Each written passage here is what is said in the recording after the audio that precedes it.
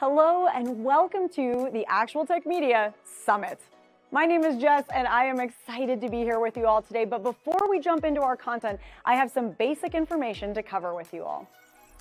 Now let's kick off our day here today by taking a quick tour of your audience console, and we're going to start with the questions window. If you haven't already said hi, there is a whole giant awesome community of people out there, so reach out and give a wave to the other members of the ActualTech Media community. Also keep in mind, if you have any tech issues today, a browser refresh is probably going to fix just about anything, but if those tech gremlins are clinging on, no problem. Just throw a comment in the questions section and our crew will be there to help. We also want this to be an informative webinar for you, so throughout today's summit, we hope you'll get engaged and ask all your burning questions. Not only will we have team members responding to you over live chat, we also have a dedicated Q&A session at the end of our presentation. And if we do not get to your question during the webinar, don't worry, because the awesome experts that we have here with us today will be following up with you after we wrap.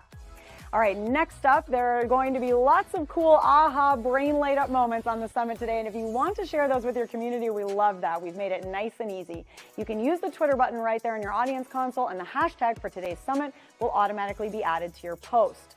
And our last stop on this guided tour, be sure to check out the handouts tab for some resources and takeaways from our speakers here today.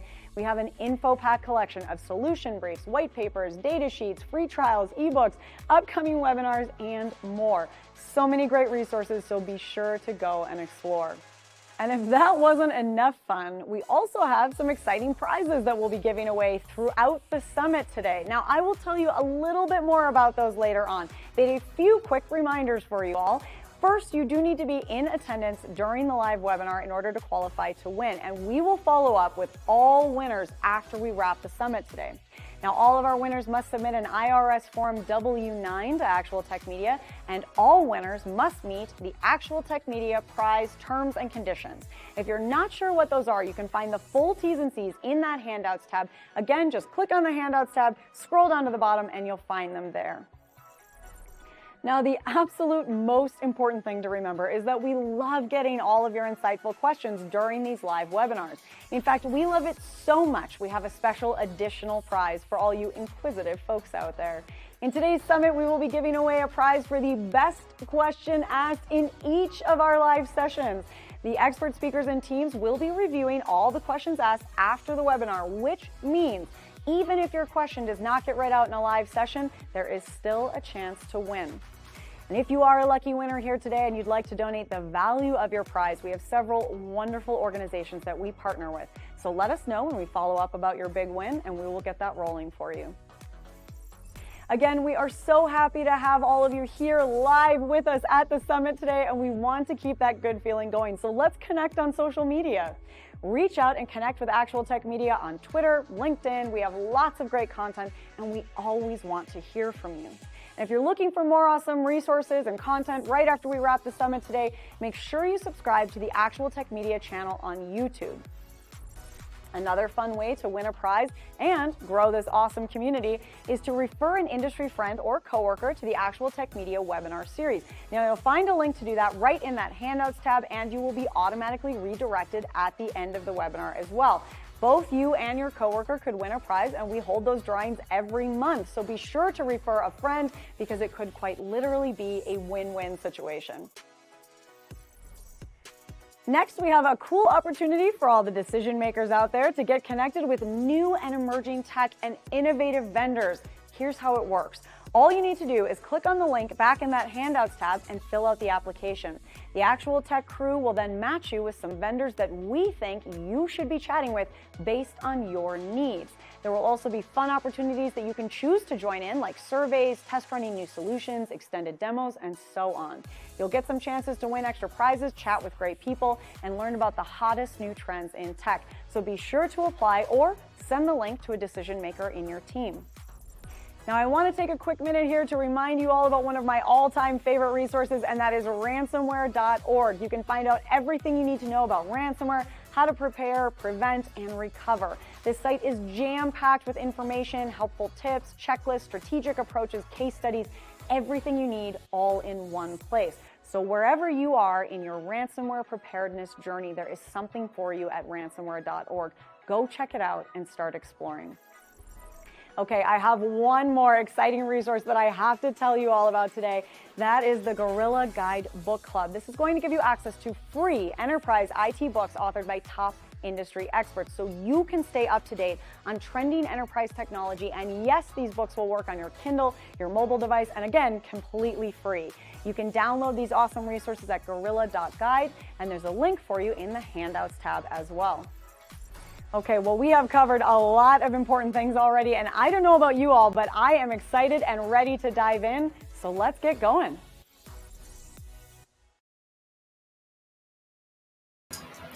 All right, well, hi, hello, and welcome to the ActualTech Media's Enterprise IT Virtual Summit.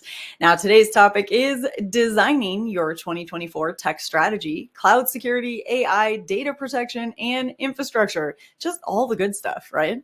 Well, hey, before we jump into this summit, I know I usually end on this note, but I want to start things out today by saying a giant thank you to all of you for joining us today. Now, I know that this is a crazy time of year for everyone. Things are hectic, the to-do lists are long, and those vacation days are looming. And as excited as we are to get to them, there's a lot to get done before we get there.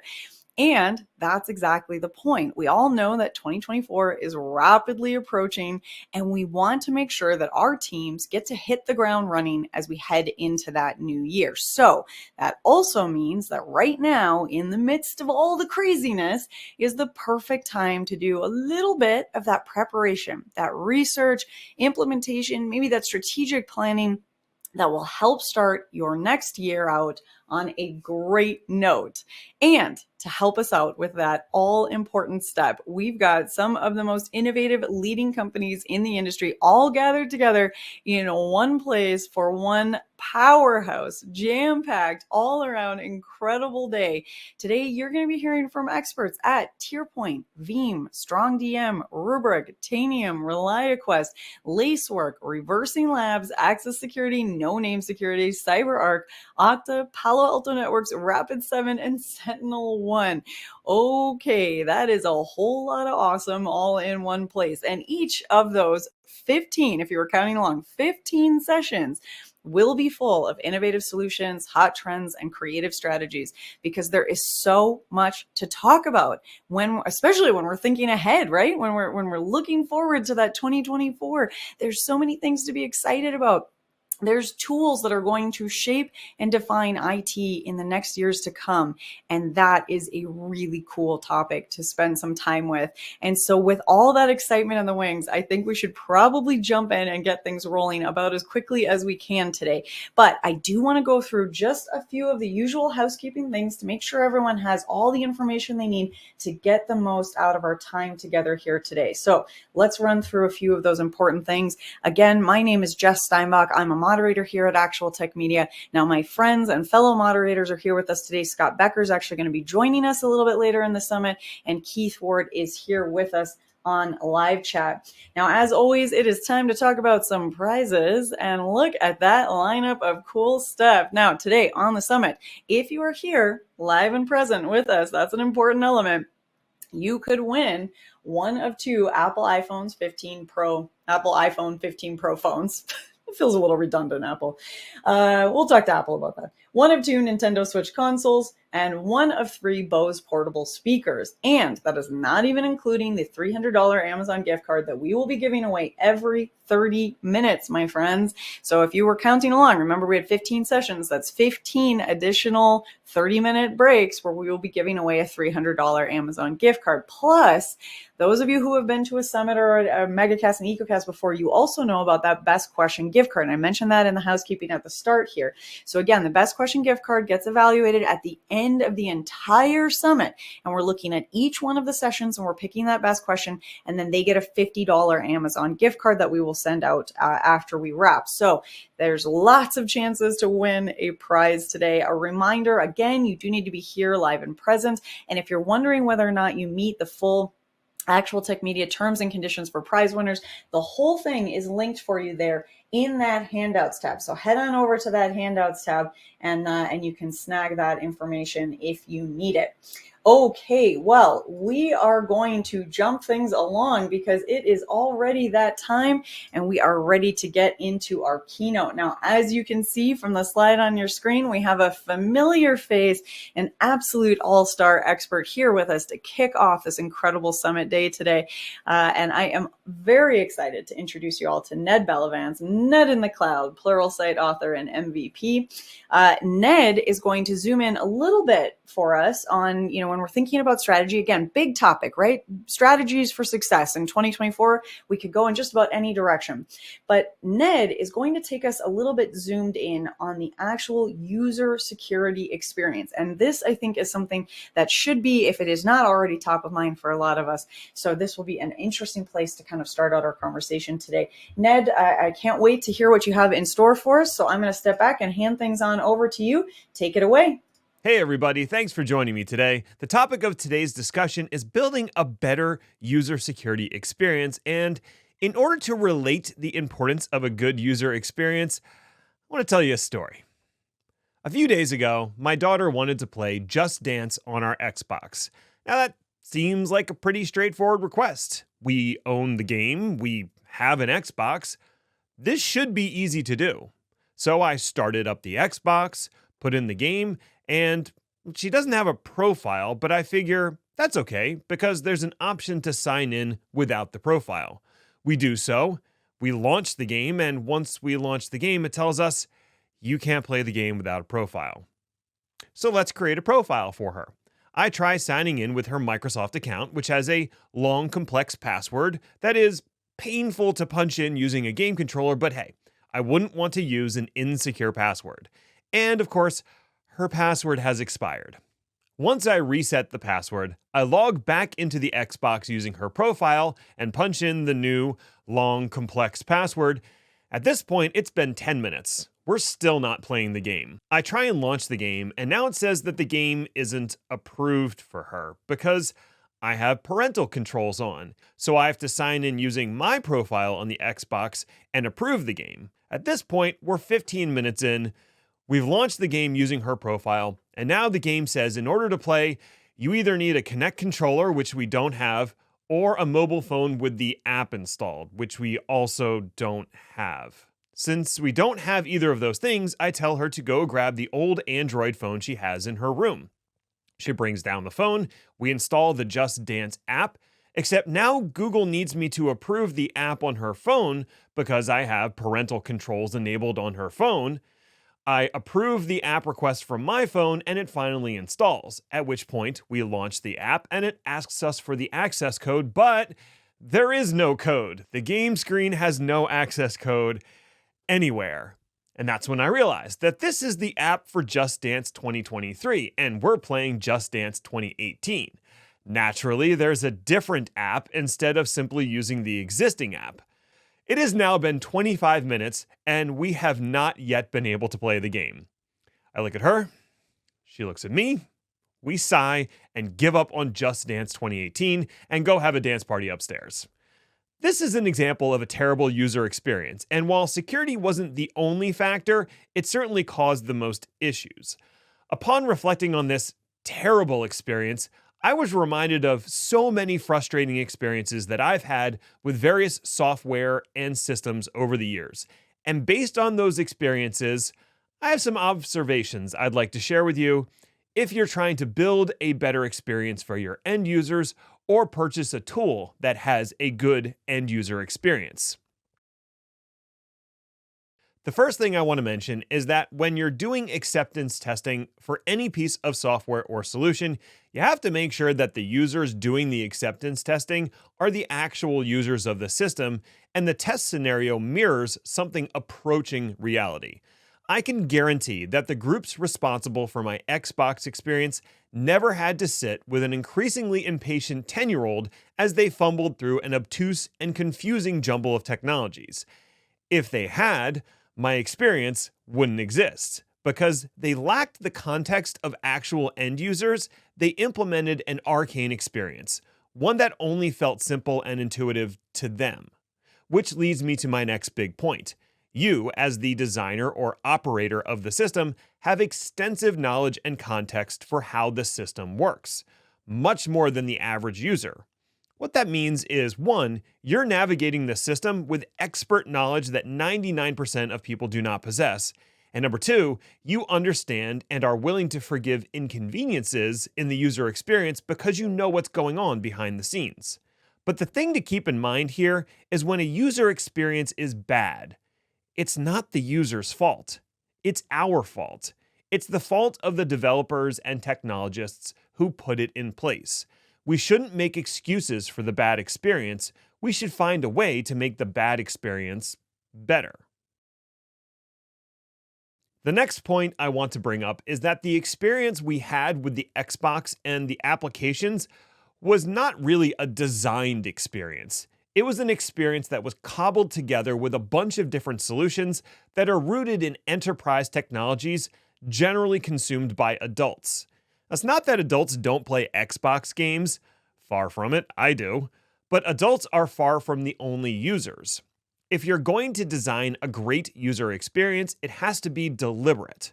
Of course, you can reuse things you already have, but you need to either abstract those services to make the experience better or build something new that streamlines the experience for the end user. This is a pattern I've seen with so many security products intended for non-technical users. The solution itself is cobbled together from a bunch of highly sophisticated services and tools, and the end user is expected to adapt their process to fit the solution rather than the other way around. If you want users to have a good experience with their applications, you have to internalize the fact that users are not going to read the manual. They're not going to read the instructions on the screen. They're going to do the bare minimum for security, if not outright try to circumvent it. And they're going to plow ahead of whatever wizard you've put in front of them. That's not an indictment of users. They have stuff to do, and that stuff is not acquiring an in-depth knowledge of elliptical curve cryptography. Knowing that information ahead of time allows you to design an experience that takes those things into account. The last thing I want to mention is that of priorities. I've heard lots of companies say things like, security is our top priority. And I think that's a misguided approach. The top priority for a company, and the technology departments in particular, is to provide services that empower users to do their jobs effectively and efficiently. However, when security is made a higher priority than the user experience, the users will either ignore the security or actively work around it. For that reason, when you're designing a user experience, security should absolutely be a priority, but not the priority. And you need to find a way to make the security invisible or simple to the end user. The best user experiences are the ones where the interface and the security is invisible. It's kind of like good IT operations. A good, well-run ops team is one that nobody talks about or notices. And a well-designed user experience is a user experience that no one notices. It's intuitive and it's easy to use. So as you're preparing to design, develop, or even purchase tools to augment the user experience for your end users, please keep in mind these 3 key points. Have those doing the development and testing actually talk to real users of the software and understand what they're trying to accomplish. Develop or select solutions that are invisible to the end user whenever possible or minimally invasive when not. And ensure that security is not a priority over the user experience itself, or users will simply not use the product. At least those are my thoughts. What do you think? If you'd like to continue the conversation, I can be found on LinkedIn. Thanks for watching and enjoy the rest of today's event. Oh man, that was such an interesting conversation, Ned. And I was just thinking to myself a little bit first of all, how simple some of those ideas sound, but then we don't always think of them, do we? And it reminded me, I went to a coffee tasting a while ago. They call it a cupping, if anyone's ever done one of those. And I was at this cupping and I asked this coffee expert, and I am by no means a coffee expert or connoisseur in any way. And I said, so what makes good coffee? And she said, well, good coffee is anything you like. And I was like, that's a great answer. That's what good coffee is.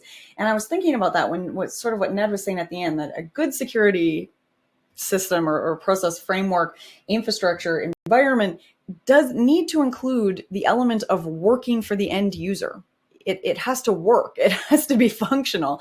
It has to be usable, because you can be all the secure in the world, but if it's not usable, if nobody's drinking your coffee, it doesn't matter if it's fantastic coffee if nobody likes it. So, I know we can't please everyone all the time, but I think there does have to be an element of usability. And I think that was a great way to start our conversation today. Lots more to dig into, just getting things rolling. And we have a question up on the screen for you now. We're going to ask you a few poll questions throughout our day today. So this is your test run. This is your stretch break. Make sure that you're nimble and awake and you've got your keyboard working. So you're going to test run your poll answering capabilities. So what is your time frame for adding new or updating existing IT solutions at your company? Now, are you thinking a little bit shorter term? You need to get this rolling immediately in the new year. Or are you thinking a little bit longer term? This is more of a year out. Or, hey, you have no idea because you're just here to learn. You're going to absorb everything that you can today, and then you'll set some timelines. And all of those are great answers. And again, this just gives us an idea of where you're at, what kind of research you're doing right now, and making sure that we get you the info you need when you need it. All right, well, speaking of the info you need, let's get started on our sessions here. I think it's about time we kick off this summit, and I am so excited to introduce you all to our very first presenter on the summit here today, and that is Chad Norwood, Director of Colocation Product Management. Chad, thank you so much for being here with us today to kick off our summit, definitely in style. I can't wait to dive in, so I'm going to hand the mic right on over to you. Take it away, Chad. Thank you so much. It's great to be here today with everyone talking about designing your 2024 strategy. I'm Chad Norwood, Director of Colocation Product Management at TierPoint. I've been in the data center and colocation industry for over 25 years, and enough about me. Let's just get started. Now, before we get started, I'd like to take just a minute to tell you about TierPoint. We're a cloud, data center, and managed services company based out of St. Louis, but we have a broad footprint of 40 data centers across the United States. We build and deploy IT solutions and services that help our customers meet their business objectives. We do this by taking an agnostic approach to technology, helping them optimize their workloads and applications and figure out what goes where. We're experts in hybrid cloud and hybrid IT, and offer a broad portfolio of services that includes managed public cloud, TierPoint multi-tenant clouds, and managing over 400 customer private clouds. We also offer colocation, disaster recovery, managed security services, and a pretty stellar consulting team to help tie it all together. So discussing strategic planning is interesting right now because we're in a time of dynamic change when it comes to infrastructure and technology. We're having a lot of interesting conversations with our clients about their evolving priorities and shifting business requirements that are just impacting the technologies that they leverage, data centers, remote work, and connectivity. Now, one area that's been driving huge change for businesses and infrastructure is the rise in artificial intelligence. AI and machine learning projects are at the forefront of 2024 plans, including our own here at TierPoint. It's become impossible to separate the idea of being future ready or transformative projects from a company's progress with adopting AI. It feels like you just can't avoid artificial intelligence. And the information around artificial intelligence is an explosion. It's everywhere. And it's a very visible and flashy part of IT strategic planning. In Gartner's 2023 CIO survey, they asked IT leaders which technologies they considered the most likely to be implemented by 2025. Unsurprisingly, the highest ranked response was artificial intelligence, which was selected by 92%. The specific reasons for adopting artificial intelligence can vary based on industry or organizational goals. However, common themes or objectives seem to transcend industry, including improving operational efficiency, improving employee productivity, and improving customer experience. There's just so much potential for artificial intelligence. Almost every industry is now looking for new artificial intelligence functionality that can streamline processes and improve results, and we're seeing this throughout our client conversations. We work with a number of manufacturing firms that are deploying artificial intelligence applications to improve efficiency and productivity and enhance decision making across different stages of the production process. So for them, AI offers actionable insights into each level of design and manufacturing. One of the firms that we work with that develops industrial products has incorporated artificial intelligence into its manufacturing process to optimize equipment maintenance and improve overall performance. So what they do is they leverage the machine learning and sensor data from the industrial equipment that they use to predict when the equipment is likely to fail or require maintenance. In healthcare, machine learning analyzes medical images like mammograms, cutting consultation costs and improving efficiencies.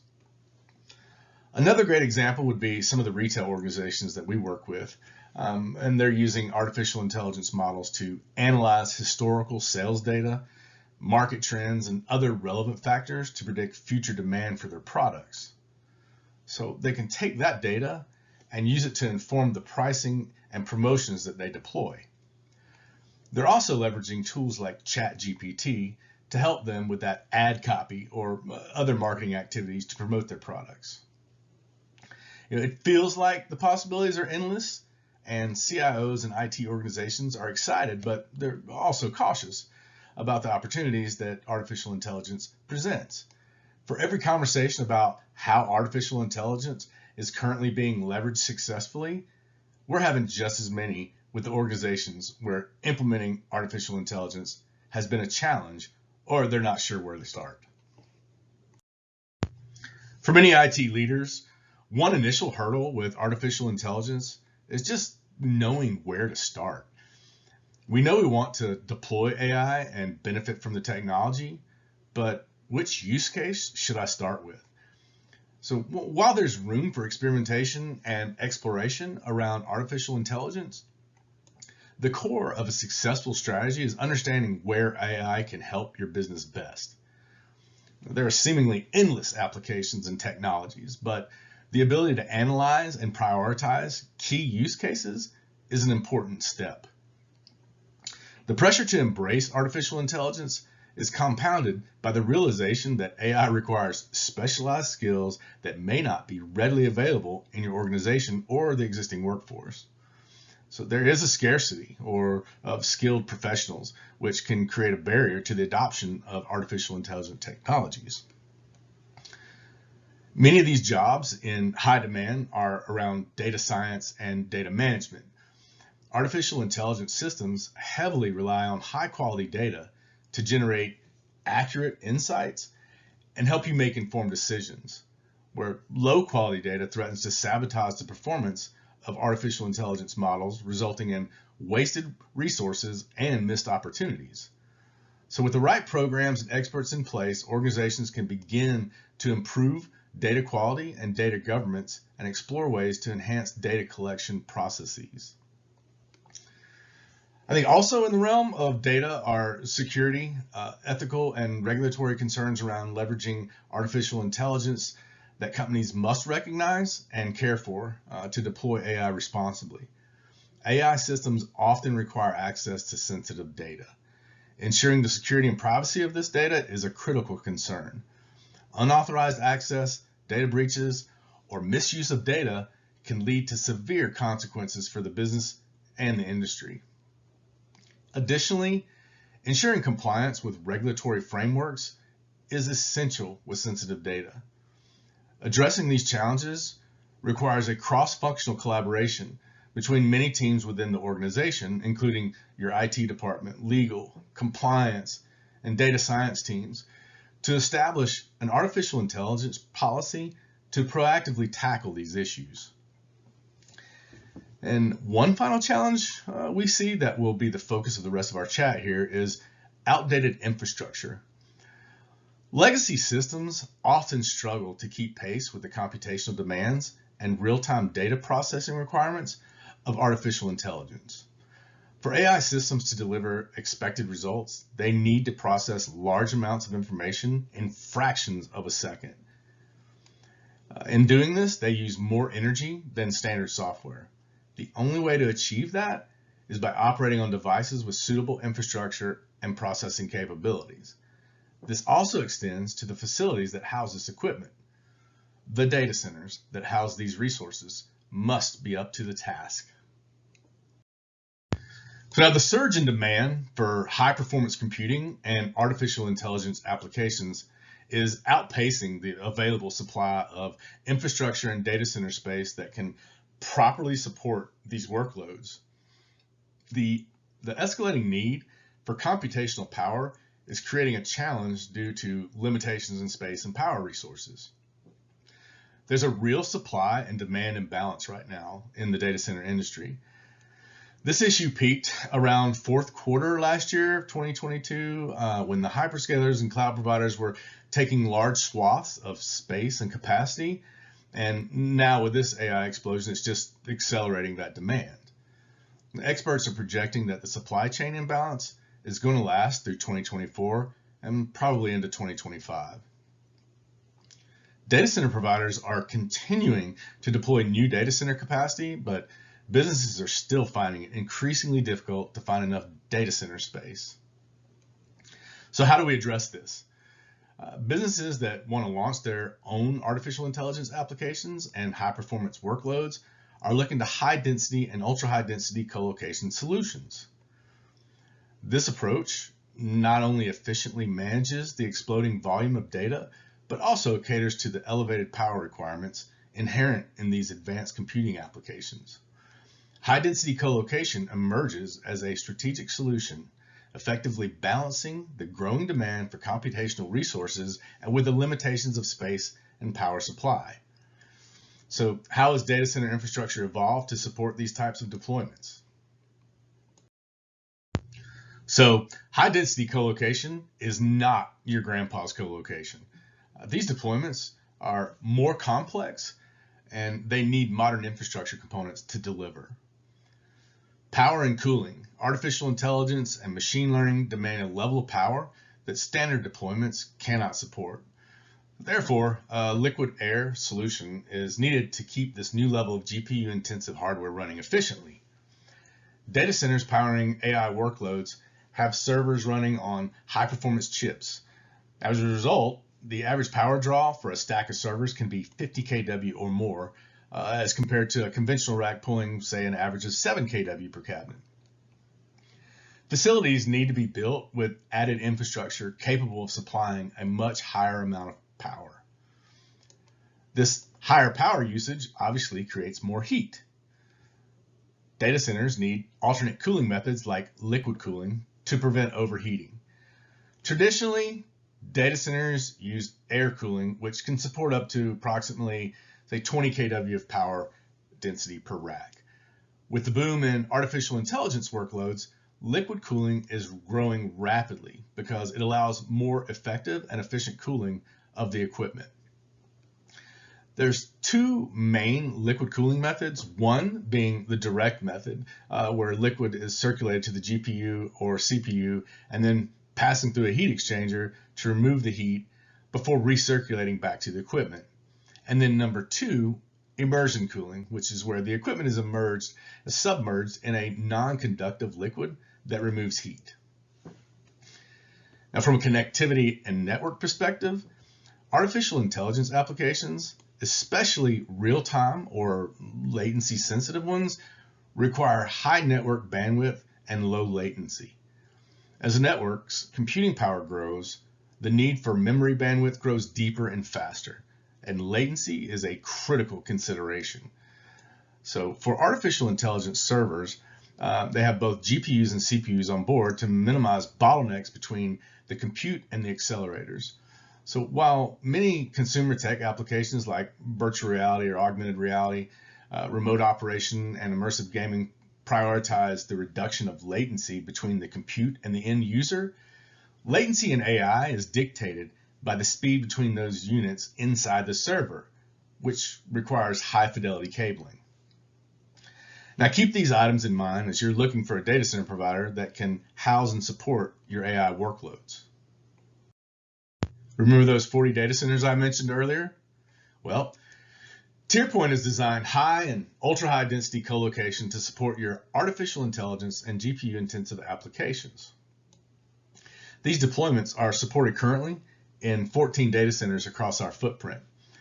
Our facilities are highly secure, protected, and environmentally controlled in order to maintain our customers' critical data, servers, business applications, network, and communications assets. We are audited for compliance annually, including SSAE 18, SOC 2, Type 2, and PCI DSS version 3, to ensure operational excellence in security and availability. Within our facilities, we'll offer locking cabinets and private locking cages that utilize multiple power connections, monitored by environmental conditions and carrier neutral connections that can scale as our customers' needs change. Currently, there are 3 distinct solutions in our colocation product portfolio. One being standard density, which is anything up to 10 kW per cabinet. 2, high density, so that's between 10 kW and 30 kW per cabinet. And 3, ultra high density. This is 30 kW to 85 kW per cabinet. Now we have over 5 years experience with high and ultra high density deployments. This type of deployment is relatively new for other providers. Artificial intelligence really started noticeably increasing in 2022, but we have deep expertise in this space. We provide infrastructure where the required per rack densities are well above the norm for high performance GPUs. Our flexible data center design allows us to support these customer workloads and evolve as our customers' needs change. This flexibility also allows us to offer different types of cooling where many other data center providers have picked one type for all deployments. Our ultra-high density deployments are unique and leverage state-of-the-art cabinets from DDC cabinet technology. Our cutting-edge facilities have been engineered to accommodate demanding high-performance artificial intelligence GPU computing applications with a capacity of up to 85 kW per cabinet, supported by a liquid air cooling system. The DDC cabinets leverage a hybrid liquid air cooled technology to deliver precise temperature to the hardware while providing energy efficiency, security, the ability to scale, and react quickly to dynamic workloads. Through our long-standing partnership with DDC cabinet technology, we use the DDC S-Series ultra-high density cabinets for our ultra deployments where greater than 30 kW per rack is needed. The cabinets are connected individually to the data center's closed-loop liquid cooling system. This offers efficient handling of airflow for optimal cooling of enclosed equipment. The cabinets are actually 45 RU of usable space. Our cabinets include automatic temperature set point management. This keeps valuable IT equipment at optimal cooling with less than a 2-degree delta between the top and the bottom of the cabinet. So this is a positive pressure cabinet design, which creates a particulate-free environment, therefore extending equipment life as well. Cabinets are NEMA 3 environmental containment cabinets, so they're purpose-built for non-traditional locations where IT equipment needs to be operated to high standards. 3-year enhanced warranty and maintenance agreements are available. Custom options available include intelligent PDUs, biometric access, fire suppression, and DCIM and monitoring. Yeah, I'll be honest, it's really exciting to see what our customers are doing with artificial intelligence and supporting them with their transformation projects. I've included a slide here to show the breadth of the solutions that we offer for businesses. The high and ultra high density colocation solutions we just discussed are perfect for companies that are wanting to deploy their own high performance computing workloads or GPU intensive applications within our data centers. However, for customers that are not ready to launch their own GPUs, but eager to get started with artificial intelligence, our advisory and consulting teams can help you identify the right use cases to leverage artificial intelligence and help you select the right platform to implement. Our teams support a culture of experimentation and can help you develop artificial intelligence proof of concepts on established platforms. In one recent example, our teams helped a health data analytics firm kickstart a proof of concept to use ChatGPT, GPT-35 to be exact, to analyze anonymized health data. Our consultative approach sets us apart, and it allows us to craft tailor-made solutions that perfectly align with your unique requirements. And we're ready to help businesses move past all the AI hype and understand what it takes to succeed with this technology. And with that, I will bring it to a close. Thank you all for your time today and for listening in. Please feel free to reach out to us. Our contact information is available here. And for more details on our high-density co-location, we have a fact sheet posted in the webinar portal. Thank you again, and have a great day. Oh, well, thank you, Chad. And the fun is not done yet because we are going to take some time to dive into some audience questions. But before we do that, I do want to point out to all of you out there that we have a bit of a, let's call it a Christmas wish list.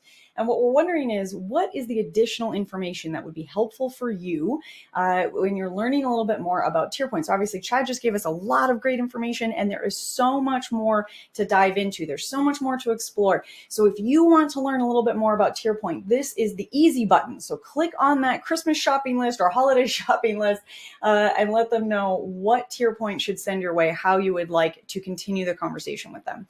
While you're all doing that, Chad and I are going to dig into some of your questions. Chad, are you ready? Yes, ma'am. All right. Well, Chad, I think I may ask you if you have the platform open in a different screen. I'm just hearing a little bit of an echo. Okay. Let me see. Is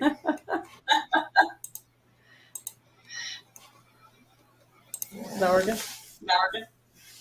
I can hear my own voice echoing back at me.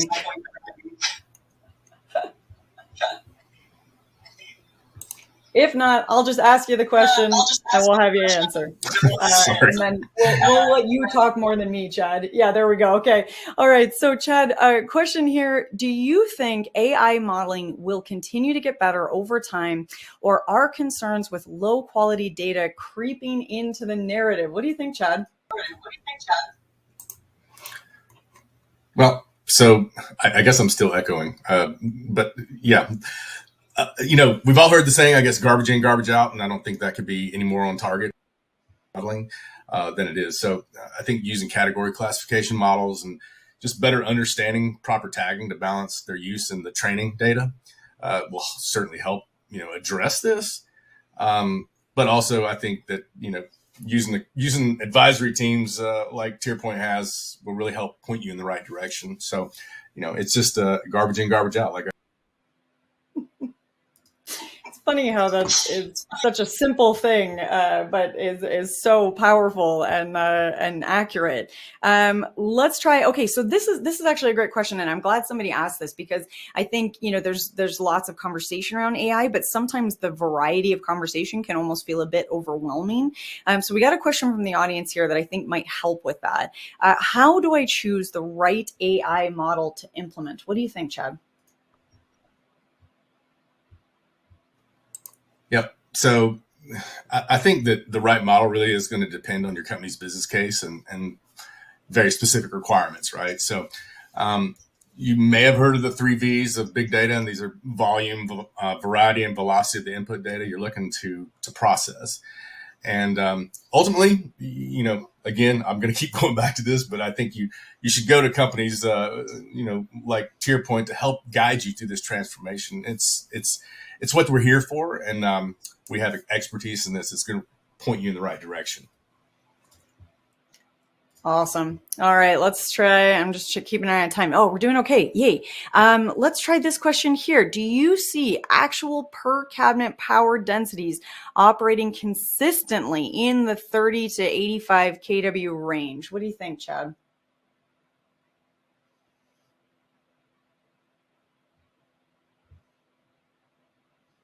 Chad, did we lose you?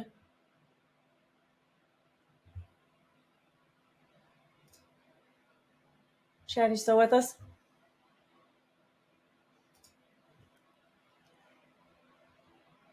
Oh, there you go. Are you with us?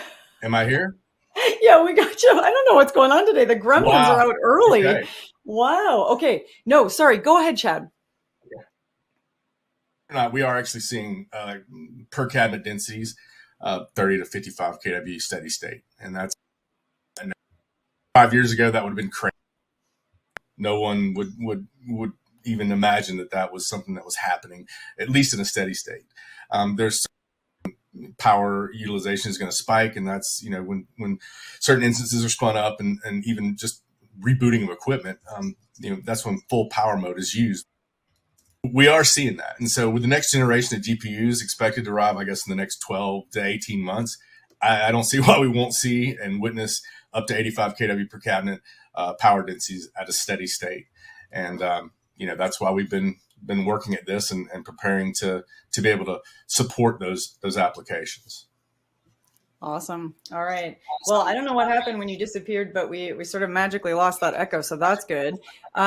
What solutions are available for companies that don't have the luxury of time when deploying AI? I love that question.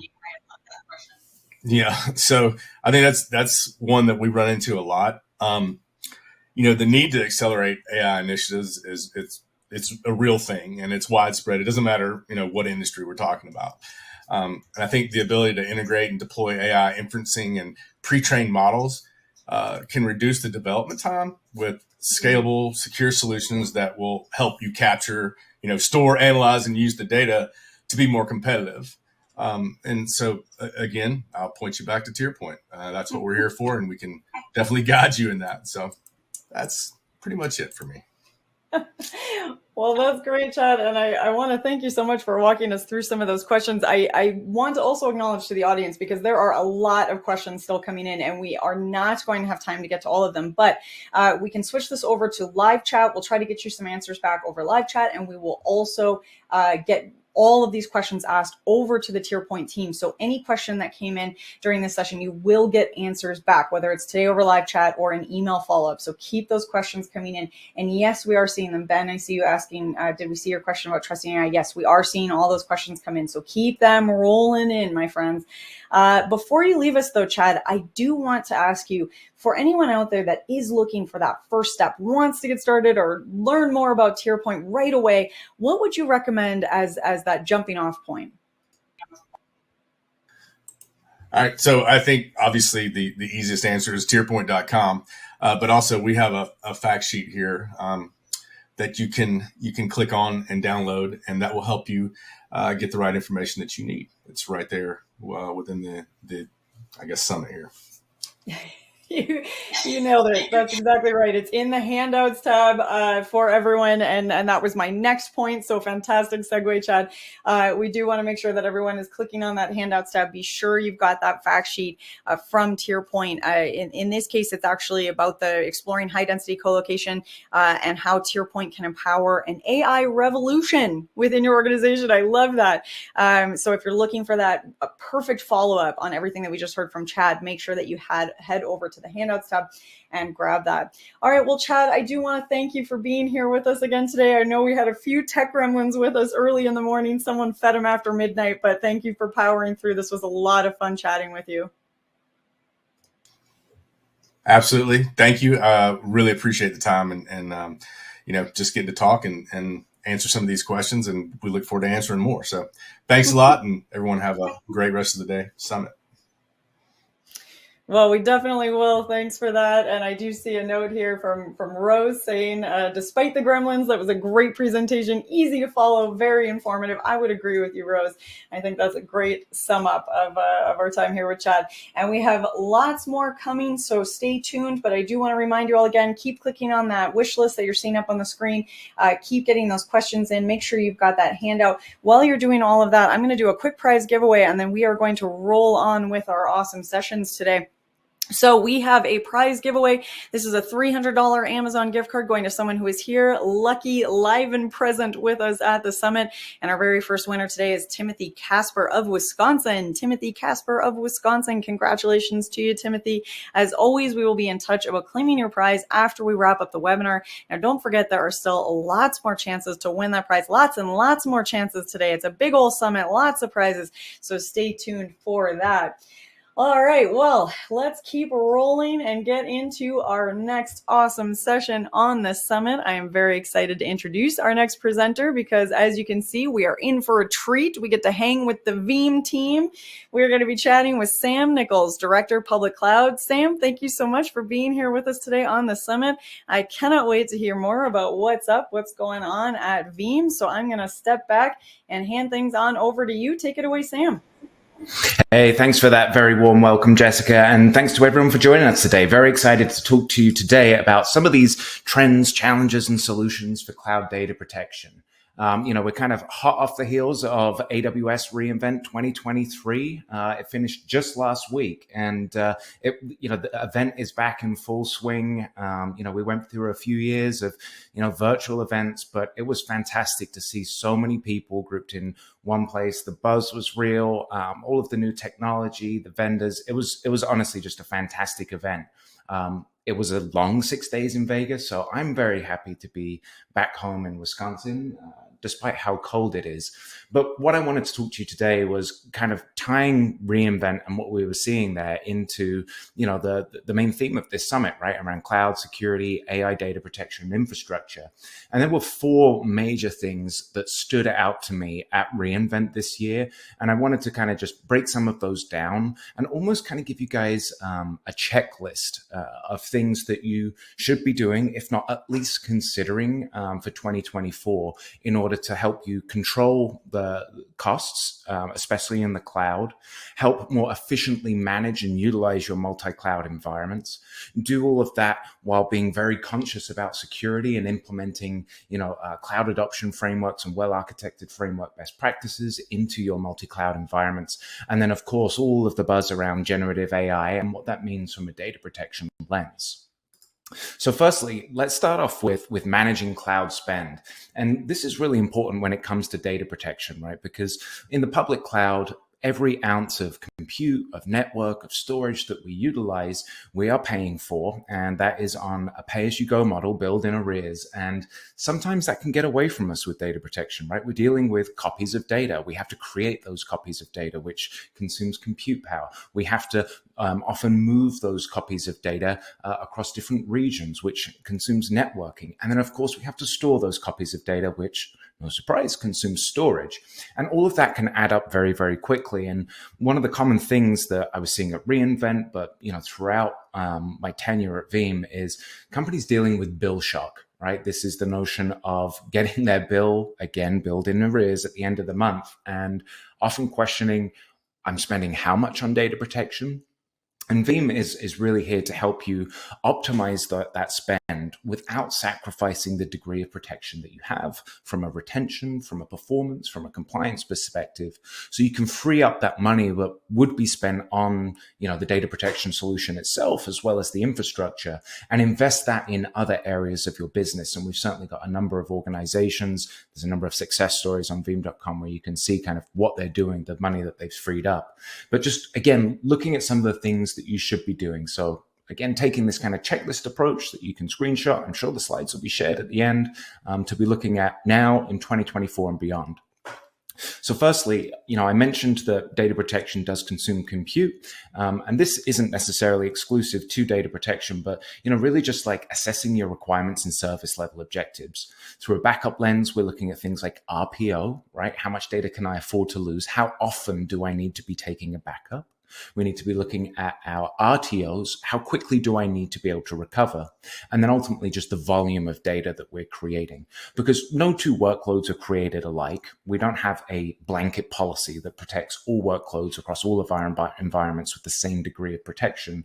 The criticality of workloads varies. Therefore, the degree of protection that we apply should be varied as well and appropriately applied to the criticality of that workload. The next one is matching our needs to our instance types, right? In the public cloud, we have a number of different types of instances that are available. Some are more optimized for performance, which of course are more expensive. Some are more optimized to cost, which of course are less performant. But again, just kind of really making sure that we're utilizing the right type of instance based on like the throughput needs that we have for our backup, again, based on that volume and based on our recovery point objectives. And then also looking at, the different types of instances from a reserved, standard, and spot instance, right? Reserved is, okay, I've got a highly predictable, high-powered workload. I'm going to consume this as a reserved instance, which is going to be, powered on all of the time. And yes, going to cost them more, but because of the nature of our or lack of dynamics with that workload, it's ultimately going to deliver that best performance and help me achieve those service level objectives.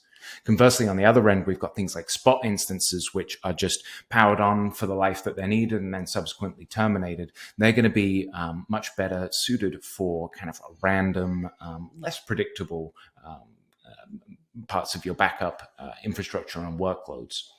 And that also leads me on to just making sure that you power off workloads that aren't being utilized, right?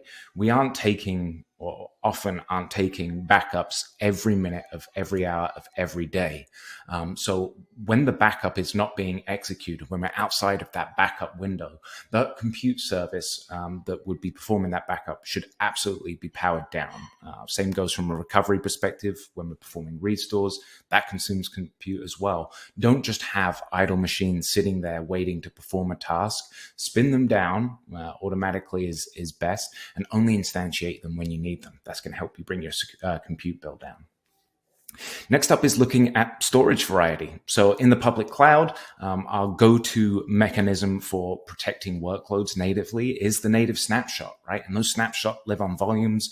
We're talking about AWS.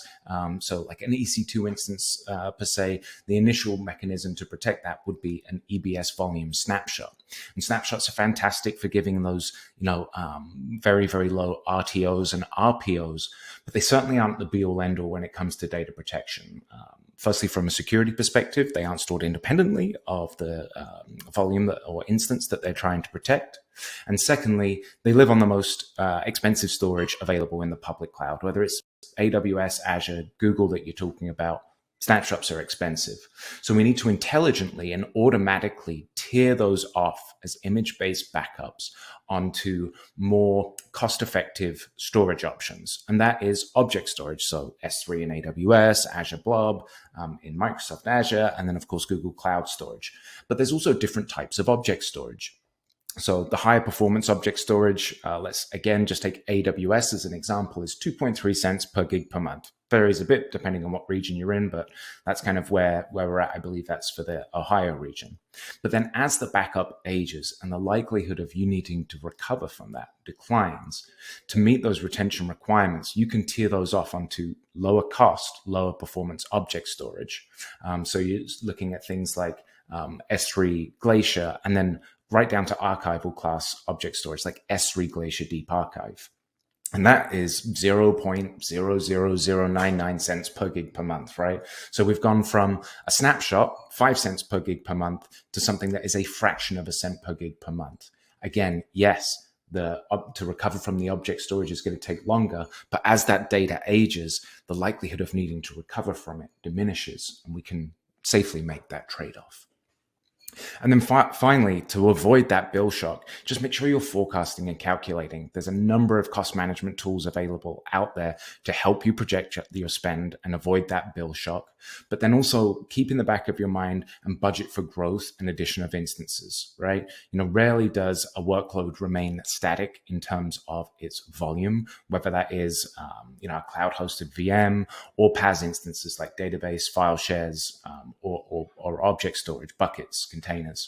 So make sure that you keep in mind that that machine is going to grow, and you're likely going to add new machines as well. And then it's not a one and done thing. Continuously monitor and optimize and remediate any inefficiencies. So that's kind of some top tips, I guess, on how to help you manage your cloud spend. The next big one was around enhancing security, right? I mean, You don't need me to tell you that ransomware is rife. It's pretty much everywhere in the industry. I think it's 85% of organizations that have suffered at least one cybersecurity event in the last 12 months, if not more. So I hate to be cliche, but it's not a case of if, it's a case of when, and it's also a case of how often. And these criminals are targeting, or more frequently targeting, your data protection, your backups, right? Because they're realizing organizations aren't paying the ransomware or ransom because they are recovering from a clean backup. So they are targeting those backups first. So what are some of the things that you can do in the public cloud to help you secure those backups? Firstly, make sure that you logically air gap them. It's similar in notion to a physical air gap that we're used to in the data center, difficult to achieve or impossible to achieve in the public cloud where everything is always connected. So we need to utilize those logical air gaps. So looking at what are those security boundaries as defined by cloud adoption and well-architected frameworks. So for AWS, accounts, Azure is subscription, Google Cloud is projects. So always recommend having at least one dedicated account specifically for backup. That is the service itself that's performing the backup, but then also whether the backups are actually retained, the repository. So making sure that you have that dedicated account versus storing the backups in the same account as the production data. Now, that's not going to do you much good if you don't operate on a zero trust or principle of least privilege model, right? So there's a number of tools out there like identity and access management tools, role-based access control, and MFA to help you keep that data accessible to only the people that need the access to it. So if a security event were to happen and they were to negotiate access into your production accounts, because the backups aren't there and it's difficult to negotiate access into the protection account or backup account, we can help make sure that those backups remain as safe as possible. And it's also important that, again, that's just not a one and done thing. You want to routinely audit your permissions and any encryption keys. Make sure you're rotating them regularly as well so they become more difficult to guess. And anything that is unnecessary or unused, delete it. And that applies to not just personnel, but other services and software within your environment. And then finally is immutability, right? Place at least one of your backups, whether it's the primary or the secondary backup, in an immutable repository, because immutability places your data in a write once, read many state. So once that data has been committed to that object storage, it cannot be deleted, it cannot be altered, it cannot be overwritten, and it cannot be encrypted by any sort of cyber criminal. And that's going to be critical to help ensure the cleanliness of your backups and make sure that you can recover in the event of a successful incident.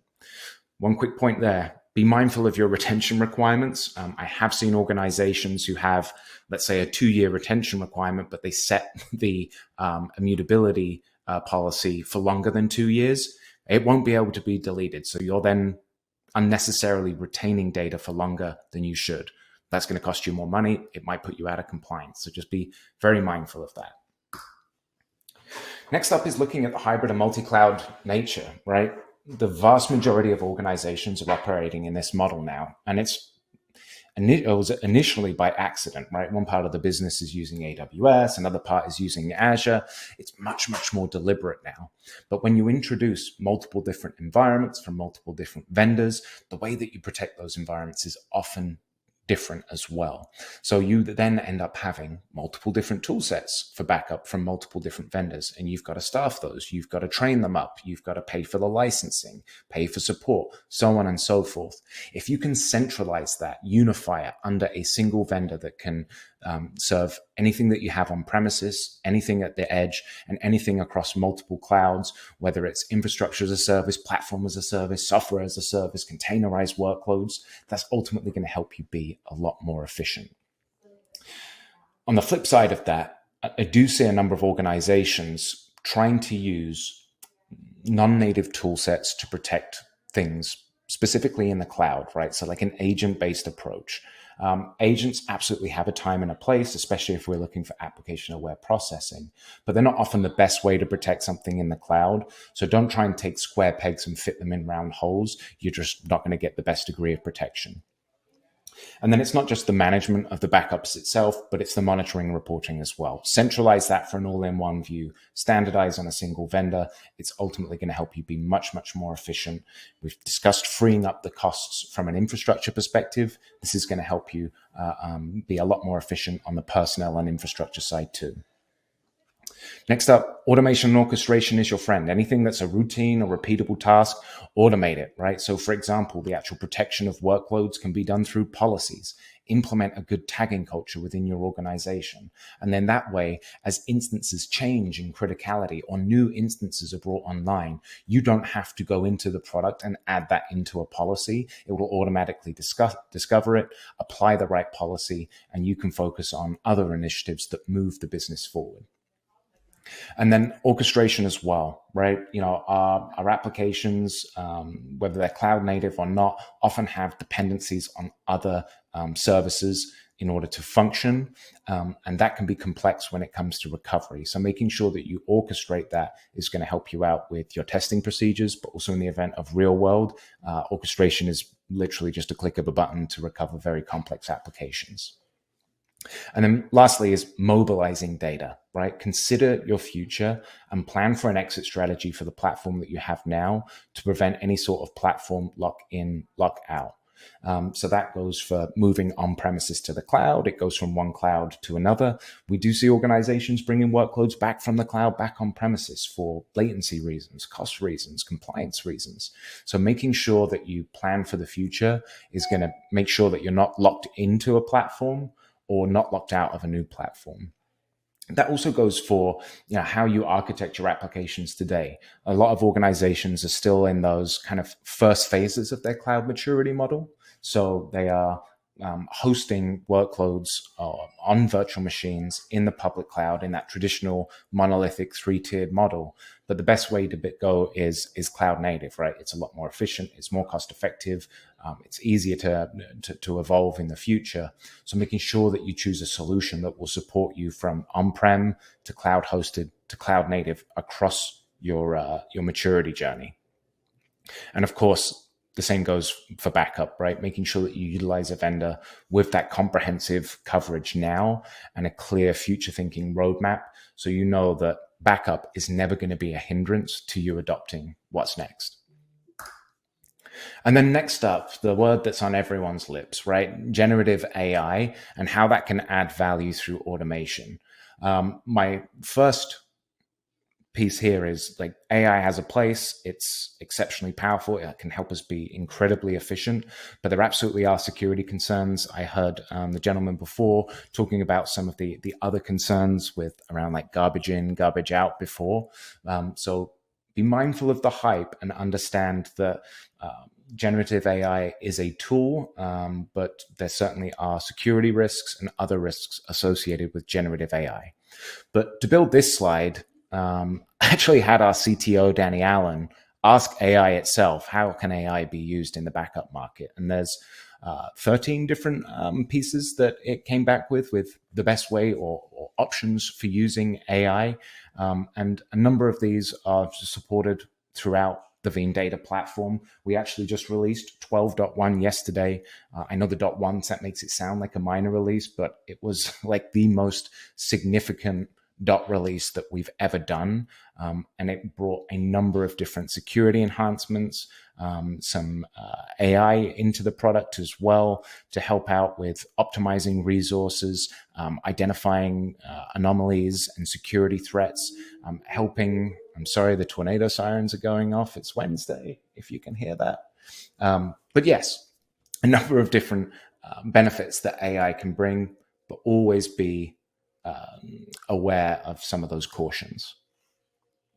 So for those of you unfamiliar with the Veeam data platform, it's a rough diagram on the screen here. It is a platform built to help you back up, recover, secure, monitor, and orchestrate all of your workloads across the hybrid and multi-cloud. So on-premises, virtual, physical, enterprise applications. It includes cloud, AWS, Azure, Google Cloud, whether that's infrastructure as a service, platform as a service, containerized workloads, as well as SaaS applications like Microsoft 365 and Salesforce. So it really helps you unify that under a single platform, utilizing a native approach. And irrespective of what you're doing today or in the future, Veeam is going to be able to help out. But I didn't necessarily want to do a product pitch today. I did want to go over some best practices that you should be implementing regardless of who you use. I'm not sure what I'm like on time, Jessica, but do we have any questions? Yes, we do. And that was an awesome overview of some of those best practices. Is there one thing, Sam, that if you sort of had everyone walking away thinking about one piece of advice or one action step, what would be that summative point? It's difficult to choose. Yeah. Yeah. It's difficult to choose between cost and security, right? Security can have massive detrimental effects, or a security event can have massive detrimental effects to our organization, but so can overspend. And if we look at there's a great report. It's not done by Veeam. It's done by Flexera called The State of the Cloud. And enterprises and SMBs alike, and everyone in between, have all put controlling cloud cost as their number one challenge for 2023 and 2024. And that's interesting because it's usurped that security piece. So I think it's just going to be mindful of what you're doing, irrespective of on-prem or in the cloud. And there absolutely are ways that you can achieve the degree of data protection you need without overspending, and free up those budgets to invest in other things like generative AI, data lakes, whatever it might be. And we did get a couple of questions about that cost saving element, because I think that sort of perked up a lot of ears out there. So is there any other information that you could give us about the types of cost savings that folks could expect to see just by switching to Veeam? Yeah. I mean, it's a great question, and it's kind of like how long is a piece of string, right? Because all organizations vary in size, they vary in how much they utilize the cloud, they vary in how much data that they create and need to store, they vary in how long they need to store it for. But for an example, Animals Best Friend Society, which is a small nonprofit organization that uses Veeam with AWS, saved $42,000 a year by switching to Veeam, and they did reinvest that in a data lake. So $42,000 to some might sound like a lot, to some it sounds like pennies. We've got other organizations, I can't name them just yet, but they recently switched to Veeam 6 months ago. And just on the storage alone, they're saving $2 million in those 6 months. So the savings are substantial that we can help you achieve. You're still getting the same degree of protection. It's just how you store data, what you do with it, is really the key. Well, we are getting pretty close to the end of time, but I'm going to sneak in this last question here, and it's sort of a larger discussion around environments, because we did get some questions around the best practices for moving data from on-prem, and a follow-up question there being, should I be using hybrid or a private cloud? And I'm wondering if you could maybe add on or speak to the environments that Veeam supports, and if there's anything that you would or wouldn't recommend. Yeah, absolutely. I'll bring it back to this slide here, which gives a good high-level overview of the different environments that we support. Of course, within each of these, there are multiple different types. AWS, we support a number of different services: EC2, EBS, the 6 flavors of RDS, Aurora, DynamoDB, VPCs, S3. I mean, we'll go too long doing this, but I think it's just ultimately what you use today and what you use tomorrow are likely going to be very different. And when you do go out and select a data protection vendor, whoever it might be, make sure that their roadmap or what they support today aligns with what your vision is. I mentioned the cloud maturity model, going from a monolithic 3-tiered application hosted on 3 different VMs on-prem, being hosted on 3 different VMs in the cloud. But the next step might be going serverless or microservices, functions as a service, containerized workloads. You want a vendor that is able to also accommodate that, so backup isn't a hurdle that you have to overcome when you want to mature and go truly cloud native. And certainly Veeam is one of the vendors out there that can help with that. Well, I am going to ask you in just a second how we get started with Veeam, but I've got one answer is up here on the screen for everyone out there, because this is sort of, again, as I've been saying, it's our wish list for the holidays. What is the thing what stocking stuffer would you like from Veeam? Would you like a data sheet? Would you like a technical white paper or case study? So whatever would be helpful for you in terms of following up on this conversation that we've been having with Sam, because obviously, and as Sam said, not necessarily doing a product pitch, but more an information and conversation starter. And so there's lots more to dig into from here. So click on that poll, get that information that you're looking for, and make sure that it gets delivered right to you from the Veeam team. Before you leave us, though, Sam, and I have to say, I wish we could keep going because there's obviously lots more to dig into here. But if somebody does want to get started with Veeam and jump right in, what would you recommend as the very first step? Yeah, I mean, if you guys like me, I like to get hands-on with products right away. So we've got multiple different options for you there. Firstly, we have free trials that run for 30 days. We also have freemium software across all of this as well. So there's no time constraints on that. We do sometimes limit the features that are available. Of course, it doesn't come with support, and we do limit the number of workloads that you can protect. But our freemium software, you can protect 10 workloads across the entirety of your hybrid or multi-cloud environment for free in perpetuity. So that's a great piece. And if you just don't want to go out and deploy software right now, or you're just not ready to put it into your own environment, whether it's a trial or freemium, we've also got hands-on labs. So these are, real world environments that you can get hands-on with the product. You can go in there, you can break it, you can infect it with ransomware, you can perform recoveries, and it's someone else's environment and they're completely free for you. So those are 3 great options to get started. Those are 3 awesome options. And we do also have that handout for you from Veeam. That's the cyber resiliency for the hybrid cloud. And it sounds like that was 7,000 plus IT security professionals all kind of pooling their lessons learned. So that's a great next step to make sure folks have as a takeaway. Sam, I want to thank you for being here with us on the summit today. We have a lot of information coming at us, and you have definitely helped start our day out on a great note. Really appreciate you being here with us. Oh, thank you for having me, and thank you for everyone for joining.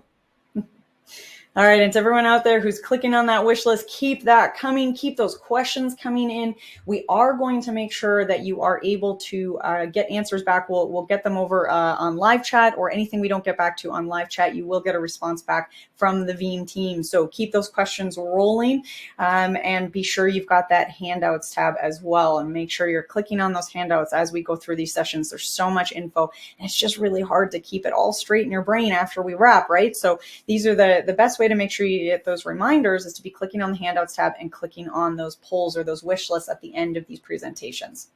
All right. Well, speaking of the end of the presentation, that means we are at a 30-minute break, which means that it is time for a $300 Amazon gift card. So let's give that one away. Now, I'll remind you that you do need to be here live and present at the summit in order to win.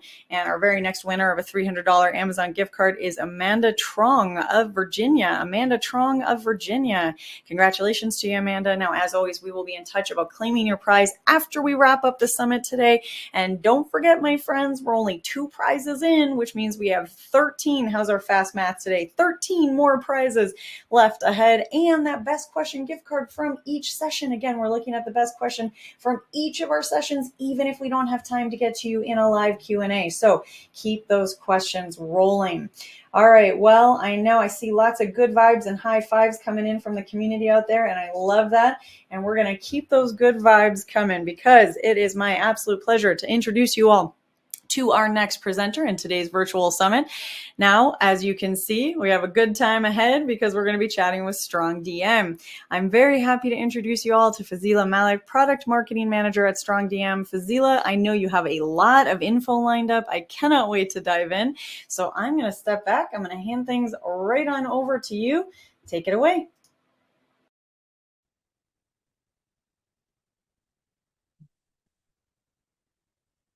Hello, and thank you for joining me today. I am Fazila, Product Marketing Manager at StrongDM, and today we'll be talking about how in today's remote workforce, we can simplify access while enhancing security.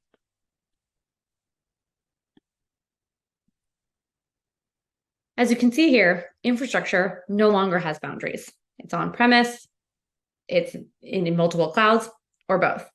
It's ephemeral, it's shape-shifting. And while it offers great possibilities, it's difficult to contain. The number of resources that require access is growing, and the people accessing these resources are no longer sitting in one office, but across the globe, adding to the complexity of managing that access. This tangle of resources is difficult for anyone, machine or person, to map or even see clearly. Security teams are responsible for keeping it all secure and compliant. They've implemented legacy privileged access management tools that unfortunately only secure a small set of resources. That's why organizations must still rely on tools like VPNs and firewalls to keep things safe. And what if you have resources in the cloud? You start to introduce CASB and SASE solutions to cover your bases. You end up building gates, walls, and hoops for everyone to jump through. This makes things secure, but also incredibly cumbersome for the people who actually need access to infrastructure to do their daily jobs. Users are struggling to get to the resources they need, and security leaders lose their view into all the systems. Policies are not being enforced across the enterprise, and you can't be sure who has access to what, when, and how. It's hard to navigate, manage, and institutional control is lost. It's just gotten too complicated. So with this complexity arises multiple consequences. The most recent Verizon report says 61% of breaches are caused by compromised credentials. There are proliferation of credentials that exist due to standing access and over-provisioned users. We know that unused privileges exist, but are not being used, and for every credential that exists, you have a growing attack surface. It's one of the reasons why you see passwordless becoming the way of the future. If there are no passwords to be compromised, then you can mitigate risk. Also, many industries are responsible for upholding internal and external regulatory compliance. When you have a multitude of solutions securing access to all the different parts of your infrastructure, it's hard to know if everything is even secure, or let alone audited. And unfortunately, you can't really protect what you can't see. Another problem that arises is poor adoption to security tools by the users it is meant to protect. Security teams put in controls to enhance overall security posture, and this becomes too cumbersome and users find workarounds because the security controls cause too much friction. Organizations then continue to be at risk, a breach happens, and then more security gates go up. The key to breaking this cycle is to make security simple and easy to use. One of the most important things to consider when selecting a security solution is the ease of use. You want to create the path of least resistance of the users to prevent credential sharing and workarounds.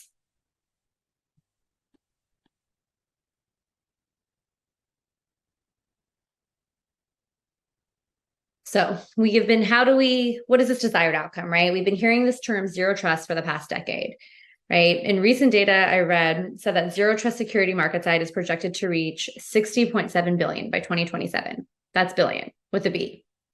We are continually reminded of how important it is to mitigate risk. You see all types of tools that are zero trust architecture, zero trust authentication, zero trust access, zero trust network access. I can go on and on. When Kindervag recommended this model in 2010, it was coming to light that traditional access models operated on this outdated assumption that organizations should trust everything within their networks.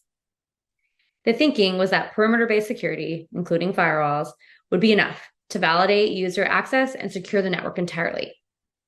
But as more workers started remotely accessing systems through all types of devices and all kinds of connections, this trust structure proved insufficient to effectively manage a distributed workforce.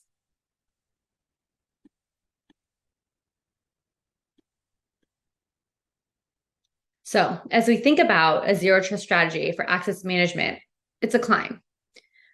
The way we think about it here is that the foundation of access control really starts with the basic identity-based access. You have adopted a way to authenticate users based on their identity using single sign-on providers and multi-factor authentication. The next step to this is you get to move on to privileged access.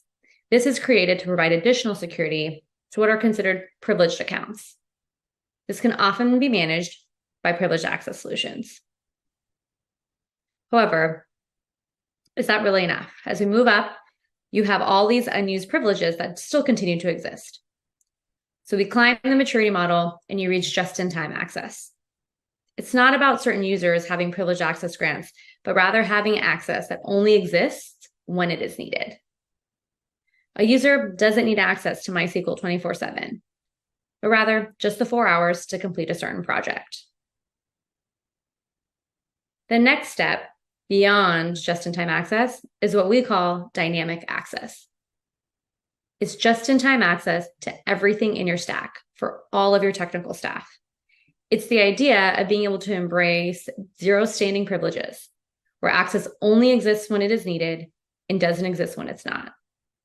Level 4 here is the peak, and it's what we are all reaching for.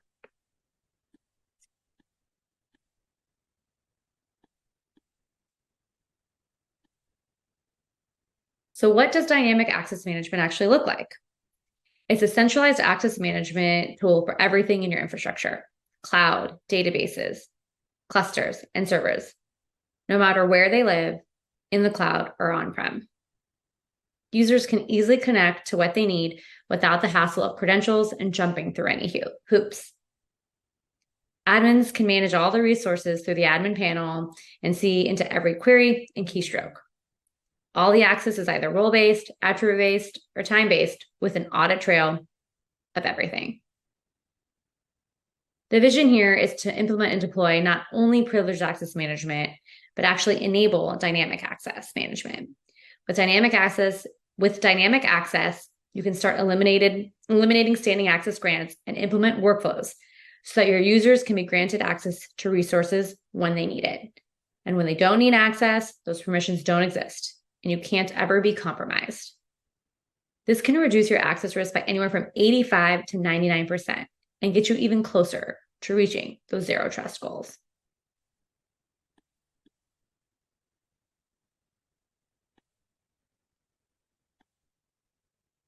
So let's double click on that and cover a few more key components. So access is not based on where you are, but rather who you are. With identity as the new perimeter, access needs to be identity-based as well. A SCIM integration between your preferred identity provider and StrongDM allows you to sync user permissions. So if someone is added to a group in Okta, that's immediately reflected in StrongDM. An engineer will have access to the environments on day one, no waiting needed. Offboarding can be done just as easily. Remove someone from a group, and then access is immediately revoked. This also supports joiner, mover, and leaver workflows. So as people change jobs in a company, their access does too.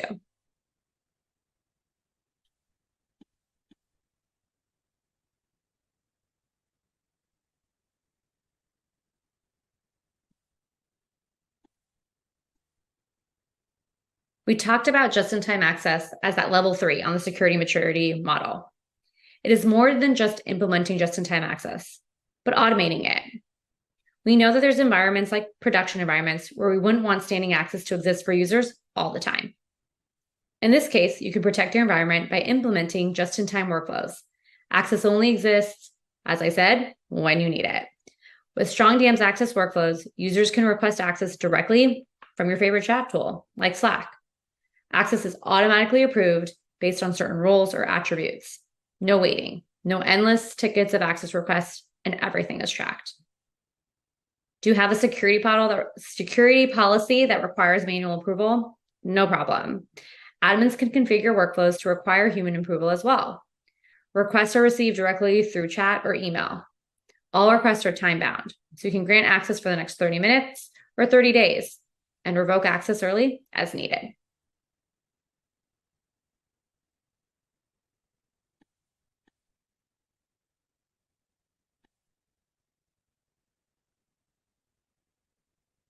One of the other components I want to talk about is observability. So with the StrongDM platform, we protect our customers by comprehending the meaning of every gesture as it's happening.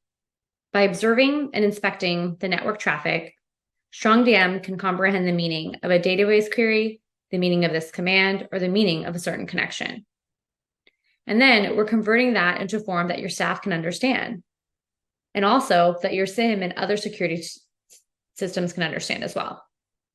I like to think of StrongDM as the Rosetta Stone for infrastructure.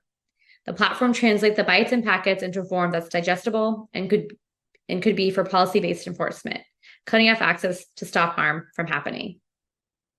Having these digestible and parsable audit logs mitigates risks, improves time to investigate and responds to incidents, as well as audit your security policies.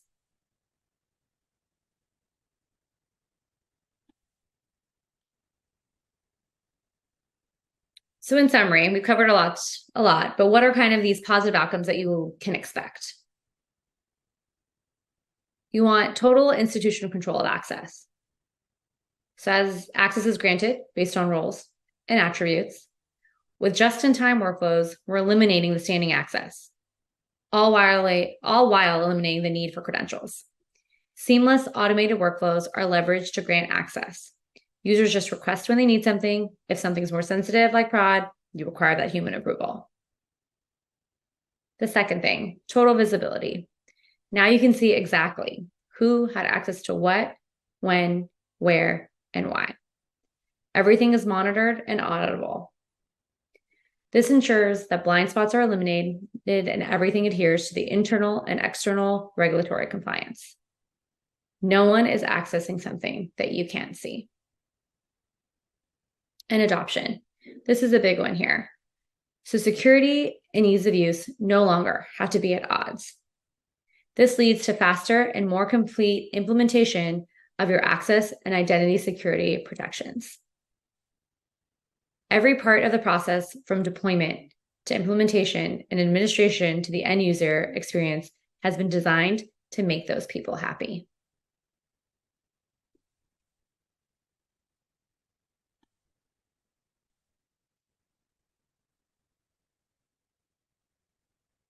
Do you want to learn more? Do you want to be able to see it in action?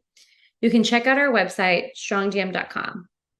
We also have some great resources to learn about why the market is ripe for a dynamic privileged access management solution.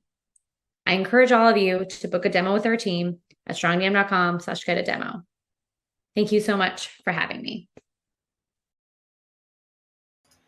Well, thank you, Fazila. What a great presentation. Lots of cool information. And I can see that things are resonating and sparking with our audience because we have all kinds of questions coming in. We are going to move the questions over to live chat for this one, but we are going to keep things rolling in the conversation. So keep those questions coming in. Make sure that you're getting all of those burning questions that you have for StrongDM into that questions window. And another great way to make sure that you get the follow-up information that you need is to click on that wish list there up on the screen. So data sheets, white papers, case studies, pricing, demo, whatever it is that you think would be helpful for you, click on that wish list there, and then StrongDM will make sure that they get back in touch with you and get you exactly the information that you need, whatever your next step is in your research process here. I will also remind you to visit the handouts tab. Now, again, please do keep touching base with that handouts tab throughout our day today, because I know it's going to be a long day and you're going to sort of feel like you're taking everything in, and then you're going to get to the end of the day and you're going to look back and you're going to remember some highlights, and then there's going to be a whole lot of awesome gray area in the middle where you're like, I know that I learned cool stuff, but I don't remember what it is. So the handouts tab is a great way that you can fill in those gray areas back when you're looking back a little bit later on. So you click on the handouts tab, make sure you've got that downloaded or open those tabs, whatever the case may be. So the StrongDM link is going to take you to their website where you can get some great resources, takeaways, follow-ups to the conversation that we had today. There is a ton to explore, so be sure that you've got that tab open, hold on to that, and come back to it after we wrap our summit. Right now, I am going to give away a prize, and let's see what we've got going on here. We are going to do a $300 Amazon gift card, and that is going to someone who is here live and present at the summit, and that lucky someone is Mike Willard of Michigan.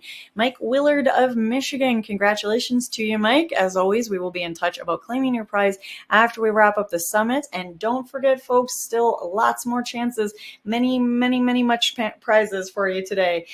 So there are some $300 Amazon gift cards coming at you. We still have all of our grand prizes left ahead, and that $50 best question gift card coming at you at the end of each session. And again, we are looking at all the questions asked after we wrap. So even if we don't get to you in a live Q&A, because I know these sessions, they're just cruising by and they go very quickly. So if we don't have time to get to you, don't worry about that. You are still entered to win. All right, so that was a whole lot of good things. Oh, I see Leon says, oi, oi, oi, Michigan winner. Is that a Michigan thing? Is that a Michigander thing? Oi, oi, oi. I thought that was an Aussie thing. I like it. Either way, Leon, I like it. I like your enthusiasm. Someone from Michigan, let me know if that's a Michigan thing. I'm learning cultural understanding and growth today. All right, I grew up in Wisconsin. You'd think I would know that. All right, well, let's keep things moving here, and we are going to get into our next session. And anyone who is looking at their screen right now will see that this is definitely a good sign. We've got a familiar face and an all-around awesome expert here with us at the summit, and that is, of course, Leo Villa, Inside Sales Engineer at Rubrik, the one and only.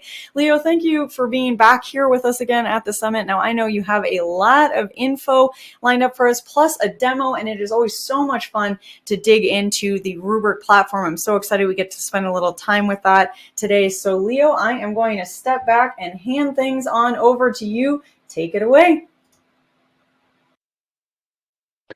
Hello, everyone. Thank you for joining me today. I'm very excited to be able to talk to you about Rubrik and how we can help you out with your ransomware recovery needs. So it means a lot to me that you're joining me today, and I hope you can walk away with a lot of content, specifically around how Rubrik can help you recover after a cyber event. Now, while Rubrik specifically is a backup platform, we focus a lot on what value we can bring you in terms of being able to recover after a ransomware attack.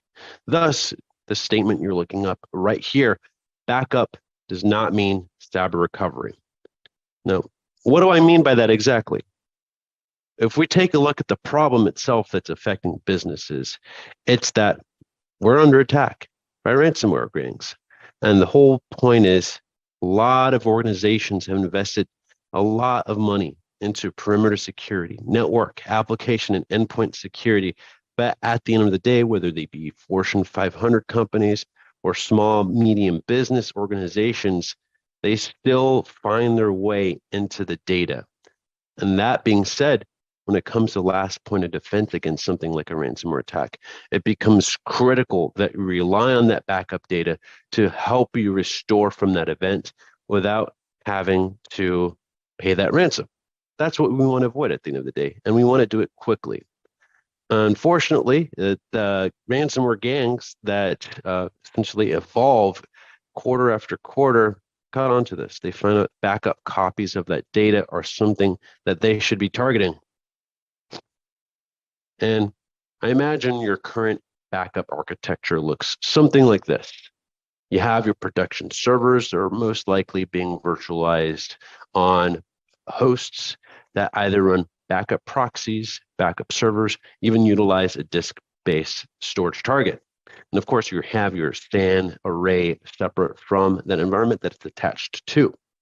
Now, the problem with this is chances are you're probably using SMB or NFS protocols to communicate from that disk-based backup target to the rest of your environment. Those backup proxies and servers might be running on Windows operating systems. And are you utilizing anything like multi-factor authentication, temporary one-time password, single sign-on? Most likely not. And unfortunately, this architecture, while it works, it gets you the backups you need.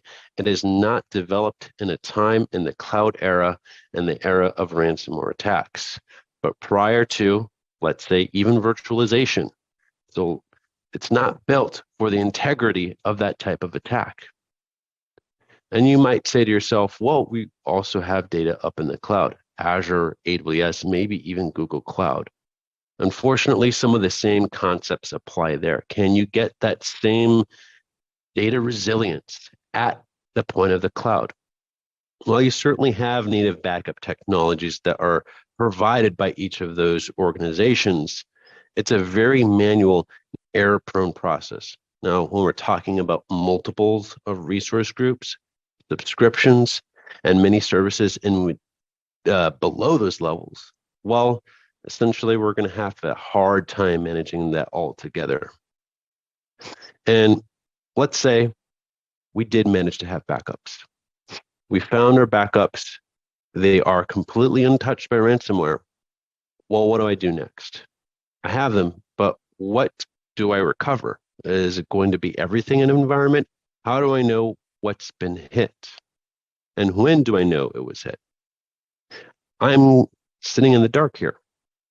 Next, unfortunately, is another scenario we have to consider with ransomware attacks. More and more often, we're seeing a double extortion. Not only paying for the ransom of getting your data back, but they've also exfiltrated what you would consider sensitive data, PII, HIPAA data, so on and so forth. Do you know if that was in scope of the ransomware attack? And even if you were to successfully restore a virtual machine or object back into production, how can you be so sure that you did not just restore the malware that caused that encryption in the first place? Therefore, you're still at risk for re-encryption. Now, with all that in mind, a lot of the executive boards, C-suites that we're talking to are asking questions for their team.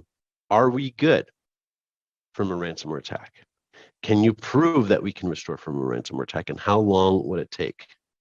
At the end of the day, downtime is something we want to avoid as soon as possible. So without knowing the answer to any of these questions, even if we have clean backups, we might still be at risk of paying the ransom at the end of the day.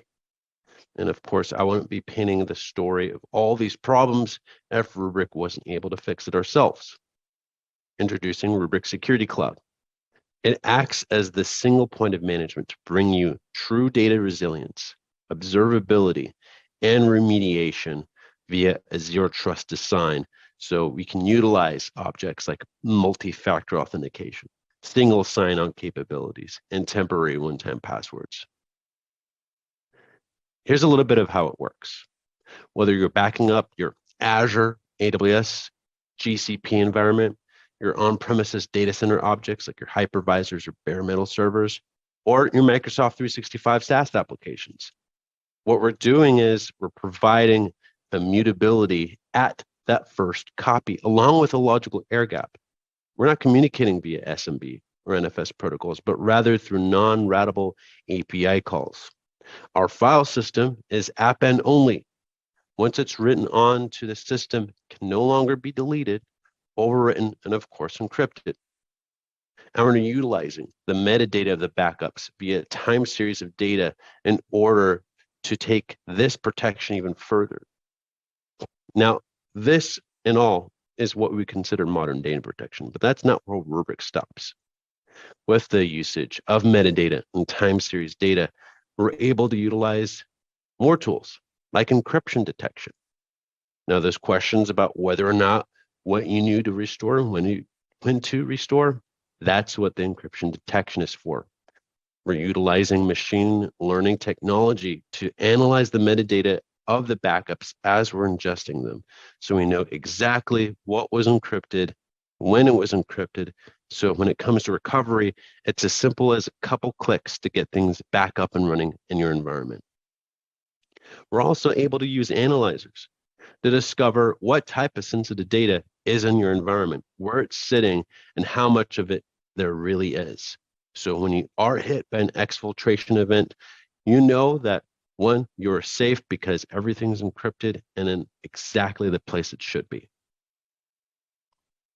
Then there's the question of, well, how do I know I'm not recovering everything back into my environment, including the malware? That's what we have threat hunting and quarantining for. We're able to utilize scanning via YARA rules or file hashes and patterns to detect indicators of compromise, essentially fingerprints that these groups leave behind.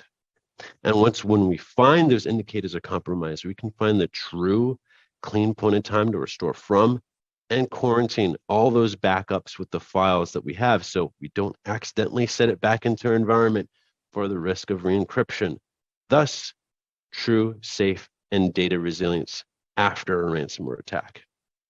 And of course, it would be great to assess the risk of your environment and recover testing so you know exactly how long it's going to take to recover after a ransomware attack with proven numbers to give to, let's say, your C-suite, auditors, cyber insurance companies, so on and so forth. That's the Rubrik Security Cloud. So I've already covered this quite a bit, but if there's anything I want you to take away from, it's that everything's consolidated into one platform. Rubrik guarantees you the recoverability of data via the data resilience we're giving you with the immutability, air gapping, and zero trust controls, giving you the ability to test that resiliency to reduce risk. And of course, giving you visibility of those attacks to make sure that you don't waste any time after a cyber event. Backup is just a copy of your data, but having these capabilities is what gives you true purpose with cyber recovery. And you really, really don't have to take our word for it. I'm sure you recognize a few of the names on this slide here. More than 5,000 customers, each and every one of them that have experienced a ransomware attack and they're utilizing Rubrik, they've recovered all of their data without having to pay any of the ransom to do so. And of course, I want to go ahead and walk through a bit of a demo for you so you can get an idea of what you'd be getting with the platform itself. So remember, we're bringing data resiliency via automated backups. If you go to SLA domains, here is where we set up our backup environment. Click Create. Let's go ahead and click into vSphere VMs, and let's say we have a few SQL Server databases.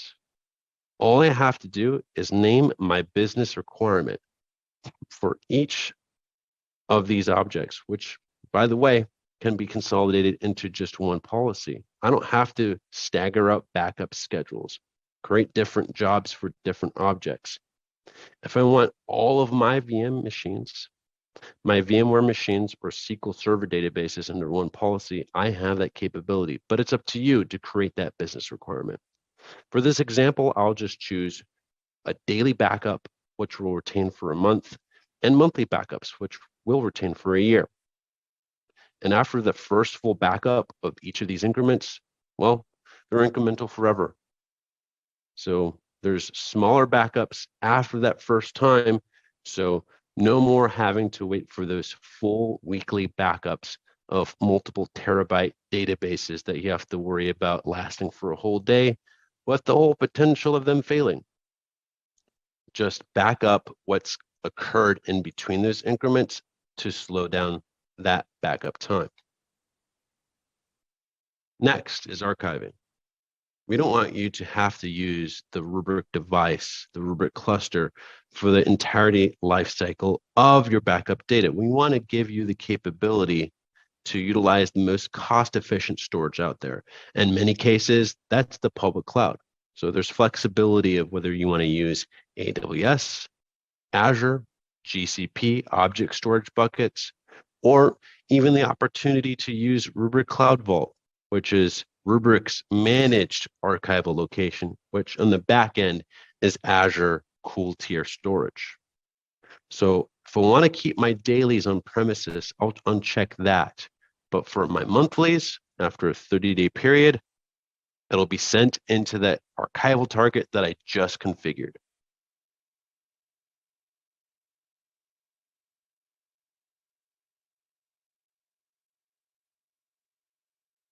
Let's see here. For replication, if I have a secondary site, disaster recovery site, where I want to replicate into a separate object, I have my primary Rubrik cluster, which, just like with archiving, I'll define how long I want that item to sit at the secondary Rubrik appliance. Replication is as simple as that. If I want to get application consistency for my SQL Server databases, I can identify that I want log backups taken, granted that we have them on full recovery mode, those SQL Server databases. and I can keep those log backups for up to 14 days. Additionally, I can get point-in-time restorations for my virtual machines that are most mission critical to me. So the journaling with change block tracking via VMware is being communicated back onto Rubrik. So I have those points in times that I can recover from. And just like that, I have my SLA domain. As simple as that. Now, those are the backup policies themselves. If we go to the global dashboard here, you can see the consolidated view with everything in a SaaS application. This is Rubrik Security Cloud. So whether you have your data center items, your SaaS applications, your cloud items, it's all viewable on this individual platform. Now, when it comes to the visibility of your data, there's the ransomware monitoring piece. You can see here, we have 8 anomalous events. What exactly is going on? This machine learning tool, as I alluded to earlier, is essentially looking at the change rates of the objects in your environment. So not only is it merely anomaly detection, but we're able to look at encryption that's occurring. So it's looking at entropy events specifically. And you can see here, with these 8 objects, we see thousands of files that have been encrypted. So this one, let's say I need up and running as soon as possible. I click in, click recover. See here, it's automatically selecting the snapshot prior to that encryption event. So I'm no longer in the dark throwing darts, but I'm able to pinpoint my recovery.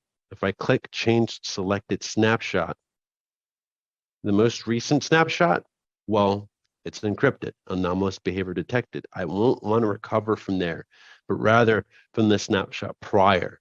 I know that I will have a clean snapshot if I recover from here or any time before. So a lot of time is saved rather than having to play a guessing game. You also have the capability of digging into file level investigation of what was encrypted. So if you click in, you see the file directory. Let's follow the Z drive. File shares, and you can see clearly that the shares have multiple files that have been encrypted. And just like we thought, this original file has been deleted and replaced with a suspicious encrypted version of this file. So we can recover files totally here. We can download a CSV at any point to have a snapshot of what the attack looked like. And that's essentially the recovery. Now, that's great for the visibility. Now, what's the threat hunting piece? Well, from here, essentially, this is where we're going to search for the indicators of compromise. So we know that we're not going to accidentally restore something that we didn't need to. If we start a threat hunt, you'll see that we can use YARA rules, file hashes, or file patterns to identify those indicators of compromise. And believe it or not, majority of ransomware attacks are detectable because they are known vulnerabilities. So file hashes and file patterns still have their use, but for zero-day attacks, the YARA rules are very useful. I'll use a YARA rule for this example. If I choose everything in this example, we can move forward. We'll choose the virtual machines that we want to scan. Let's say this 3. Give my threat hunt a name. And from here, I can either scan the individual backup, but more likely what I'm going to want to do is scan over a period of time. So I can scan all the way, let's say in January till today. So whatever is going on, I'm scanning more than one backup at a time. So it'll give me an idea how long that malware has been sitting in my environment. I can optimize the scan and then confirm the threat hunt. And if we look at the completed one here, you can see we picked up a few files that we ended up quarantining. So amongst these 3 virtual machines, we have some files that got picked up. If we check this one, We have 3 files that were picked up by this file pattern. And you can see here in this column, they've been in the system for 162, 165, and 214 days. And since I have backups with this file sitting in my rubric cluster, I want to quarantine them. My colleague here already has them quarantined here in the demo environment, but essentially I would mark them, quarantine, and it's as simple as that. I'm safe from re-encryption. Lastly, I want to check on sensitive data discovery. Here, we get an idea of what type of data that we want to search for. So if we go to a Senate policy, create a policy, we have analyzers that are predefined. So whether they be UK banking numbers, United States PII, healthcare information, IP addresses, anything that you want to be aware of in your environment, you either have predefined analyzers that you can sort through or create one your own to search for that string of data. You can use a regular expression or a dictionary CSV term that you can test yourself here by the validation tool. And then based on what you want to scan for, you can add it to your individual virtual machines. And that is that. Once you have your policy, you can see here and scan for the sensitive objects, open access sensitive files. That's essentially options that are in file shares that may have more permissions than you would want them to have. So if we go down here to high, that high alert, you can see it's high risk. Quite a few sensitive hits in the C and Z drive. If I go in here, I can see what type of data is in that item, how many hits based on individual files, and what type of permissions each individual user has. So with this type of insight via the global dashboard and Rubrik Security Cloud, we're able to help you out to recover from a ransomware attack as soon as possible. All with the help with a ransomware response team. You will not be alone through that ransomware recovery process, but with any purchase of any Rubrik support contract, you get access to a support overlay team that runs through these recoveries with our customers every single time they get hit. So we have confidence in our solution.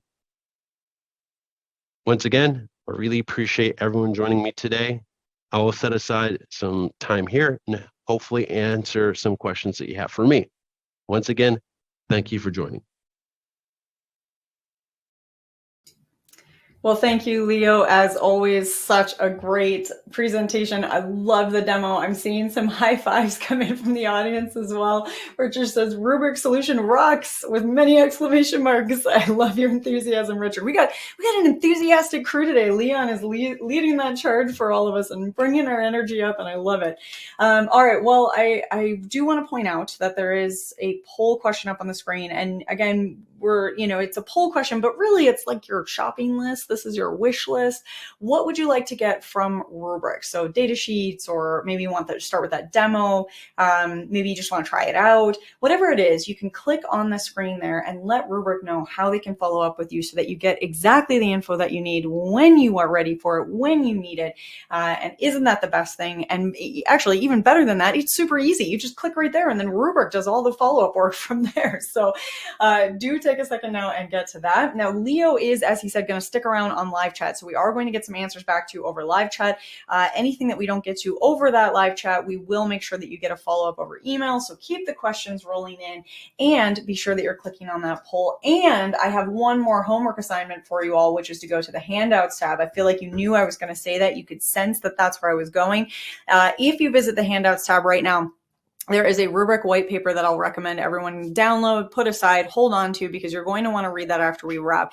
Not a lot of reading breaks during the summit today, I know, but that is some great information for you when you're ready for that follow-up. So Rubrik Security Cloud Architecture and Security Implementation, that's the white paper. You can explore how Rubrik is maintaining that customer trust and implementing that robust security and privacy practices. Best of all, protecting data across the entire suite of services. Lots of great information in that white paper. So be sure you've got that downloaded. Hold on to that for later.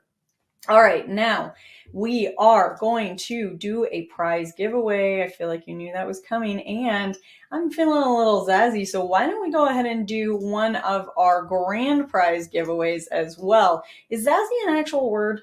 Did I make that up? Is that a real word? What do we think? I don't know. I'm curious. All right, well, we're going to go with zazzy. It's like zhuzh. Does anyone out there know how to spell zhuzh? If anyone has a good spelling for zhuzh, let me know. All right, well, coming back to that later on, we are going to give away a zhuzhed up prize, our grand prize, and it'll be fun and zazzy for all. Now, we do have a couple of sets of prizes here, so I'll remind you right at the top that you do need to be here live and present at the webinar in order to win, and you do need to meet those prize terms and conditions. Ooh, oh, I'm getting some good suggestions for zhuzh. We'll get those out there. Lots of Z's and H's and more Z's. Okay, excellent. Good. We're all in this confusion together. All right, so we'll start with the $300 Amazon gift card. Now that is going to go to Mark Wynn of California. Mark Wynn of California, congratulations to you. You have won a $300 Amazon gift card. Now we will follow up with you after we wrap. And then I'm going to give away our zhuzhed up grand prize, however we spell it. And Danny says Zazzy is for sure a word. So great. I have Danny's permission to Zazz. Our Zazzy Bose speakers are next. So we're going to give this to Charles Schaefer of North Carolina, Matt Wong of Michigan, and William Kapp of Texas. Again, that is Charles Schaefer of North Carolina, Matt Wong of Michigan, and William Kapp of Texas. You have each won a Bose speaker, a portable Bose speaker, and we will follow up with all of you after we wrap. Now, more chances to win, many more chances to win, much prizes today. So stay tuned for that. We've got more prizes coming at you. And don't forget about that best question gift card coming at you from each one of our sessions. All right, my friends. Well, speaking of Zazzy, speaking of zhuzhed, let's get into our next Zazzy presentation. It is about that time, and we have another awesome and Zazzy speaker lined up for all of you out there. I am very excited to introduce you all to our very next speaker on the virtual summit, and that is Margie Sills, Director Technical Account Management at Tanium. Margie, thank you so much for being here with us on the summit. I know you have some great content lined up for us. We want to get into some Q&A. You've got a demo. We got a lot in store. So Margie, I'm going to step back and hand things on over to you. Take it away. Sounds great. Can you guys hear me okay? We can hear you loud and clear. All right, fantastic. I'm going to share my screen. You should be seeing the Tanium console. Sorry, we have to go through these IO checks real quick. I'm assuming everything's okay unless you guys tell me to stop. So thanks for having me. And before we start moving around the Tanium console, because the entirety of this is going to be a demo, we're first going to start with just a conversation so that we understand where Tanium came from and why it was created. And once we have that conversation, this demo will make a bit more sense. So some background. Tanium was created in 2007 because our founders had been in the software space for decades, and there was a common frustration among enterprise organizations. They were struggling with basic IT administration in their environments because they didn't know what they had. They didn't know how many assets they had or where they were. And then even when they found them, they couldn't fix them. And many times when we come into a new organization, even today, and we ask, how many endpoints do you have? They just don't know. It's a broad range, and they have no quick way of finding that information. And not having confidence in what you have in your environment due to a lack of visibility, of course, has a drastic effect on the ability to manage and control the environment. And by control, I mean everything from compliance configuration to OS patching to application management, even sensitive data monitoring and your security workflows, right? And so the lack of visibility and control is severely limiting, and that's a problem. So our founders invented an architecture.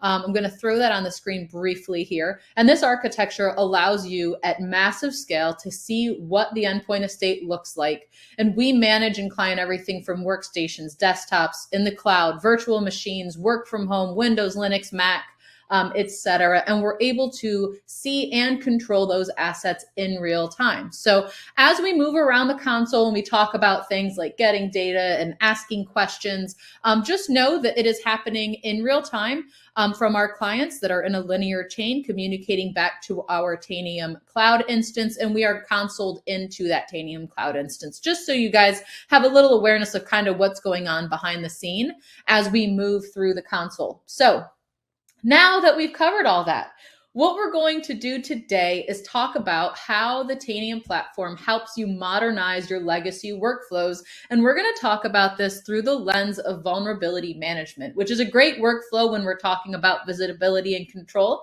because the two main functions in vulnerability management are really assess, which is visibility, and remediate, which is control and push actions, and toggling between those two. So, we are in the Tanium console. We have very basic platform capability here that feeds into vulnerability management, but has lots of ad hoc use cases. So to show some of that visibility, I am just using our natural language parser. Tanium is giving me options for things it knows how to answer. I'm selecting what I have, what I see here that fits what I'm asking for. And before I can explain through it, I have real-time information back coming from all of those clients in the environment, as you can see here. And this is very basic inventory information, just to demonstrate how these questions work and how quickly they come back. So let's ask something a little more interesting. So I'm going to change over. I want to look at all of my installed applications, let's say from just Windows machines, and I can see what it's giving me. This is closest to what I want. It's giving me that information back. And again, in real time, as you can see, my clients are reporting back and telling me what all of my installed applications are with version, and then the count across my environment. Now, basic platform function, I can go two directions from here. I'm going to pick on Acrobat. That's a common one. I can drill down and get more information. So I see that I have that application. I want to know where that exists. So go get me all the computers that have that version of Acrobat, and I have it just that quickly. And I can continue to drill down if I wanted to. I've got asset details here. I can get some in-depth asset information if I want to. I'm going to remove this drill down though, and just show that we could also pivot over to actions. And so with one click, I can pivot to an action anywhere from maybe changing a registry setting to updating the application, and I can be as aggressive as quarantining that machine entirely, right? And maintaining the Tanium management function through that quarantine action. So lots of different things I can do, and some common things we get asked, right? Is it exportable? Yes, absolutely. Can we customize this? Yes, absolutely. There are hundreds of different pieces of data, or sensors as we call them, like installed applications that we can ask here. And the point of that exercise, that walkthrough, was to show how each of these Tanium solutions are built. Like the foundation underneath each of these things is based on Tanium in-depth visibility and that real-time control. So again, vulnerability management today, but yes, we have things like performance, which helps you monitor the endpoint resource consumption things. We can provision bare metal endpoints. We've got security tools like threat response if you want to go look for indicators of compromise, sensitive data monitoring, and if you're trying to get a handle on your regulatory compliance. So lots of different ways to use this platform function. Hey, Margie, sorry to interrupt you. I just want to make sure that we've got the right screen share up, because it just doesn't look like it's moved in a little bit. So we're still seeing the home screen. I wonder if I can, I apologize. I think I know what happened. I think when I shared my screen, it just shared the one Chrome tab. You guys were still seeing that? Yes. Correct. It never moved. Thinking, you're going to see we're just illustrating the home screen very well. Thanks for calling that out. I'm just plugging along. No. Okay, so here's the architecture that I had shown. I'm assuming we missed that. We pivoted. I had just come back to the home screen, so this was just like I think we're not seeing anything yet. We need to re-screen share. Oh my goodness. This is the beauty of live events, Margie. Somebody's got to have screen share issues. Just the entire screen, so it doesn't even prompt me. Do you see like my whole screen now? I'm currently not seeing anything. I'm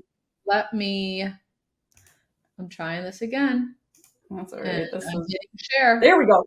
Yep, that did it. You see it for real this time? The whole thing. Okay. Yes. Now I see all your tabs. Yes. Were you able to see the question and answer function, typing up here and all of that? No, we've been on the home screen since the beginning. My goodness. Yeah. Well, I'm going to, since you just heard me talk about it, I'm just going to kind of pull up the things I was talking about, that basic inventory. I'm not even going to show a different question. I'm just going to select a result, the ability to drill down, get more information if I wanted to, immediately present that back. As you can see, it's now you can actually see what I'm doing here. This is just showing you that real-time visibility that you have into your environment, showing you for real this time, by the way. And then I was talking about pivoting over to actions. So for example, I'm just going to grab one of my results and I could deploy an action to what I have found, the results that I've had with that visibility. That is horrible. I can't believe that happened, but that's okay. I'm going to come back to the home screen now because we're going to talk through the vulnerability management process. Down here under modules, you kind of see that menu of different Tanium solutions. I called a bunch of them out, from performance, threat response, reveal, things of that nature. We are going to focus on several. We're going to look at discover. We're going to look at asset. We're going to look at comply, patch, which is our OS patching function, and we're going to end up in benchmark. So I'm just going to jump right into that workflow now that I know you guys can see. What a mess. Okay. So discover is how we see what is in your environment. And that is really the first step and basic, basic need when it comes to vulnerability management, is to know what you have in your environment. This data comes in hourly. We are looking at the different interfaces in the environment, because again, this is network, right? And showing you just a basic breakdown. This is out of the box. This works. I've got 1,700-ish interfaces I'm managing. I can see what's unmanaged, what's unmanageable, and I have some visibility into what's been lost. Different depths of information there as well. As you can see down here, I've got IP address, host name, definitely see the MAC information, when I saw it, the open ports associated, which is important for vulnerabilities because there are CVEs that are associated with different open ports depending on the services and the version of those services that are running. And this information is here in our Discover module. We have different levels of scanning that we can do here, lots of other functions for this capability. For our vulnerability approach, it is so that we maintain that we know what we are managing and what else is in our environment. Once we know that something is managed, it falls under our asset, which is our inventory capability. We look at devices, applications, and users. You can see those counts here from my demo environment. And I can look into this information any way I want. Lots of different attributes being collected. We do CMDB enrichment and things of that nature. From the vulnerability approach, though, one of the things we see with asset is the software bill of materials, which is that ingredients list of all the different applications and software that you have in the environment. And that's really important because you have revealed to you here all of the different common platform enumerations that exist across your estate, and we can even track different ones of those. So if Log4j was something you dealt with in 2021, this is how you can find that. All of the other things like Log4j, whether it was struts or OpenSSL, things of that nature that you would be able to find through seeing the common platform enumerations of the libraries and packages, are tracked here. And we are able to see this information in the same platform. And in our comply module, where we are scanning for vulnerabilities, we can see the vulnerable common platform enumerations as well. So you see here, we've got compliance that lives in comply also. This is our endpoint scanning tool. We also do our open port scanning, from our Discover module, but all that data presents here. And we're going to look closer at our vulnerability findings, since that's the topic today. We can shape this data in lots of different ways. As you can see, lots of different filters. We've got different ways of looking at it. I'm on the check ID view. I've got good metrics coming up, some data visualization. I can look at this from an OS perspective. I can look at an endpoint list. All of my counts below are changing, right? And I can download this, I can export it, etc. So, if CISA is something that you guys follow, the known exploited vulnerabilities, we have the ability to filter there as well. And I'm going to do that just to kind of show the data changing down below. And The great part about Tanium when it comes to these workflows is we're staying in the same console. So far, we've scanned our estate. We've seen what's being managed. We've got in-depth visibility. I haven't left the platform yet. I'm looking at my vulnerability data. I'm able to get that reporting going. And the great part now is I can start taking a look at what to do about these vulnerabilities. So just the top one here, this vulnerability, this 36025, it's affecting 31 endpoints. It's got a high CVSS score. It is a known exploited vulnerability. I can hit my flyout, my side panel, and get more information. And I've got two options up top. I can investigate this. In other words, I can ask a live question to the endpoints and say, hey, what specifically is vulnerable? And it will show me the file path, the exact thing that failed the oval check that qualified it as a vulnerability. The other thing I can do is choose to remediate this. And as you notice, I'm opening a new tab up here. It's pushed me over to our patch module, which is how we do our OS patching. Of note, Tanium customers fully automate their monthly patching cycles. And so it is a no-touch, kind of a monitor-only approach to their monthly patching for more than Microsoft, right? We do Microsoft Linux, Mac, all of that patching can happen in our patch module. Coming back into our workflow now, in patch, it pulled up all of the patches associated with that CVE. I can select these. I can filter these down if I wanted to. But as I select each of the things that I want to deploy out, I immediately have the ability to hit the install button. Now, I'm not going to run this process through any further, but what happens next is I hit install and I designate my targeting. Maybe I want to go to all the applicable endpoints here, right? Or maybe I just want to test it on one machine. That's what would happen next. And I've remediated this vulnerability, and it's that quick. Back in the comply module, how do I make sure my remediation worked? Well, I've got my assessments, which are what we call the different scans in our environment. I can look for the Windows vulnerability scan that found that. And all of these assessments come with the option to run an on-demand scan. And that function allows me to, if I wanted to, just scan one of the endpoints that was targeted to see if that remediation worked, which would then surface the new vulnerability information and findings. In other words, that vulnerability wouldn't be there anymore, right? Or I can just rescan the entire thing again and get my findings updated. And so that is the process of vulnerability management when it comes to vulnerabilities that are remediated in patch. Of course, the response here is, well, not every vulnerability is remediated in patch. You're absolutely right. But with everything we have built into our platform, we do have application management here as well. Automation also exists in this capability. We have a package gallery that has lots of common applications in it. I think we go 2 versions back. And here we can select the packages that we want to come in automatically. And what that does for your vulnerability landscape is it keeps it lower, right? The more things you have happening automatically, the less vulnerabilities you're going to have. And so I'm just going to see what we have here in demo. And as you can see, automatically I'm pulling in even my Windows 10 in place upgrade. I've got 7-zip and Zoom coming in automatically. In other words, that's no longer part of my operator workflow monthly. Those things are getting handled. I can bundle different things together if I want to. Browser updates are common, maybe web conferencing software, et cetera. Maybe you've got bundles for different endpoint types. And then we also have the ability to create content if you have some custom applications running, and we can still track those metrics in this as well. Basic remediation can happen at the platform level the same way we started out with, where we're just finding machines and pushing remediations to that. That's very customizable if you want it to be. But we've got one other way that we could push some remediation actions. It's through our Enforce module, which everything else we've talked about is very Tanium-centric. What can the client do? Enforce is different with Tanium because it gives you central management over the settings on the machine themselves. And so we could create remediation actions in here as well.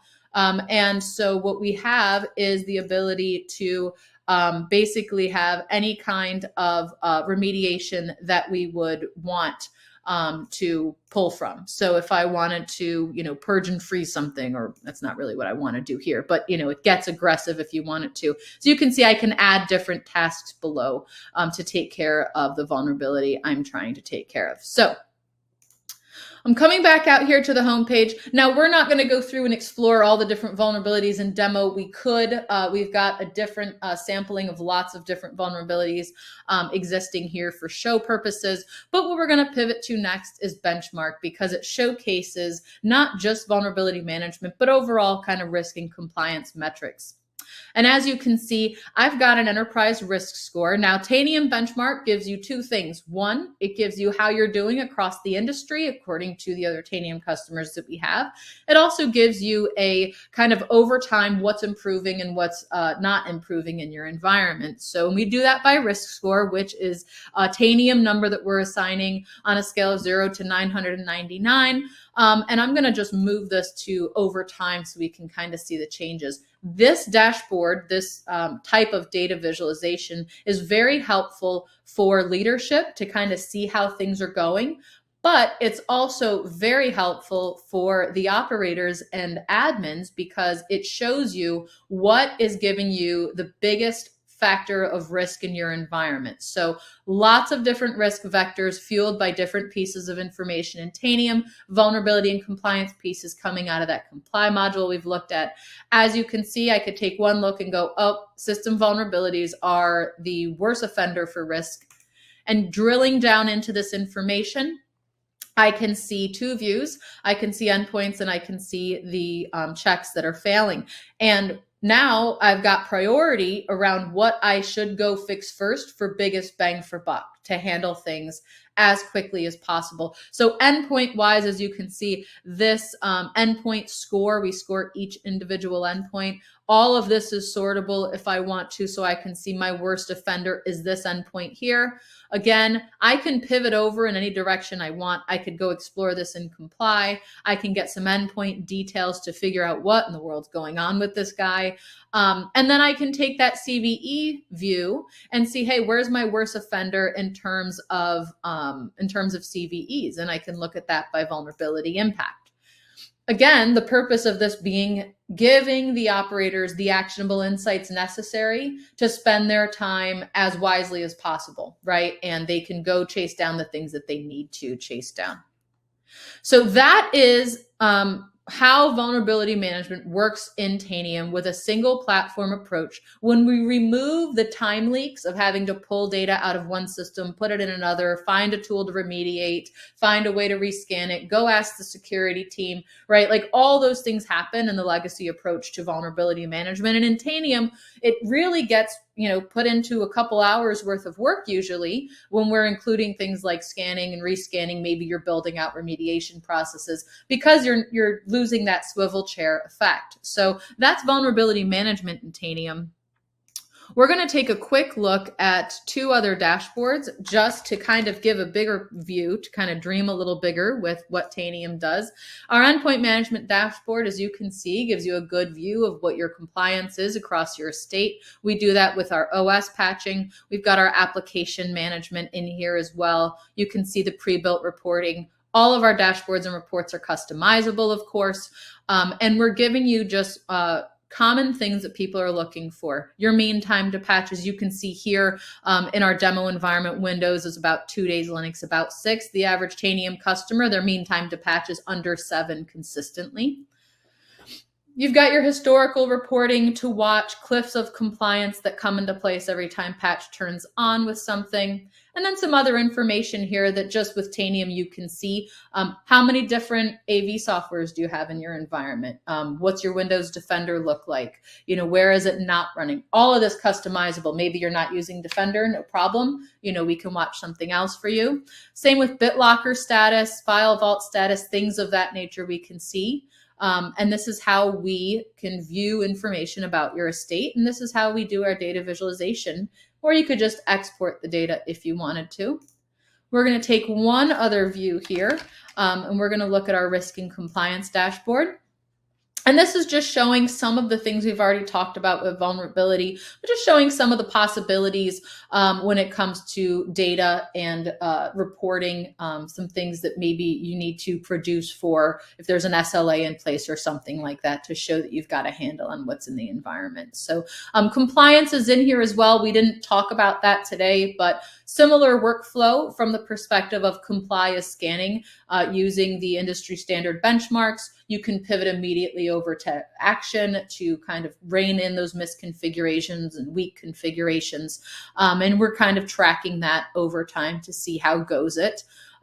Impact is another piece of the risk and compliance. That's how Tanium views potential lateral movement. Very important when you're talking about where is my sensitive data, who can get to it, or maybe a bad actor, right? Where could they go? We have the ability to look at those potential movements in the environment. So that is the end of the prepared demo today. When I came in, I knew we were running a touch behind, so I tried to kind of trim it down just a little bit, and I think I'm probably right at time-ish.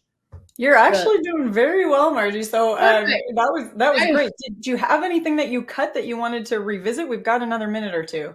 Yes, actually, I did want to get into the impact piece a little bit. And I was planning on it because it is such a big piece of risk. Yeah, so at first I was like, oh, we're short on time. And then I was like, oh my gosh, we missed the entire first portion and nobody saw anything. Let me freak out internally for a while. So this is great. A little panic. Okay, so impact is a piece of visibility that most organizations kind of take for granted when they talk about converged endpoint management or endpoint management at all, because it's typically viewed as kind of a security thing, and it is. But with the Tanium platform, we're removing those silos between ops and security and allowing all of the teams to pivot off of the same information. So here we've got, this is again a Tanium demo environment. So we've got, some canned things in here for you guys to see, but visibility into the users and the groups and the assets in the environment should something go wrong is very important for your teams to be able to see and be able to see it in real time. Like, I need to know where this could possibly go. And we have two ways of viewing that. Now we see it with users, groups, and endpoints, as you can see here. So I'm just going to grab one of these endpoints just so you can see. We've got two ways of looking at potential movement. We've got inbound and we've got outbound. And what that means is I have a computer here, right? And let's say for a moment that with my reveal module, I know that I've got sensitive data on this machine and it shouldn't be there, right? This is a machine. We don't, somebody put it on here and now I need to figure out what's the risk associated, right? Well, I can see if somebody got access to this machine, how could they get data out, which is my outbound view. And it's showing me my different hops. And as you can see, I've got one user, 5 groups, and 28 endpoints in just that hop one. And as I click through, I can see the information change down below. There's my users, my different endpoints I'm picking on, and I can see that through the different hops. The other thing I can see here is if I go inbound, I can see this from the opposite. I've got sensitive data here. What is the chances, where's the lateral movement potential for somebody to gain access to this machine? Well, in the same way as we just saw the outbound, I can see where could we get in? Well, at hop 3, I've got 4 groups that through 770 users and 7 endpoints could in 3 hops get to this machine. Now, what do we do with this? What would your team do with this? Well, they could come in and you're essentially just severing any piece of this chain. And therefore, you're allowing your ops team, who might have your Active Directory information, they might have information about this machine. Maybe they're the ones who found some sensitive data here. And you've got your security team. And now we're pivoting off of the exact same information and the exact same source of truth. And there are lots of different modules or Tanium solutions in here where that takes place, where we can let the security teams and the ops teams see the same information. Another place would be maybe a certificate manager for you as well, surfacing what certificates are expiring soon, what certificates are expired already, whether we have weak ciphers in place, things that the ops team sees and things that the security team see. And it's all happening in one platform with the ability to immediately pivot over and do something about it.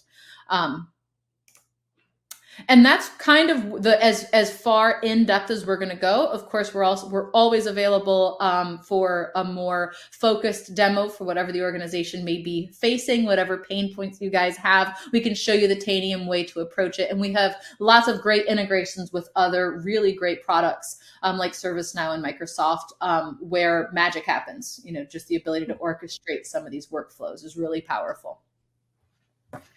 Well, Margie, I have to say there was a lot of unexpected bumps along this way, and you pivoted and rallied and gave us an incredible presentation and demo, even while internally panicking through most of that. So well done. And I do want to get into a few audience questions. I do want to remind you that you are still screen sharing if you would like to stop doing that, or we can follow you around for the whole day, which would also be fun. I'll leave it up just in case there's something, that we need to kind of look at here. So I won't be moving my screen around. I can't see. So I know you're going to moderate and read them out loud anyways. Yes. Yeah. We'll get into the questions, and we're going to try to get to a few of these because there's some great questions coming in. Let's start with this one here. Actually, could you give us some insight, because there was a few questions around the size of team and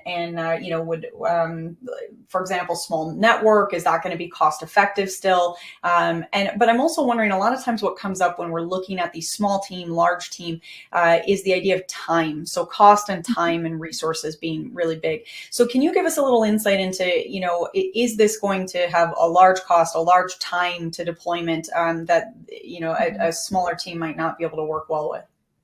Absolutely. So we have lots of different menu options in terms of the different solutions that you need of Tanium. You don't have to get everything you see here on your screen, obviously, right? Like, it's so much. There's so many different use cases here. But to be more direct, where I see Tanium shine most often is when you have a lean team that's managing a lot. And I have firsthand seen a 2-man team that's responsible for a 5,000 endpoint enterprise, and they're doing all the vulnerability management. To give them completely automated monthly patching was a game changer in their day-to-day life. And their ability to focus then and drive their vulnerability numbers way down was incredible. But this works whether you've got a really lean team and you've got, a smaller environment, and it can scale upwards of a couple 100,000 endpoints. It works in that environment as well. I don't know anything about cost, to be honest. I'm a technical person. I'm sure if you reach out in any direction at Tanium, somebody will get that for you. And then I want to point out, in response to that question, that we have a really good resource center that is publicly available. It is help.tanium.com. And with each of these solutions that you see, we have a portion of our documentation that tells you what the RACI model is, right? Like what the model is, like what team would benefit from this, who the operators would be, what executive people would be interested in that information. And all of that is available at help.tanium.com. Awesome. Okay. Now, Margie, I am going to, I've put up a poll question, so I'll ask you to stop screen sharing so that we can show that poll to the audience. And there we go. Awesome. Okay, perfect. Nailed it. See, we got it now. This is fun. I don't know. I might have messed this up and we just don't know yet. we haven't seen it yet. All right. Well, so this question here is another great follow-up opportunity for everyone out there in the audience. And this is, what additional information is going to be helpful for you. So for those of you who were curious about pricing details, and Margie just mentioned, I love reach out in any direction is a great follow-up tip. But you can click right there for pricing details. And then they can follow up and let you know exactly what that is going to look like for you and for your team, your organization. So keep clicking on that wish list. Margie, I'm going to sneak in one more question because we did get a couple of questions about how potential threats are detected and kind of what information is being scanned and looked at. So a question was, is this detecting potential threats and applications installed within user profile, or is it just scanning program files and app data? And I'm wondering if you could just give us a little bit of an idea of what Tanium is actually seeing on the network. Yeah, let me answer it this way because that's very much in the security wheelhouse. So Tanium, let me just say out loud, we are not an EDR tool. Okay, what we do really well is give you in-depth visibility of your managed estate, and we do that through our threat response module. And we have several ways of seeing your indicators of compromise, including reputation data. So we can see a lot, including file indexing on the machine. So being able to kind of track, the file, the hashes, where it came from, and being able to see what happened. We do have some of that historical information as well. Tanium fits really well into a SOC workflow. What it does really well in the SOC workflow is give you the ability to have scalable actions. So where you might have another tool that says, hey, we've got this that exists, Tanium is the fastest way to check your entire environment and shut it down as quickly as possible. So that's how Tanium kind of fits in that. Security just on its own is a whole other thing. So please, if that is something you guys are facing, that is something you definitely want to see a personalized demo for, because there's so much more there to unpack. But I know we're at the end of time, so I'm trying to be we are. We're going to wrap it there. Last thoughts, Margie, on how to get started with Tanium? Please reach out. We are able to solve anything in your environment where you are struggling because you have a lack of visibility and control. And removing those silos between your team really is a game changer when it comes to modernizing your workflows and allowing your workforce to have an easier day because they've got access to data so much faster. So thank you for having me. This is my favorite thing to do, is to tell people all the great things Tanium can do for you. So please reach out if there's anything we can help you with. Well, and you do it exceptionally well, Margie. You got a lot of high fives from the audience. So thank you for an awesome demo, a great presentation, and it's been a lot of fun chatting with you today. Thanks so much. I'm going to drop. Have a great day. You too. All right, and to everyone out there who's asking questions, keep those rolling in. We are going to make sure that you get some answers back from the Tanium crew, so you'll either get that over live chat or an email follow-up, so please keep those questions coming. Make sure you're clicking on that poll. I'm going to give away a quick prize, and we are going to move on to our next awesome session. We have so many things lined up in this day. Okay, now I also do want to remind you, if you haven't already done so, click on the Handouts tab, grab that Tanium Risk Assessment tool. You can actually get all the insight into the risks of your endpoints against multiple vectors. So this is a really valuable kind of starting with where you're at, right? It's that age-old thing. You got to know where you are before you can get anywhere new, right? So this is a great sort of general assessment, get an idea of what your risk is, and then you can decide what your next steps are going to be. So make sure you've opened that tab, hold on to that, save that for later. Okay, so prize giveaway, $300 Amazon gift card. I'm breezing through this. We're going to send this on to Salamat Khan of Illinois. Salamat Khan of Illinois, congratulations. You won a $300 Amazon gift card, and we're going to follow up with you after we wrap. And lots more chances to win, my friends, so stay tuned for that. But that is all I'm going to say about prizes for now, because we have, isn't the real prize the information gathering, the conversation we're all having.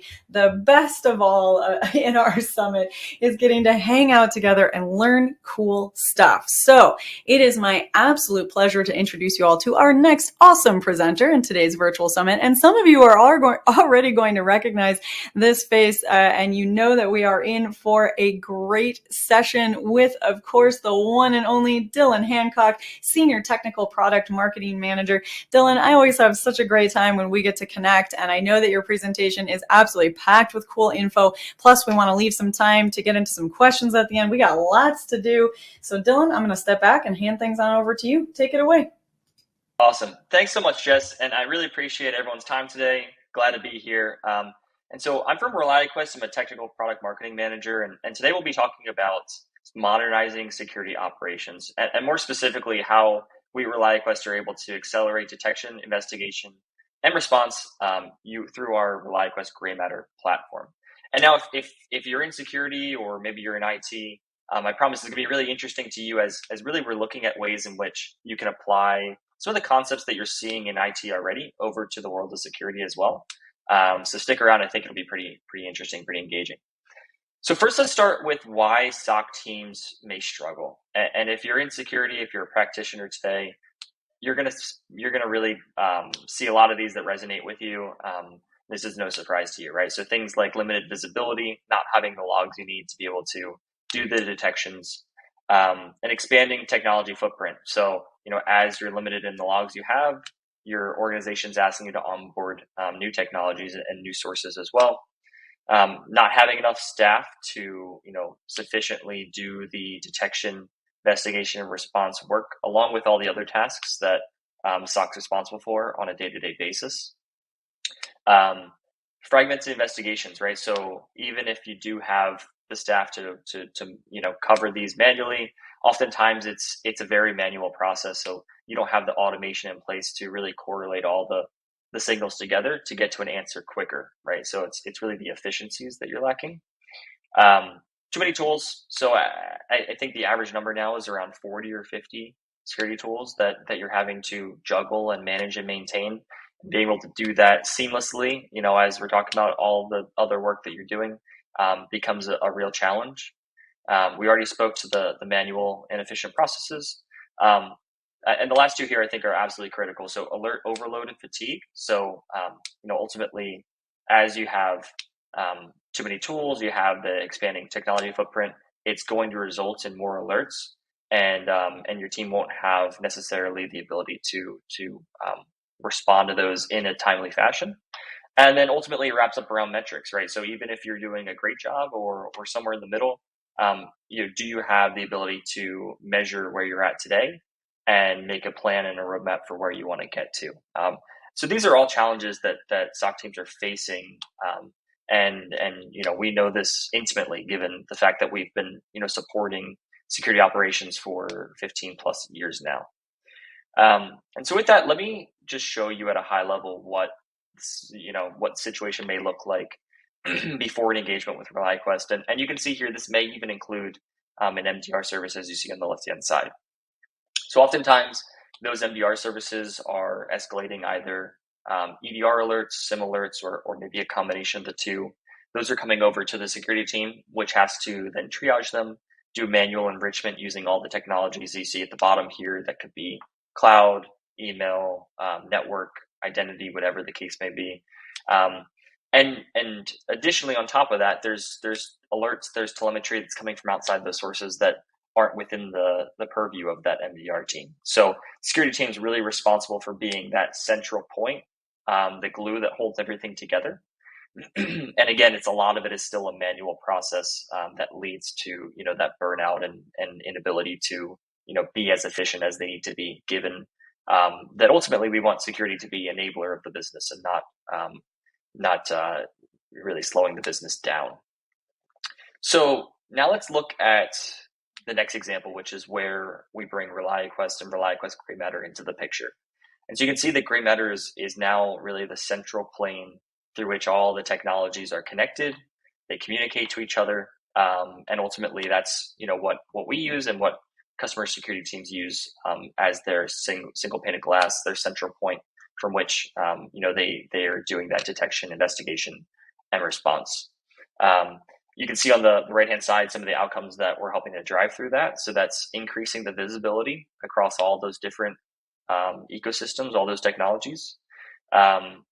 We have integrations for all those, and I want to call out as well that they're bidirectional in nature. So not only are we pulling alerts in, but we can also push response functions out to those technologies as well.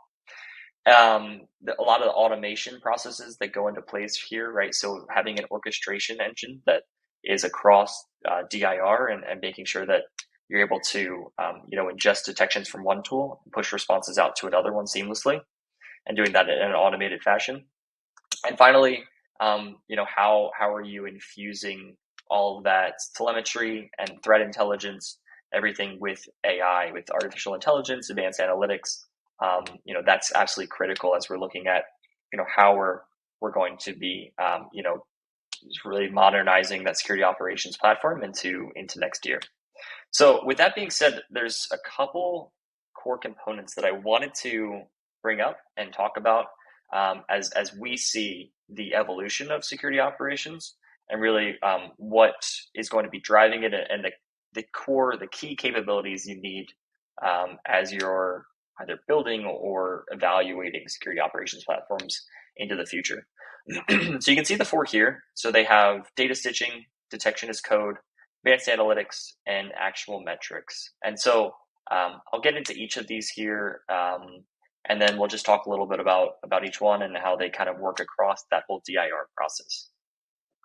So starting with data stitching, right? So data stitching is the ability for any telemetry to be accessible within a single platform, and also for things like detections or investigations to be really translated between those technologies. So I'll give you an example, right? So let's say you're getting an alert from your SIM tool, and by bringing that alert in, and you need to sort of understand the core components of that alert, whether it's the artifacts within it, like the IP addresses and the usernames that are associated.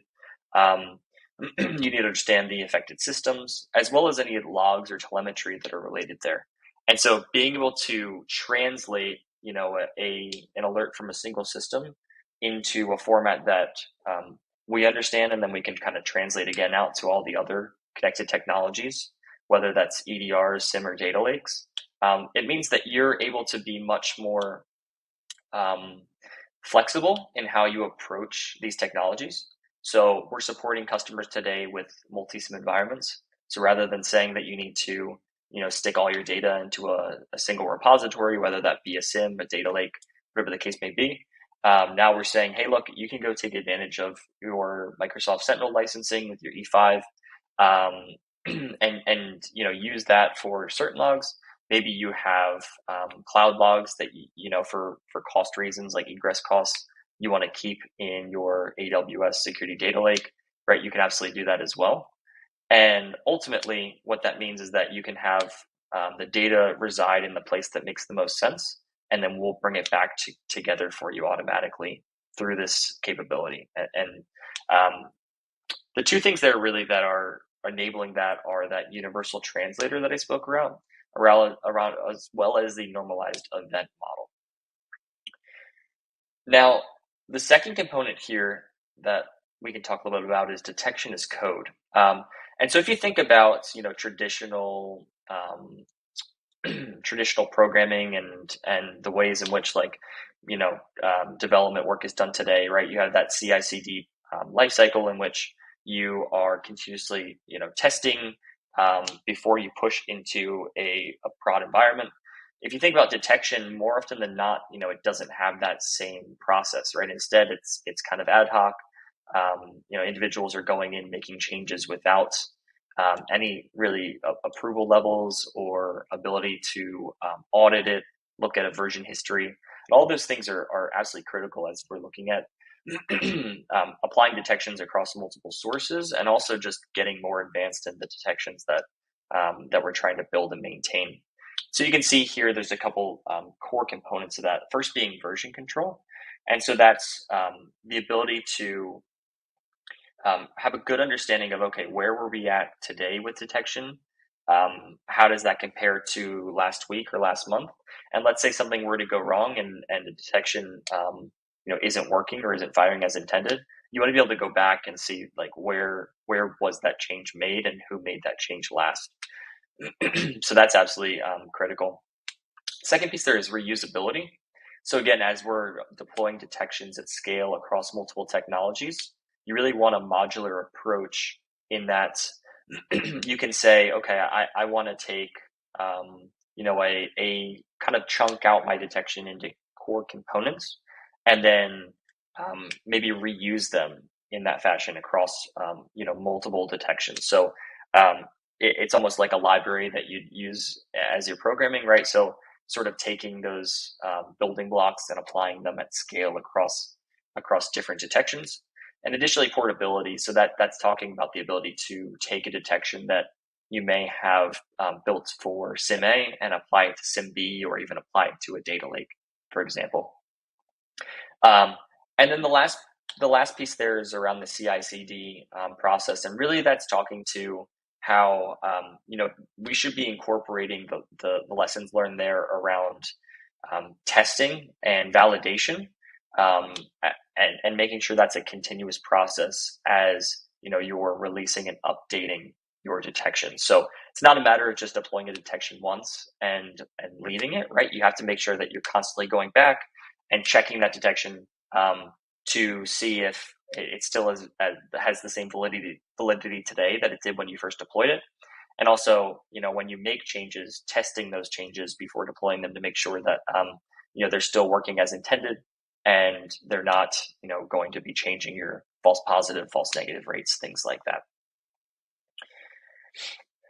The next component we're going to talk about is advanced analytics. And I'm sure this is something that everyone has top of mind right now with the advancements that we've been talking about in AI and large language models and all of the above, generative AI, for example. Obviously, it's super top of mind, but I just want to call out specifically when we're referencing advanced analytics, it's not necessarily just talking about a wrapper for ChatGPT. So it's not saying, oh, well, we have a chatbot in our platform. So now, we have some sort of AI infusion, right? It goes a lot deeper than that, in that, you really want to make sure that your users are getting value out of the models that you've integrated. And the best way to do that is by implementing them within the workflows themselves, rather than just building kind of a wrapper that is accessible through the platform, for example. So the three pillars that we're looking at when we're building and deploying AI models is around augmenting investigations. So that's really helping analysts to get answers faster. It's assisting those analysts a little more hands-on, allowing them to focus really on what matters most. And then finally, it's going to automating the workflows. So we really focused on removing that high time, low brain activity. So up leveling those analysts so that they can spend more time on what matters most, rather than the minutia of like day-to-day tasks. And the final one that we're going to talk about today, the final component, is actionable metrics. So again, regardless of where you are in a maturity journey, you have to understand your metrics and be able to measure and really use them as a northern light, like a guiding star of where am I going and how am I going to get there. So if you're not doing any measurement today, then it's really hard to first get a baseline of what does current like status look like, and then also based on that you'll be able to build out like what does good look like and how do we get there. And so that's something that we've done within the platform using our model index. So that's where the Gray Matter Model Index is looking at, again, those actual metrics across the full detection, investigation, response lifecycle.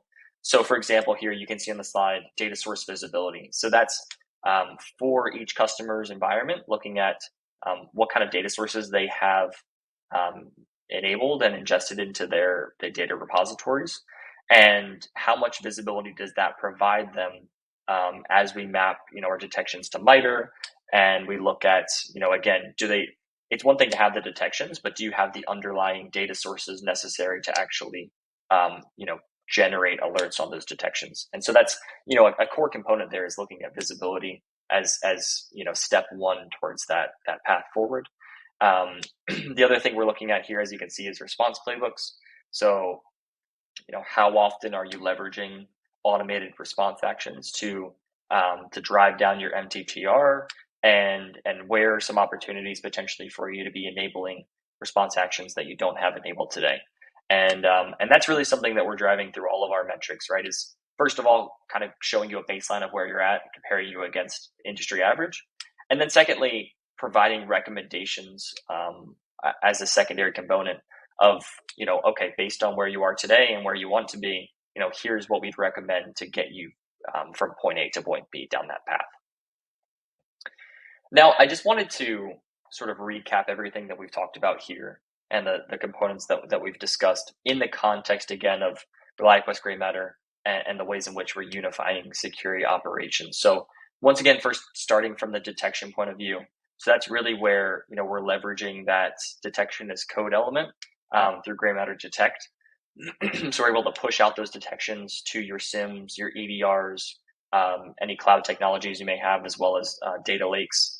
And through that, again, we're really focused on how we can improve overall detection coverage and make it more consistent across our customer base. The second point there on the detection side, right, is that's really powered as well by the data stitching capabilities and the ability to really unify and translate technologies at scale.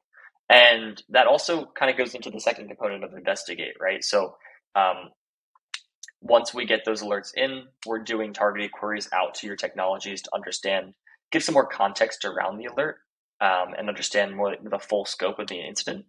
And so that again is absolutely, it's critical that you get that universal translator in there to make sense of all the different languages, because every technology speaks something a little bit different and brings it all together in a unified view there. So as an analyst, I don't care if the logs came from the EDR or the SIM or some other point solution, right? Ultimately, I'm seeing it all in a unified view that makes my life that much easier when it comes to doing that investigation and ultimately the response. Speaking of the response, right? So that's where, again, we're leveraging those bi-directional integrations, as well as things like the advanced analytics and the automations, the workflows there to really drive down the response times. And and ultimately the goal is to reduce the dwell time that you have in the environment. So that's really the absolute critical part of the response plays, and the bi-directional nature of our integrations.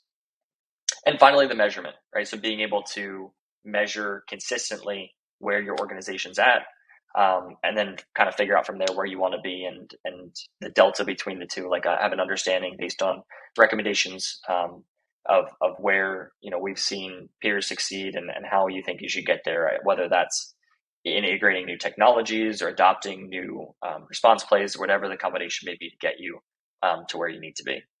And really what that's driving, so you can see like you're leveraging your existing technologies, you're unifying and automating that detection, investigation, response lifecycle. You're reducing that team burnout because ultimately, they're focused on the higher priority tasks, the things that are matter most, and also things that are more fun. Like everyone would rather be doing threat hunting than looking through, the same false positive alerts over and over again. And once again, right, driving down that MTTR through faster response times. And I'll just leave on this slide here. So we're really outcome focused here at ReliQuest, and ultimately the outcomes that we're driving through our platform are increasing visibility, reducing complexity, and helping you manage risk within the organization. And so, yeah, with that, I really appreciate the time, and I'd love to open up for some questions. That's awesome. Dylan, thank you so much. And I think you just made a lot of friends out there in the audience with letting them do more fun things, right? Like that's what we want to do at the end of the day. Yeah, that's a huge takeaway. That's why we're here today, is to have fun. And but I think that is something, enjoying our jobs is a big part of what kind of comes back on the other side of that, reducing burnout. And the flip side is joy, is absolutely increasing joy and fun. And that's huge. That's a big offer, especially, this time of year, right? We're all about joy. This is where we're at. Great. Yeah, very timely. All right, Dylan, I do want to get into a couple questions with you here because we've got a lot coming in from the audience. Are you ready to dive in? Let's do it. All right. Let's start with this one here. Is Gray Matter sold as a standalone product or as a service? Yeah, so that's a great question, and it's one that we get all the time. And so, look, we offer that security operations platform, Gray Matter, and it's supported on the back end by our technical operations team. And to give you a little context around that, like I said before, we've been providing that detection, investigation, and response services for Fortune 1000 plus companies for over 15 years. And what we found is that typical MSSP MDR model is just fundamentally broken, right? And that you need a security operations platform with the transparency in that, we're working alongside you, right? We're using the same platform. We're in the same investigations day to day. And that's really going to help you drive the better consistency of your outcomes. I guess to answer your question, right? So we offer that platform, Gray Matter, and it's backed by the expertise of our technical operations team. That's including security architects, detection engineers, threat hunters, incident responders. So you can think of us, as playing in the same space as the MSSP and MDR providers. But in our perspective, we do a lot more given, the platform and everything it helps to support. Well, I'm going to sort of, speaking of the season, gift wrap a few different questions into one question for you here, a stocking stuffer of questions, if you will. I love it. What I'm wondering, we got a few questions coming in from folks saying, hey, I'm in a smaller team. We don't have a lot of resources. Is this going to work for me? And then one or two people kind of, hey, I'm in a larger enterprise. And so, we've got the full gamut here with us today. And so I'm wondering if I can just ask you to sort of consolidate all of that and give us a little bit of insight into the size of organization that you're working with. And is there a size that this isn't going to be as effective for, that it isn't going to bring joy to? Yeah, sure. So I would say, look, like we have customers across the full spectrum from, smaller mom and pop shops all the way up to, some of the largest names in the industry.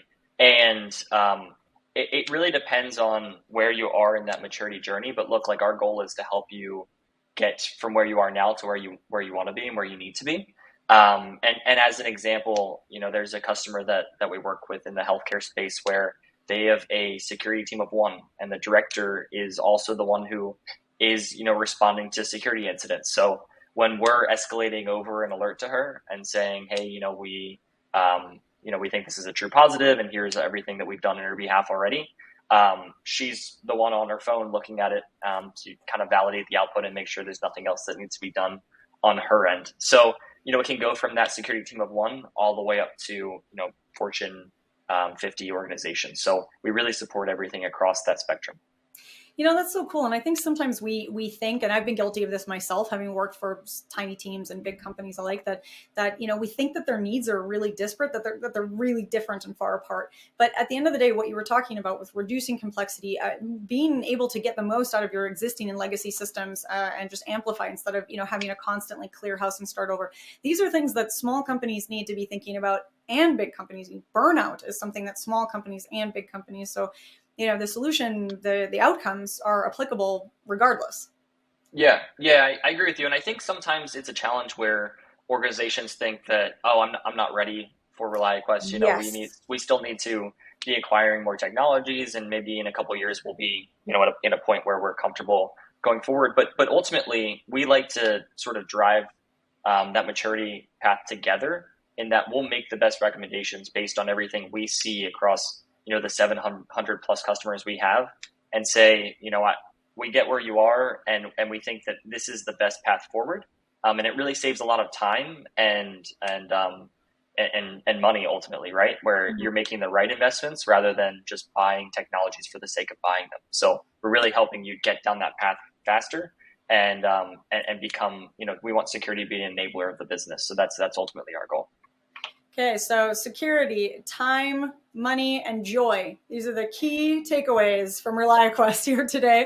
But if somebody is looking for a little bit more information, as if that wasn't all enough, but they're looking to get a little bit more info and potentially get started, what do you recommend is that learning more step, and then, kind of jumping in step? Yeah, so I think we have some great content that we're going to make available to you through this platform right here. So feel free to take a look at all of that enablement materials and everything that we have to get you up to speed on Gray Matter and ReliaQuest. Additionally, feel free to jump on our website and see everything we have to offer there. We have some really great content, a lot of blog posts that I've actually been putting out, as well as the team on the things that we've talked about today. And then also at the end of the day, like, we'd just love to set up a demo and get you, more familiar with the platform and everything that we do to support organizations like yourself. So absolutely, please reach out and schedule a demo, because we'd love to talk more. All right, well, those are a couple of fantastic points. Definitely head on over to that handouts tab if you haven't already done so. Make sure you've got that ReliaQuest handout, and book that demo. That's as Dylan, as you said, that's just such a great way to get started. Get in the sandbox. Start seeing how it's going to work for you. Dylan, I'm so glad you could join us again today, especially on this super summit day that we have today. It's been great hanging out with you as always. I hope we'll get to see you again soon. For sure. All right, thanks, Jess.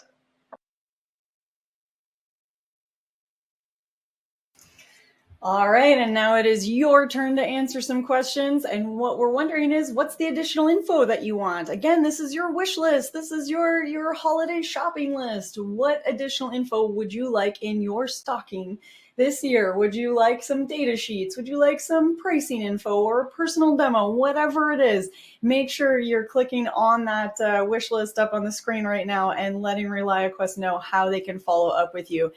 We talked about the handouts tab already, so we don't have to revisit that, but I'm just going to say it again. Go visit the handouts tab. Make sure you've got that Gray Matter security operations platform. And really carry this conversation forward after everything that we just learned from Dylan. There's so much more to dig into. There's I'll mention if it wasn't clear from what Dylan and I were talking about just now, the resource that we've got available from ReliaQuest is kind of like a nesting doll of resources. There's like 3 or 4 resources in one resource. So there's demos and solution briefs and all kinds of cool things right in there. So make sure that you've got that pulled up. Make sure you access that so you can resource. Oh my goodness, brain. Make sure that you've got that resource up so you can access it after we wrap. Wow, my brain completely flipped that sentence around backwards. I tell you, I've been speaking for a couple of hours now straight, and I know you guys have been listening for a couple of hours now. So I know we're all feeling that a little bit, but you know what? I keep thinking, oh, well, I'll take a little break and grab a cup of coffee. And then everything's been so interesting. I haven't been able to step away because it's so fascinating. And I hope that you're all feeling the same and just absolutely enraptured with this really cool summit that we've been having together today. Now, I am going to give away a prize in just a minute here, but again, a reminder that all the questions that we didn't get to with Dylan today will get follow-ups from the ReliaQuest team, and we will make sure that we follow up with all of you over email. So keep those questions coming in and you'll get answers back from ReliaQuest, even if we aren't able to get to you in the live Q&A. And we're also going to try to get to as many as we can on live chat. So all kinds of ways to get all kinds of answers today. It is just an amazing day for that. So if you've got those burning questions, just absolutely bouncing around in your brain, now is the time to ask them. All right. So you've got your handout, you've got your questions coming in, you've got your Christmas shopping list, your holiday shopping list up on the screen that you're going to click on. And now let's do a prize giveaway. So we are going to give away a $300 Amazon gift card. And that is going to Nick Hanner of California. Nick Hanner of California. Congratulations to you, Nick. As always, we will be in touch with you after we wrap up our summit. And there are still lots more chances to win. Many, many prize opportunities ahead of you in the summit today. So stay tuned for that. Don't get too disappointed. But high fives to Nick Hanner on that win. And to everyone who's asking questions, reminder that you are entered for that best question gift card. So keep those questions rolling in. Okay, my friends. Well, I wish I could say it's time for a coffee break. It's not, because we have another awesome presentation in the wings. So you can't go anywhere. You got to sit right here. We'll try to give you a little bit of time to step away and stretch it out and grab some coffee, I promise. But right now we're going to jump into a presentation. Steven says, oh yeah, my kids are going to love all those white paper printouts in their stockings. All right. Well, maybe not for your kids. Maybe for all of you out there. This is your stocking stuffers, hopefully not giving your kids pricing details on tech solutions. But hey, you never know. Maybe your kid would be really into it. There's some really interesting insight today. All right, well, let's go ahead and get into our next presentation. It is my absolute pleasure to introduce you all to our next rockstar crew on the summit today, and that is the Lacework team. I'm very happy to introduce our expert presenter here with us today, and that is Tim Chase, Field CISO from Lacework. Tim, thank you so much for being here with us today on the summit. I'm excited to hear what you have in store for us, so I'm going to step back and hand things on over to you. Take it away, Tim.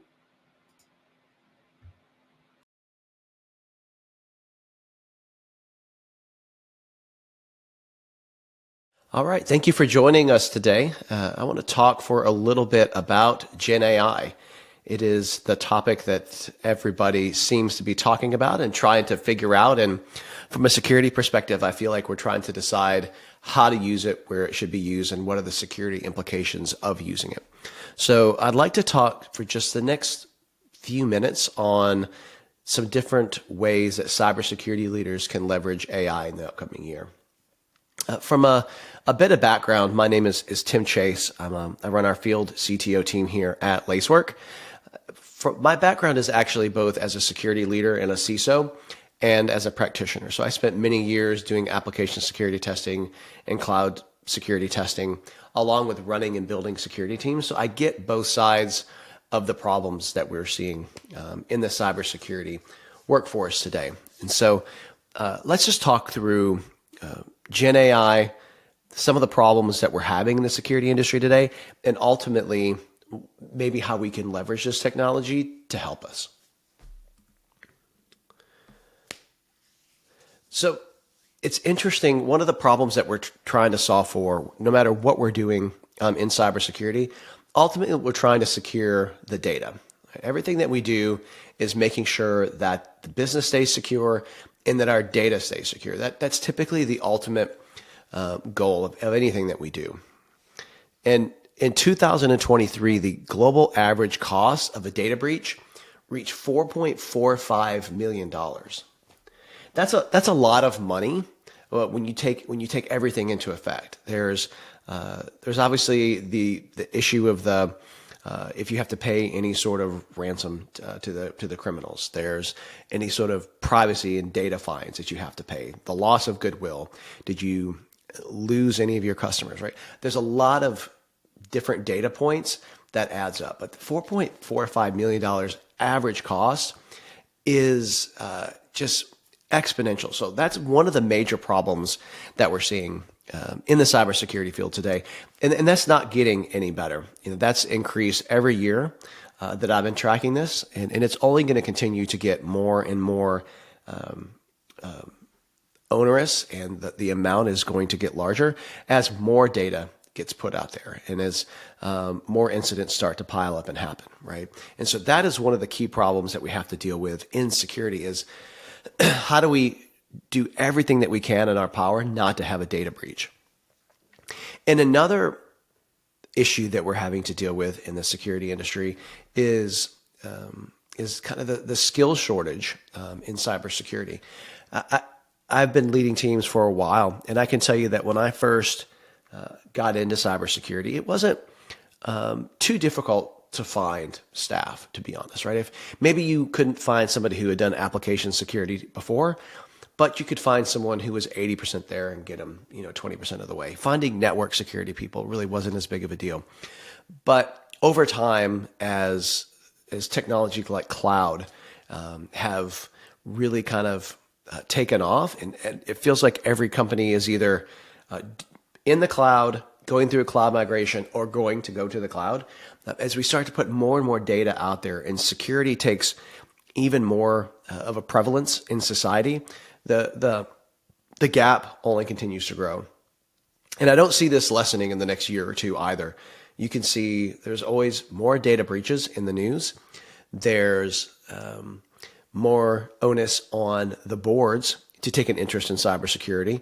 So if they take an interest in cybersecurity, and then they take the statistic that we just talked about related to the average cost of a data breach, you take both of those things together, and that should create opportunities within the cyber teams to grow.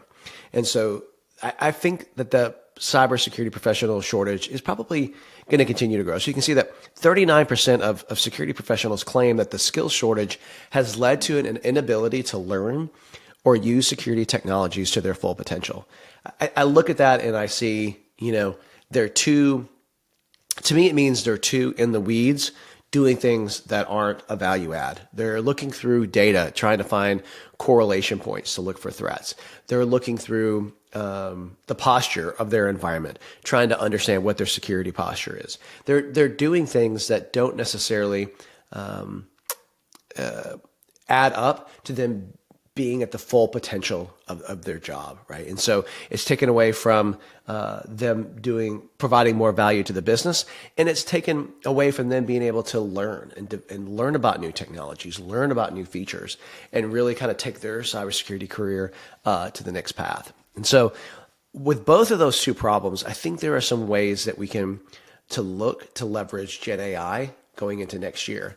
And just as some data points that we have already, there are some organizations that are using AI and automation together to solve some of these problems. And so when you look at where we are already, companies that experience a data breach, their resolution lifecycle was about 108 days shorter than one who did not. And that is significant for a number of reasons. It's significant because the quicker that you can close a data breach, the less likely that it's going to spread, right? The sooner that you can figure out what's going on with a data breach, the hopefully the less data that will actually be stolen, right? And so the quicker that you can find out about, stop, and fix any sort of a data breach, that's just money, right? That is time. And so those are kind of quantitative measures that you can use from a business perspective that the board can understand. And then on average, they saw nearly $1.8 million in lower data breach costs, right? If you fix something sooner and you fix it quicker, just like with anything else in the development lifecycle, it's going to save you time and it's save you money. And so when you look at both of those statistics, it's really worth diving into how we can use Gen AI going forward to inside of our cybersecurity program. And the first one that I would suggest is to augment your team, right? So we talked about the cybersecurity shortage to some extent. So we need to find ways to fix that. When I talk with security professionals and analysts or CISOs who run a SOC team, they spend a lot of their time maybe doing things that aren't value add, right? There are people who comb through alerts that come into the SIM and they're false positives. Well, that's when they're having to sort through tens or hundreds of alerts per day. That's not value add. That's not value add for an internal SOC team. It's not value add for an external SOC team that you're ultimately having to pay for. So we need to find ways to use Gen AI to augment our team. And I think that's really the strongest use case. And we're starting to see that go this way.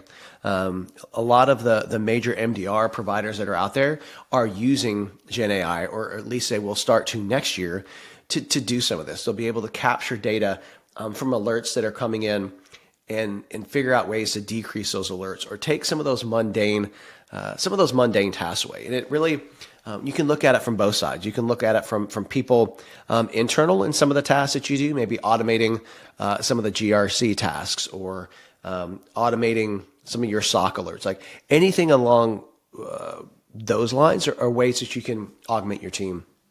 And that, it's not just a cool thing to do, but it actually will help the job satisfaction of the employees that you have.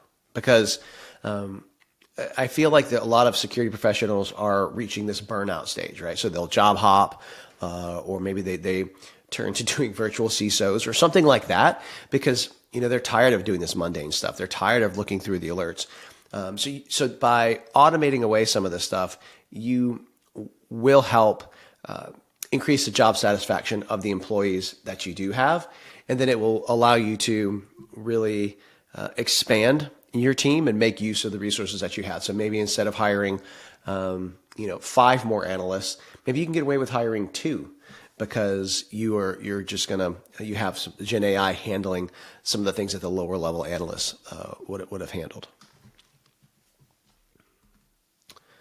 The second way is anomaly detection. So this goes a little bit with what we talked about prior, right? So when we're coming through alerts, right? If everybody who's worked, we'll just use a SIM as an example because it's an easy target, right?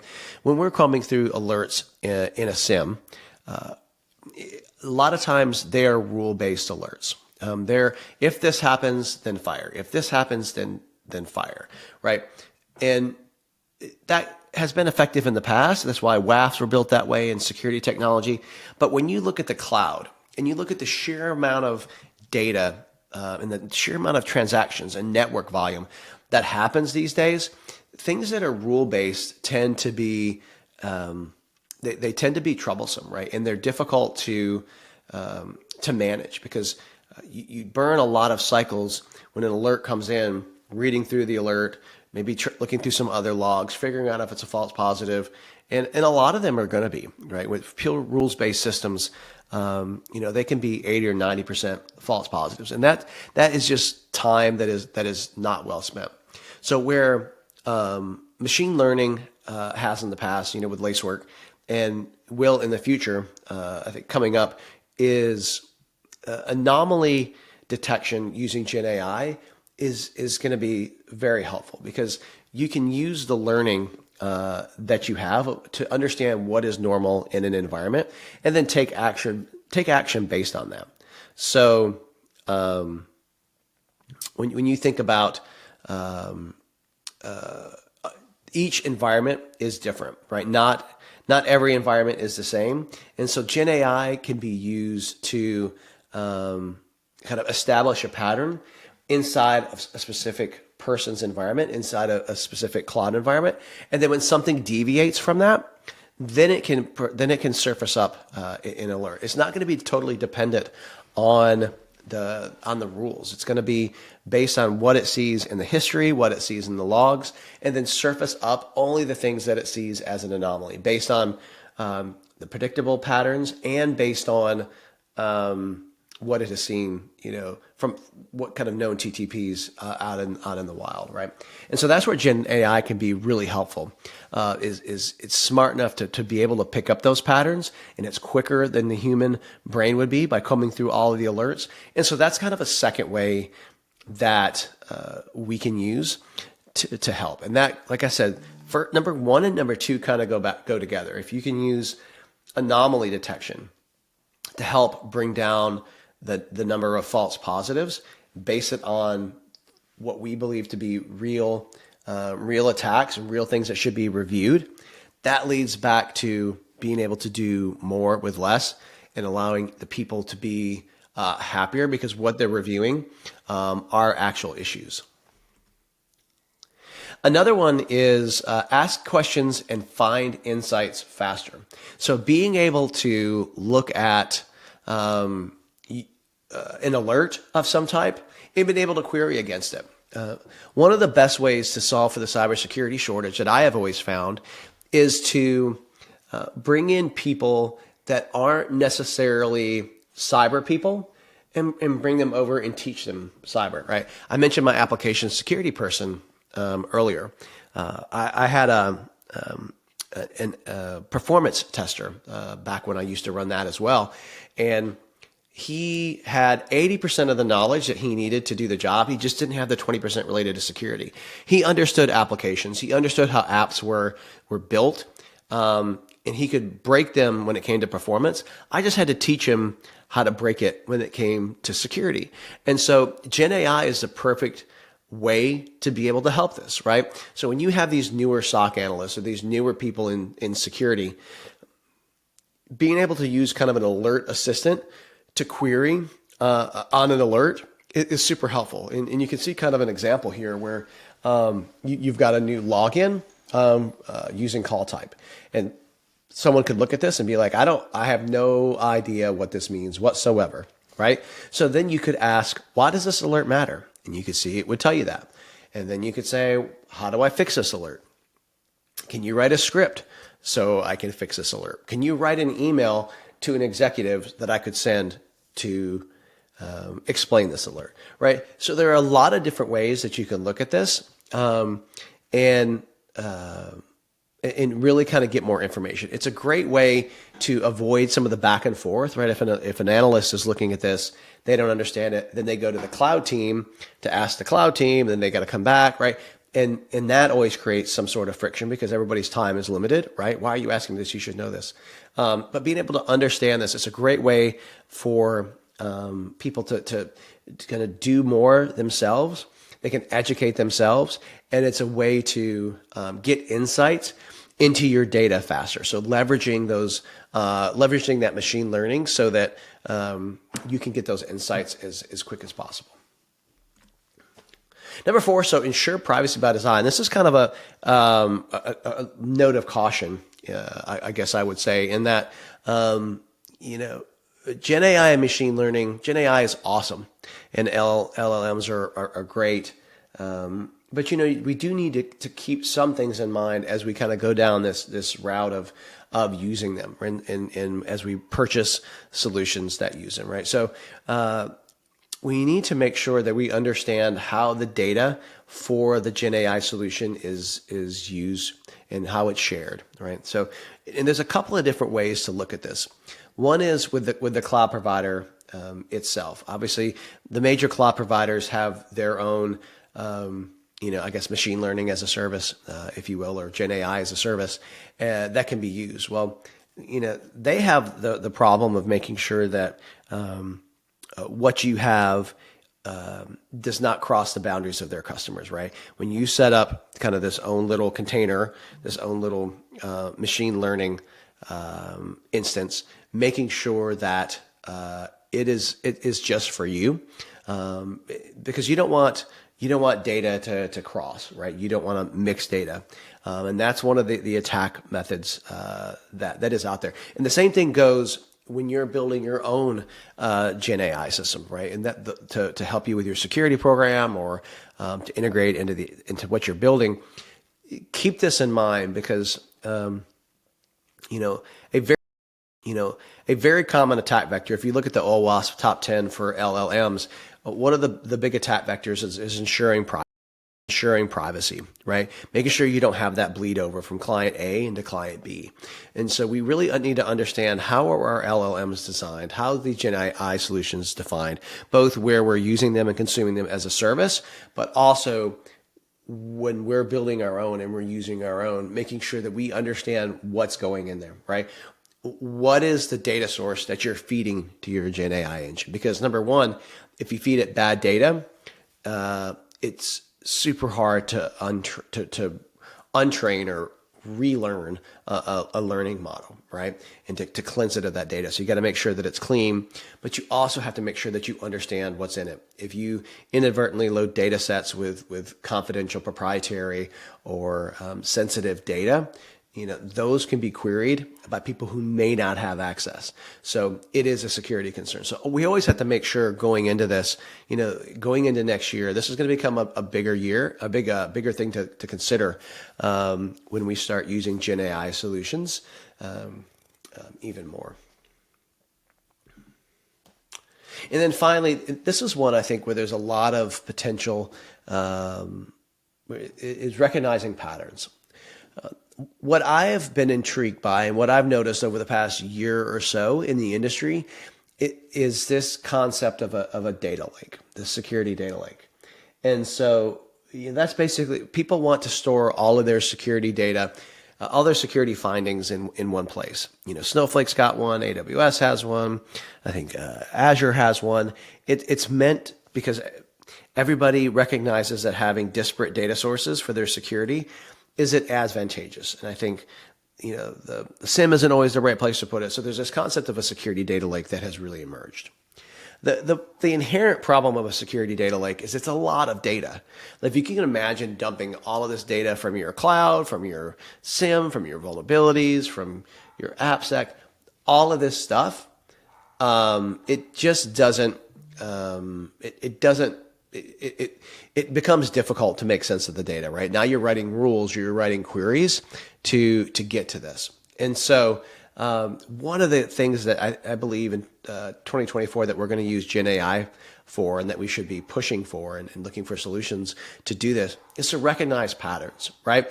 If you've got all of your data in one place, Gen AI can correlate this data for you. It can recognize patterns, maybe new ways that people are exploiting your system, maybe data exfiltration that wasn't noticed, right? So the human brain can only do so much when it comes to recognizing patterns when you're talking about, terabytes and terabytes of data.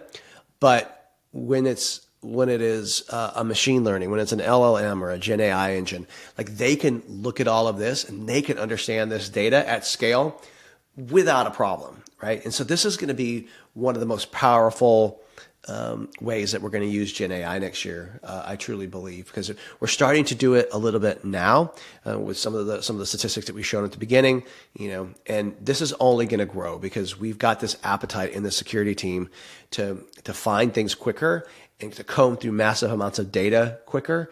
And that's really where Gen AI is going to be able to really help, is by being able to recognize the patterns, alert on it, and help teams. And when you look at all of these things and you put them together, from the cybersecurity shortage, the anomaly detection, the recognizing the patterns, right? All of this I think they are going to solve some of the core problems that we see in the cybersecurity industry, right? We have some decent problems, but a lot of them just really involve around the amount of data that we consume, the amount of people that we can have. And if we can use Gen AI to solve these problems next year, which I believe we can with what I'm seeing on the market, that's just going to be a game changer for security. And ultimately, it will allow us to do it'll allow us to do more, right? Security always maps back to the business, or it should. If you're doing something in the security program that doesn't have business value, then we should talk, and I would suggest maybe putting that on hold. But all of this will enable us to do things that put down the things that are mundane, put down the things that don't add value, and figure out ways to add more value to the business. And so thank you for listening. I hope this was valuable. If you want to talk any more about this or anything else related to Lacework or just security in general, my email is tim.chase@lacework.net. And you can also find me on LinkedIn. I love to talk to other cybersecurity professionals to hear your thoughts, to hear whether it's on Gen AI, what you're seeing, what you're thinking. I would love to hear from you. So thank you for the time today.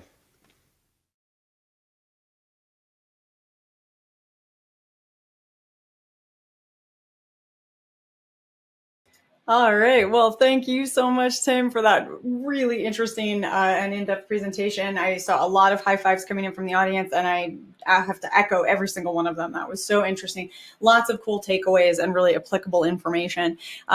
There is, of course, just so much more to dig into. You know, this is just kind of brushing the surface and exploring in a quick 20-minute overview of some really big topics. So there's lots more to explore and lots more to learn about Lacework.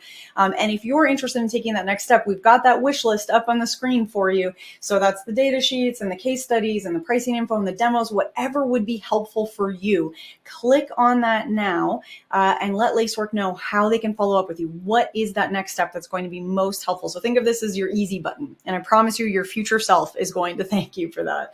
I will also remind you to head on over to the handouts tab. Make sure that you're opening, tabs and downloading resources as we go throughout the summit today. There's a downloadable framework from Lacework. Definitely worth checking out. Make sure you've got that tab open and hold on to that. But don't go anywhere just yet, because not only do we have another exciting presentation in the wings, we also have an exciting moderator in the wings. And I am very happy to hand things over to the one and only Scott Becker. Hey, Scott. Hey, Jess. What a buildup. Yes. Yeah. Great event so far, Jess, and we'll welcome you back in a bit after a well-deserved break. Thanks so much, Scott. I'm going to go grab some coffee and hand things over to you. Good plan. All right. So thanks to everybody who filled out that poll. We do really appreciate it. And now it's time for our next prize drawing. We have another one of those $300 Amazon gift cards that we're giving away every 30 minutes. And the winner of this one is Chris Kleiner from Iowa. So congratulations to Chris Kleiner. We'll be in touch about claiming your prize. All right, and now it's time to get rolling with our next presentation in the virtual summit on designing your 2024 tech strategy. This session comes from Reversing Labs, and presenting for Reversing Labs is their CISO, Matt Rose. So without further ado, I'm going to turn things over to Matt.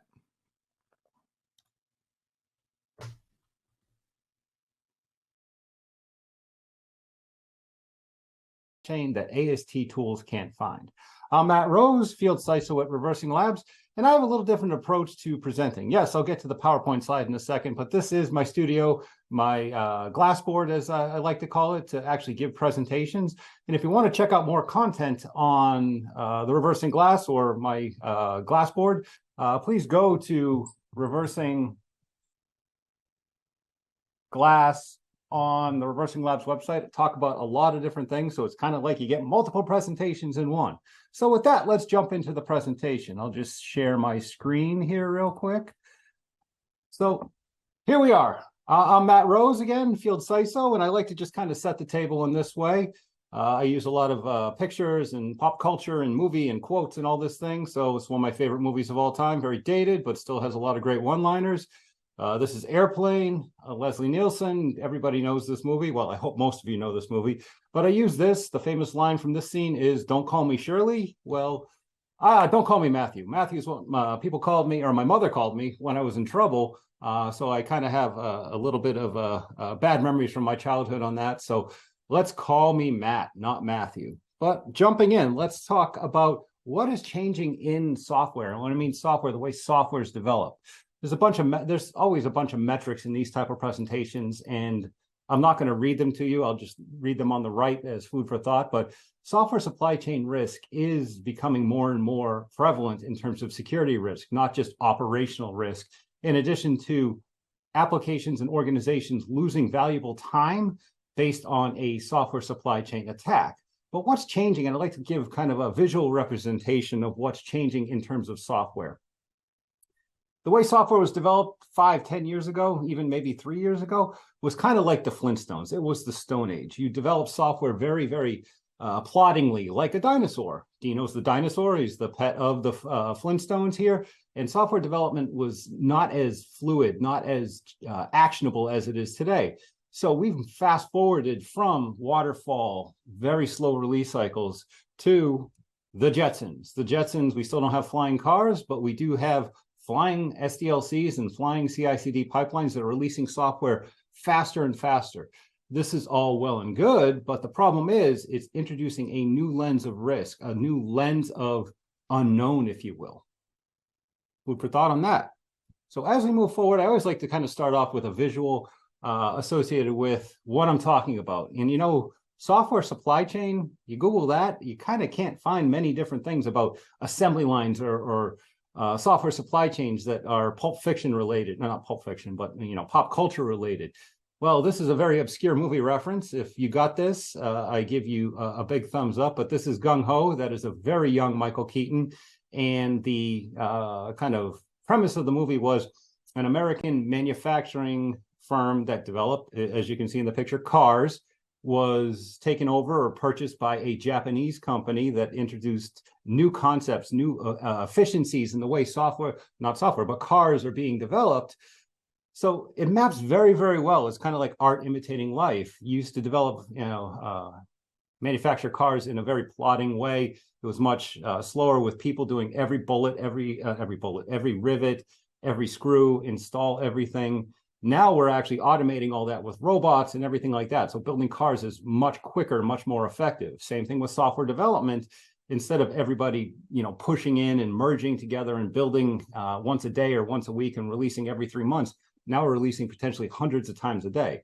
So if you haven't heard of Gung Ho, check it out. It might be on Netflix or some other streaming service, but kind of dated, but a good analogy from software development to manufacturing via pop culture. So moving through, again, on that track of pop culture, when I was sick as a kid, there was always two things. You had The Price is Right, basically for the game show, and then it moved into the soap operas and the days of our lives. And the famous saying there was, like sands through the hourglass, these are the days of our lives. Well, like sands through the software supply chain risk, these are what you need to think about. And I use this analogy as a hourglass being flipped on its side. So now we have this sideways hourglass where you have the left side of the development environment or your development process, and the right side, the kind of deployment to where it lives and it actually is accessed. So you have IDEs developers developing in their IDEs. You have your code repos, your Git, your GitHub, your Visual Source Safe, whatever you're using, you're storing the code. You have your binary repositories. You have your CI orchestration tooling, whether that's Circle CI or something else. You have your build environment. So MS Build, this is the representation of MS Build. And then you have your open source repos. That's a lot of different things that you have to manage and keep track of. And guess what? You're releasing very, very fast. So there is a lot of moving parts that's very hard to keep track of. And then after you've basically done all your magic, you combined all the software, you deploy it somewhere. So you're deploying it to a cloud or a container or a data center. So you have all these different workings. There's tons of opportunity for supply chain risk and supply chain security attacks to happen based on this crazy complex network of things that are constantly moving. But this is where the inflection point is, that little piece in the middle that the sand goes through is the snapshot in time that you've done all this work. You've taken your first party code, your second party code, all the open source packages, your binaries, you created them into one, magic image, artifact, package, whatever you want to call it, and you deploy it out. This is where software supply chain needs to have a final exam. You need to be able to trust that everything was done correctly.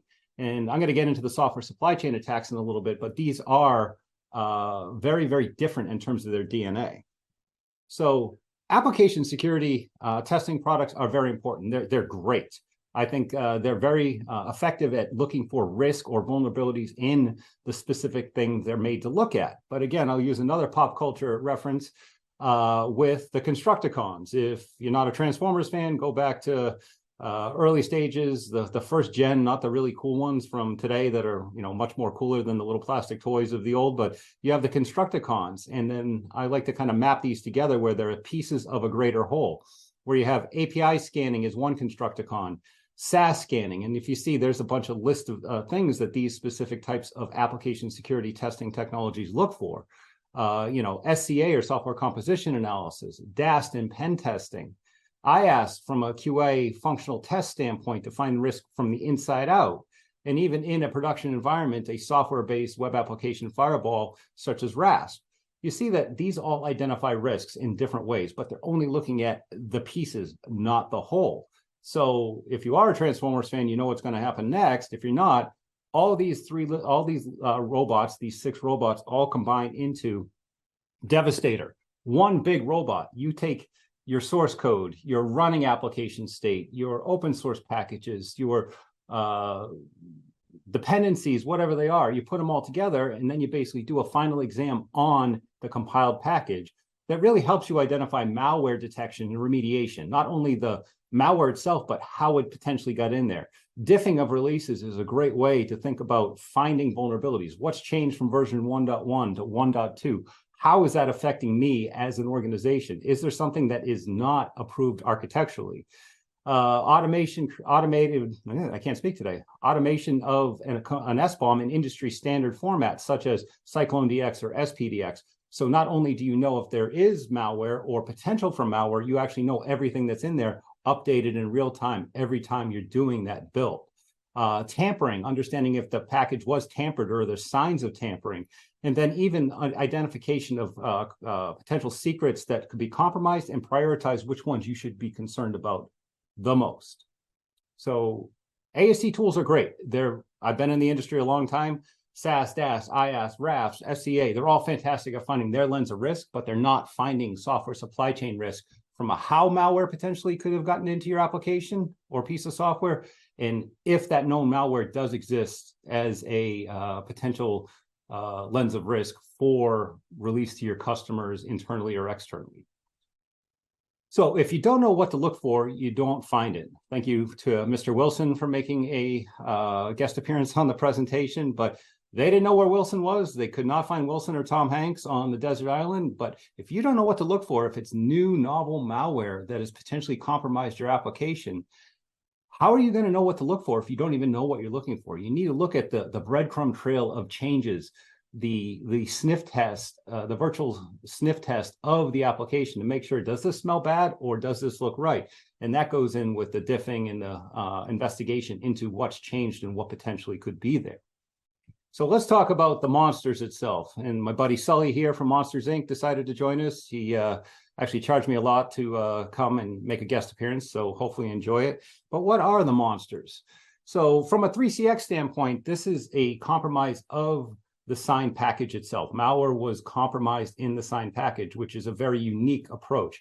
Looked like a valid signed package that the 3CX software was deployed in, but it was post signage of the package, so there was something inserted that was not identified. Kind of the granddaddy of all, if anyone's a Rose Bowl fan, the granddaddy of all software supply chain attacks is Sunburst. This is, again, a different issue in terms of how it was executed, where even if you did all your testing early on in the process, you still would have missed Sunburst because it was basically an insertion of the malware directly into the MS build environment. So that malware was basically packaged up with the rest of the application and shipped off to customers. CodeCobb was more of a kind of social engineering where a developer's laptop was compromised, where it gave access credentials to check into the code repository. So very early on, somebody used compromised credentials to check into the application itself. And then it was just funneled down the assembly line of the software supply chain to be packaged up and distributed out. And then the final one of Circle CI is a little different lens where Circle CI is the builder of the software. It's a CI orchestration platform like everybody uses for CI/CD. It was basically a compromise of secrets here, or the potential compromise of secrets, to basically say that secrets are the lock and key, and the guidance from Circle CI post this breach was to rotate your secrets. A lot of times people have a program to rotate secrets, but just like updating to the latest version, maybe you forgot, maybe you didn't have time. So again, all three, or 1, 2, 4 of these, sorry, can't count today, basically are different types of attacks that all of those AST tools I talked about in the Transformer slide would have never found. These are all unique, novel, new types of attacks, new methods, new malware. And if you scan with a SaaS solution on the source code or an SCA solution on the open source packages, you would not have found these types of software supply chain attacks with that technology. Again, not bashing technology, think it's fantastic. It just wouldn't have worked in these instances, and potential new unknown attacks that are going to happen maybe tomorrow, maybe the next day, maybe 2 months. How are we to know? So food for thought, when you're talking about software supply chain, again, think of a final exam. Do you trust your software, whether you're creating it yourself or whether you're consuming it from somebody else? How do you trust it? The best way is that final exam by using proprietary recursive binary analysis, or we'll just shorten that to binary analysis, to take the entity itself, the culmination of all the work, rip it apart and bring it back to its final stages, because that's what's being deployed. That's what potentially compromised. It's the last step in a very long, tedious process before deployment, testing that. You need to be, sometimes these packages, these binaries are huge. So you need to basically be able to digest huge packages, because sometimes a major piece of software is kind of a 10,000 pound gorilla, pardon the pun, but it needs to basically be able to digest huge files, do that at speed and scale, not take a day to do that, because that's just totally destroying everything to do with the process of an aggressive CI/CD pipeline. And you need to be very effective in covering a lot of different languages, a lot of different binary types. And then once you crack open that binary, throw a sledgehammer into it, break it into its million parts, then you have to basically be able to support the underlying files. And the only way you can do that is with supporting many different languages and file formats. And then there always has to be intel behind any AST or any security product. There has to be a benefit to the customer that we've been there and done that. So think about the research behind it. Is the company doing their own research? Do they have a repository of known risk, potential risk, that they can actually help you find the known malware and lead you down the path to potential novel malware? Because malware does have kind of a similar DNA. It may not be exactly the same, but it does a few things. It flips a few switches, it pushes a few buttons, and it allows itself to execute. And then support the teams from the SOC to the application security to the development team to automation and the DevOps team. Have the flexibility to provide valuable information to different teams within the organization. Food for thought, which is the title of the slide. Now, I know this is a virtual session, and I'm sorry I can't be here for the Q&A, but my colleague and good friend Tim Stahl is going to be taking questions. But the homework assignment for this, yes, again, virtual session, you are getting homework, is do some research. Anyone that talks about software supply chain risk, go to their website and search for malware. Because at the end of the day, malware is one of the biggest problems with software supply chain. Malware gets into an application, whether it's something that you're buying from somebody else or you're developing it yourself. There's many different facets and ways that malware get into an application. Homework assignment, try it out for yourself. I won't be collecting it, but you do get extra credit and brownie points for doing it. Cool? That was the presentation today. Hopefully you enjoyed it. Food for thought. Again, I like to talk about things in a much more conversational way with different references. So I really enjoy that you hopefully give me a thumbs up on it, please. Again, I'm going to jump out of the, there I am. Thank you. Want to say thank you for everybody. I'm Matt Rose, Field CISO at Reversing Labs. Check out Reversing Glass if you have a second, and enjoy the rest of the conference. All right, great presentation there from Matt. And while we see what questions we have here, I'll just put up the poll question. Appreciate your answers on what additional information that you'd like to see from Reversing Labs. And there's all kinds of options up there for you to check out. Okay, and as Matt mentioned, taking questions for Reversing Labs, we have Tim Stahl, who's Director of Field Threat Engineering. Tim? Hey, folks. Hey, Tim. You ready for some questions? Yep, sure am. What do you got? All right. Let's see. We got a lot of kudos for Matt's presentation. Let's see. We have one from Biswajit who's asking, how scalable is the Reversing Labs solution, especially for large enterprises dealing with vast amounts of data? Very, right? And the key is the speed, right? The static analysis engine can process, normal files like email attachments and stuff. We have customers that push all their attachments through. It takes, milliseconds for a smaller file. Up to gigs, it may take a couple minutes, but that's it.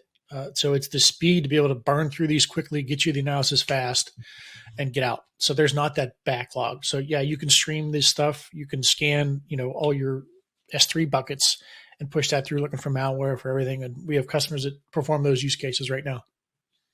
Okay. I mean, at a huge scale as well.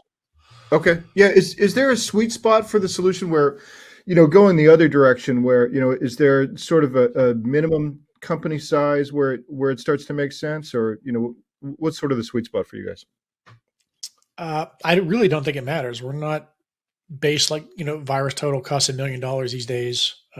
It's crazy. We're not like that. So I don't know that there is a sweet spot. I think we can, build out a service, it's based on API calls and, how much volume you expect. So we'll just build out a plan based on that.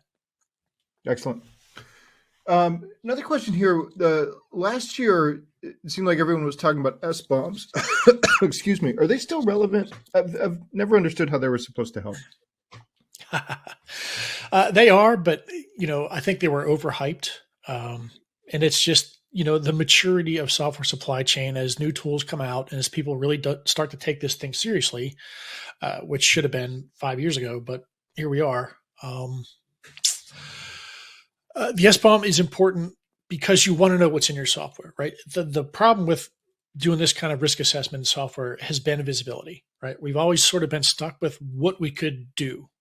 So there are supply, like all the tools that Matt was just talking about, right? In the CI/CD pipeline, they're specific. They do certain things at certain spots in the build process.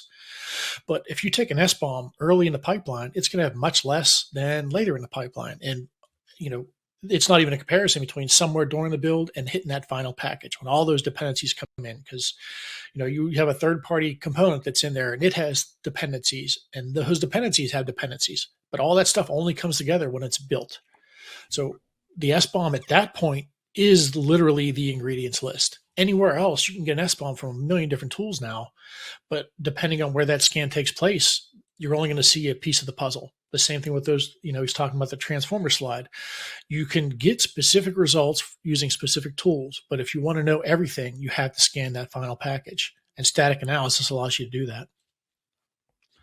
Okay. All right. Excellent. Yeah, and you were mentioning that slide, about the robots. How many tools and scans does it take to prevent attacks? How can people know if the software that their company pays a lot of money for and depends on is safe? And again, it's that build, right? It's understanding that SBOM isn't a standard term. So you have a tool, your tool gives you an SBOM, and another tool gives you an SBOM. They're not going to equal. So this is sort of the way you have to go about it. As many tools as you can afford, honestly, right? The whole point of having these different tools in your pipeline is to avoid any issues making it to that build. But again, it's just a partial view as you go up the stack. So, the more of these tools you have, the better your code's going to be when it gets that final build. But you still have to check that build. You don't know, again, when you're scanning early in the process, you aren't actually scanning those dependencies and all the pieces that come with it, not until the end. So that's where the software supply chain risk shows up is, all right, you're pulling down this package or that package. If you're not scanning it early and it gets infected at the source, and you're pulling down third-party packages and put them in your build, you'll never see that. So as many as you can afford, but if you can only afford one, I would, SSCS and scanning that final build is where you're at. Okay. All As right. for consumers, that's the only choice, right? Because you never have access to the code. You can't use any of these other tools except for, vulnerability scanning or, IAST and stuff. You can, once the build is final and running, you can do all your scans against that, but you will never see the code. This is the only way to look inside that package, and it's never been available until now. Okay. All right. Hey, if somebody's looking for a security prediction, they're wondering if you can share some ideas of what the future holds for software supply chain attacks, maybe in the new year. Yeah, end of the year. This is we see this a lot. I think honestly, it's your developers, right? You have to look at your developers or anybody privileged in the process. They are part of your attack surface. Look at 3CX, right? They hit. They had a supply chain attack. They had infected, software out there. Somebody happened to download it on their laptop. They got infected. The attackers didn't know what they had until they looked. So they took advantage of that. They realized that this is, they had access to a company producing software, and they went in and tore it apart and injected their malware in there. So, these folks, that's your attack surface. When it is build pipeline, anybody touching code, anybody with access to that code is part of your attack surface. You're going to see these widespread attacks, and this is sort of APT style, right? They, do a big attack like SolarWinds and infected a ton of people, but then they were selective at who they hit to keep it under the wire and keep protect. This is what we're going to see more and more of is broad attacks looking for people that can get them into these so they can do a bigger attack. Okay. All right. Excellent. Well, not excellent. Scary. let me amend that. It should be.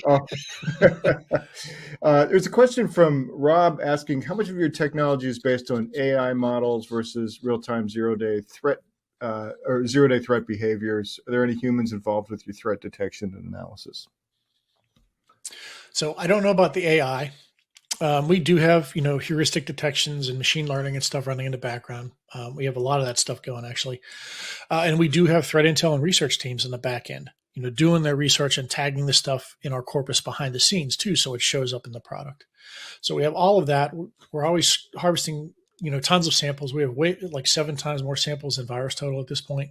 We just had more visibility. So all of those things combined, but I think, the piece about behaviors is really where, it matters.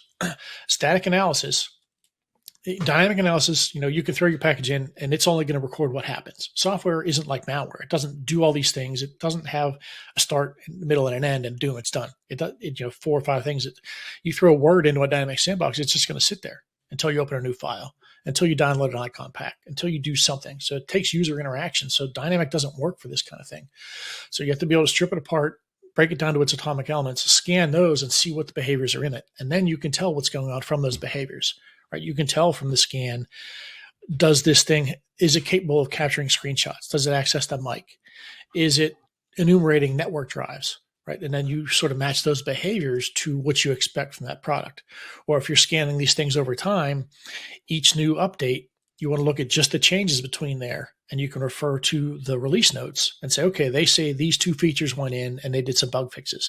If I look at the diff and I look at the behaviors that changed, do those align with what they're telling me?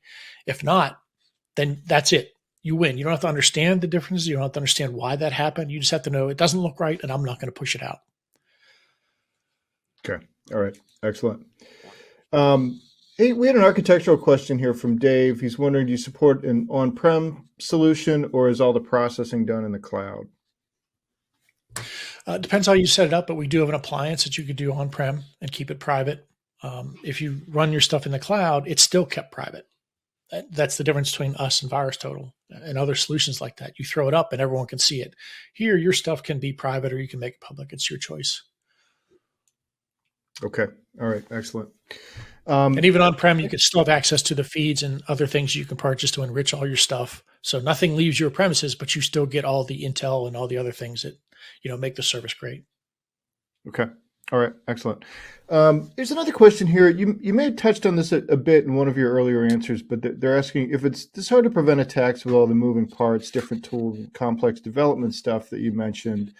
What can consumers do to reduce risk and avoid being a victim? And this is it, right? Is take advantage of the tools that are out there now, where you can look at your software and determine, what's in that. How much third-party software is being used? How secure is the vendor code versus the third-party stuff that's in there that makes up 60% of the package or whatever.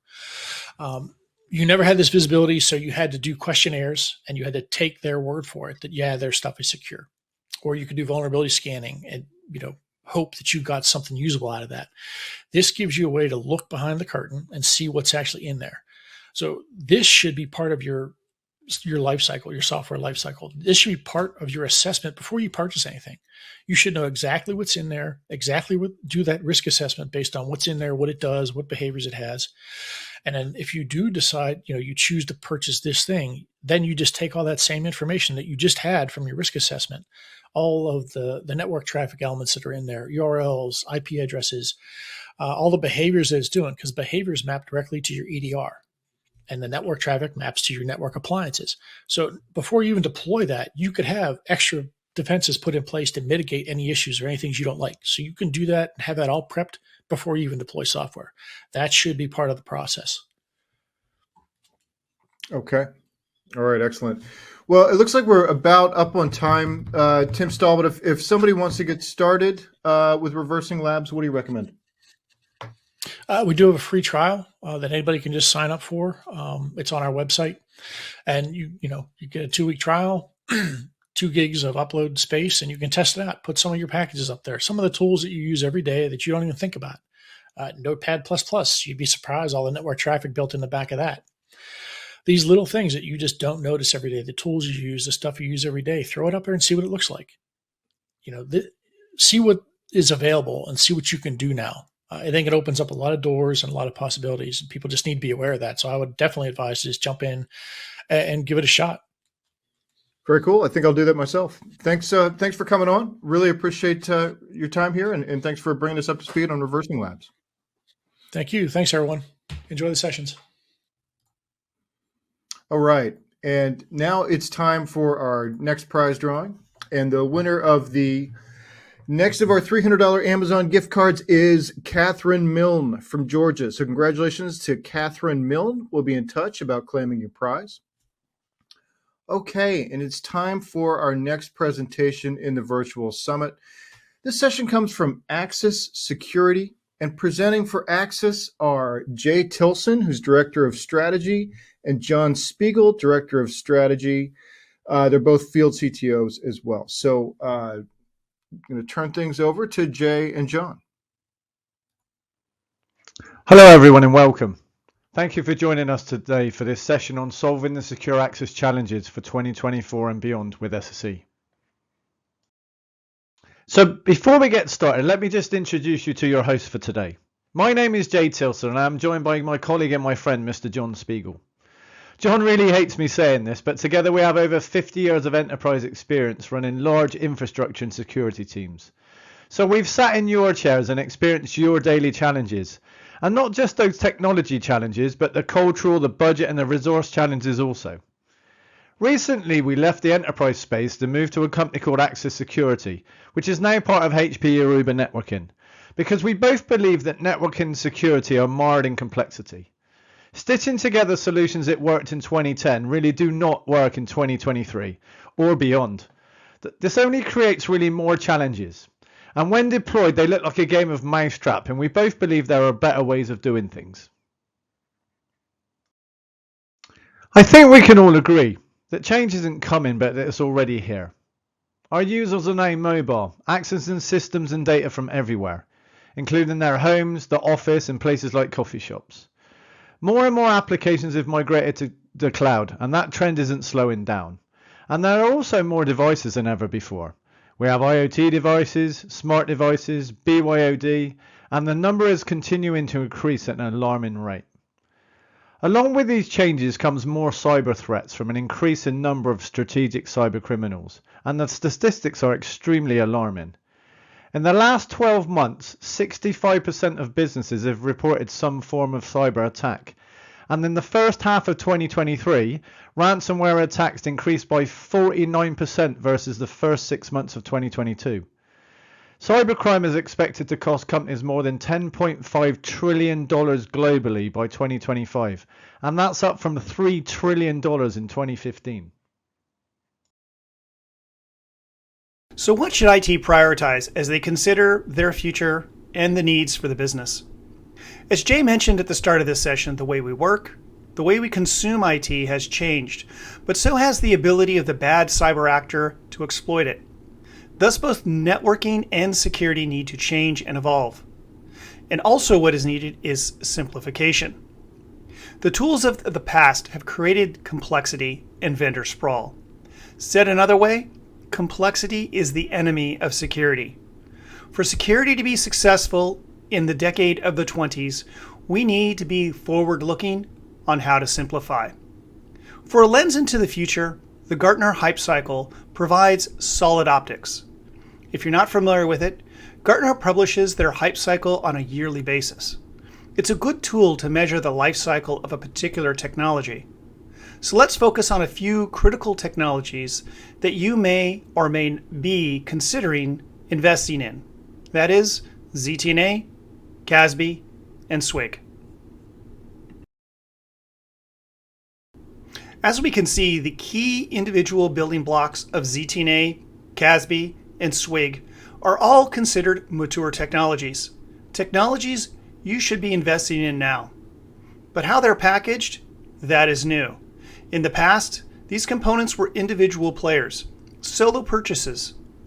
This creates complexity, which is the friend of the bad cyber actor. The new approach is to bundle them as a platform.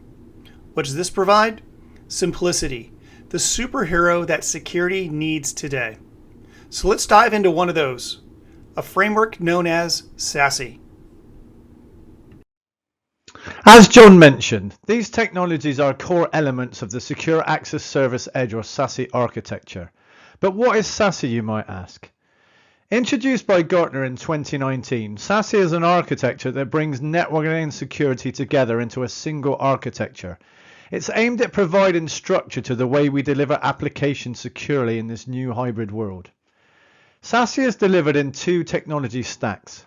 You have the WAN edge services, so the connectivity elements on the left, and you have SSE, Security Service Edge, on the right. At the end of 2022, to understand how and why enterprises are moving to SASE, Access in partnership with Cybersecurity Insiders conducted the first ever research to adoption.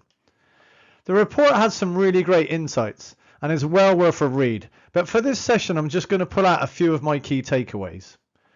The report showed that a large part of the move to SASE was all about consolidation, with 92% of enterprises pursuing vendor consolidation by the end of 2022.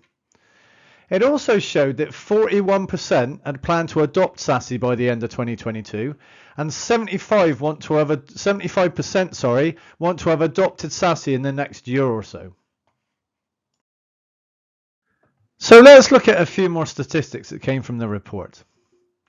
Firstly, the report showed that IT teams are really focusing on the SSE side of the SASE framework. 67% of businesses plan to start implementing their SASE strategy with SSE versus WAN edge services. Secondly, it's interesting to note that SSE is seen as a strategic initiative to securing the workforce.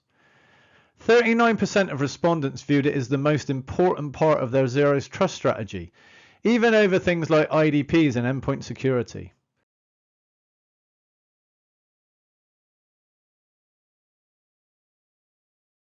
So let's just remind ourselves about the three approaches in which we can secure our workforce today. Firstly, we have the hub and spoke design. For me, this is a progression from the old castle and moat design that everyone's so familiar with. Everyone was inside the perimeter, but with this design, you still focus on having on-prem security, even though some of our users and their data had started to move to the cloud. With this design, there is still quite a reliance on MPLS and internal data centers. And in my experience, this model is pretty complex to configure and to administrate. You need the feed and water applications to ensure they remain secure, and you also have to go through hardware renewal cycles and continually patch your systems to ensure you are protected against attack. The next option is virtualized cloud firewalls. This is another evolution really of the hub and spoke design, which moves some of those legacy-based security systems that we're so used to running on-prem, but to the cloud. The aim here is to remove some of the burdens of keeping systems secure, but in a lot of cases this meant backhauling internet traffic to the corporate network into the data center. And this design, although it was supposed to make things simpler to manage, in my experience it often led to more complexity and cost. And then we have SSE, which we've just talked about. And really in mind, this is the design of the future. This is all about delivering your connectivity and security tools from the cloud. So gone are the days of patching your systems, and I truly believe that SSE is going to stand side by side with us against the battle with the bad guys. So let's look a little at Axis Atmos, or SSE platform. The platform was designed on day one to bring networking and security together. It's really all about harmonizing what in the past was a symphony that played as individuals versus as a team. In the past, the enterprise would select a vendor for networking, a vendor for security, a vendor for DLP, one for the WAN, and one for cloud security. And as we all know, this really leads to operational complexity, high costs, and really ultimately poor security design. Axis, on the other hand, started with a clean slate. We began with a concept called adaptive trust. And instead of placing employees or third parties or contractors and their devices directly on the network, Atmos starts with a series of checks to verify the identity of the user and their device. Axis then balances this request for application and data, and if the calculation does not add up, the employee is not granted any access. Building on this concept of the adaptive trust, Axis provides global reach with over 500 edges and services like Secure Web Gateway, Cloud Access Security Broker, and Zero Trust Network Access. It really brings together what were previously individual point solutions into a single integrated platform and all delivered via the public cloud. This enables us to secure our remote employees, office workers, third parties, and contractors, all from a single UI. So let's break down those services that make up the framework of the future that Jay just called out. As you dive deeper into SSE vendor solutions, you're going to find that each solution emphasizes a different technology area. Maybe it's Swig, as that company started there. Or maybe it's CASB, as that was their target market they were looking to be competitive in. For HPE, Aruba Networking, SSE, we take a different approach. We believe that the future is about transitioning to a new security strategy based on zero trust. Only provide the resources required to perform a function. Nothing more, nothing less. Then vigilantly watch for any indicators of compromise or change in a negative manner. We've built our platform to deliver zero trust network access. It's at the strategy of everything we do. It's the foundation we've built our technology on. The future, it's about delivering secure access for applications no matter where they live, public cloud or your private data center. Services must be delivered in a same manner, no matter the location, with security checks such as MFA, device posture matching, with the request for data based on business policy. We've solved this in an elegant manner for both you, your employees, and those difficult to secure third-party resources. Then building on the Zero Trust Network Access Foundation, we then add other features to our platform. Secure Web Gateway is fundamental to securing your employees from the internet-based threats. Or maybe your company is leveraging SaaS applications like Salesforce or O365. If so, utilize our Cloud Service Access Broker or CASB. Secure SaaS solutions with an easy-to-read business policy. Or maybe you want to understand user experience, how an application is performing on your network. If so, digital experience monitoring is also available. Quickly uncover where an application issue is. Is it the network? Is it the device? Is it the application? DEM has you covered there. So how does the platform work? As previously stated, the Atmos platform includes all the core functions of SSE. This means that access can be granted to the internet, to SaaS applications, the public cloud, or to applications hosted in your data center, leveraging a single administrative UI. So first, your user requests access. Note that this can be with or without an agent, so we can cover those difficult to secure third-party and contractor use cases. Next, the platform auto-mediates the request for access at scale. Unlike legacy VPNs, there's no pass-through connections. The user does not get an IP on the network and cannot go wherever they want, whenever they want. The system can then prompt for MFA and then automatically verifies against the defined access policy.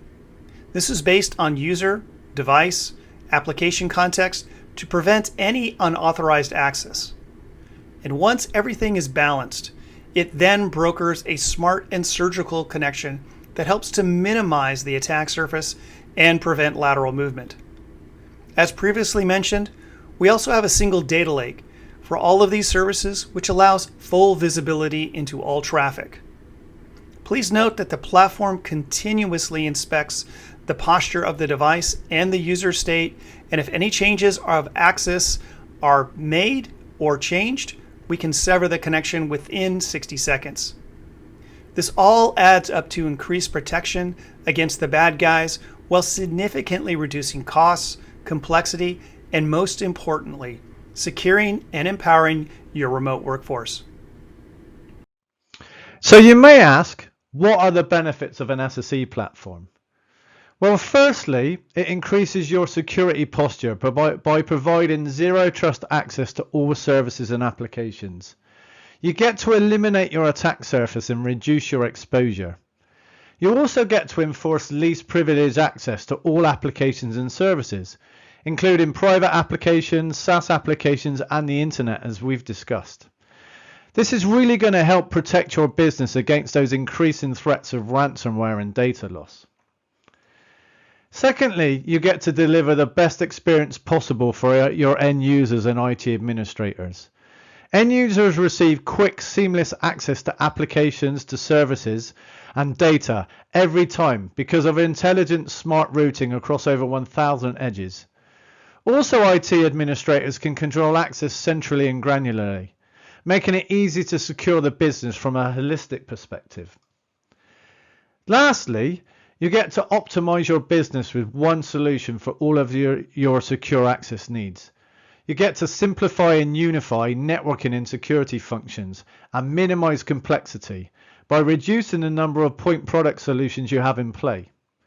Additionally, you get to save money by reducing reliance on application-based security solutions, as we've discussed. And you can also effortlessly scale with our cloud-delivered platform. So customers, they are the key. Their challenges are similar to yours. For instance, take the city of San Jose. Their challenge was the hybrid workforce. Like many in the post-pandemic world, they embraced remote work, but also knew the power of creating a strong work culture. The city of San Jose adopted a 3-day remote, 2-day in the office approach. This blend allows them to provide the best of both worlds.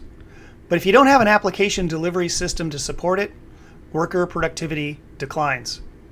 After an extensive search, the city of San Jose selected the Access Atmos platform. Why? Simplicity, as well as the ability to support challenging zero trust protocols like voice over IP, ICMP, and server-initiated protocols to allow for patching of remote machines. The days for them of VPN are gone. Or it could be like another customer, Procter & Gamble. Their challenge was third-party access.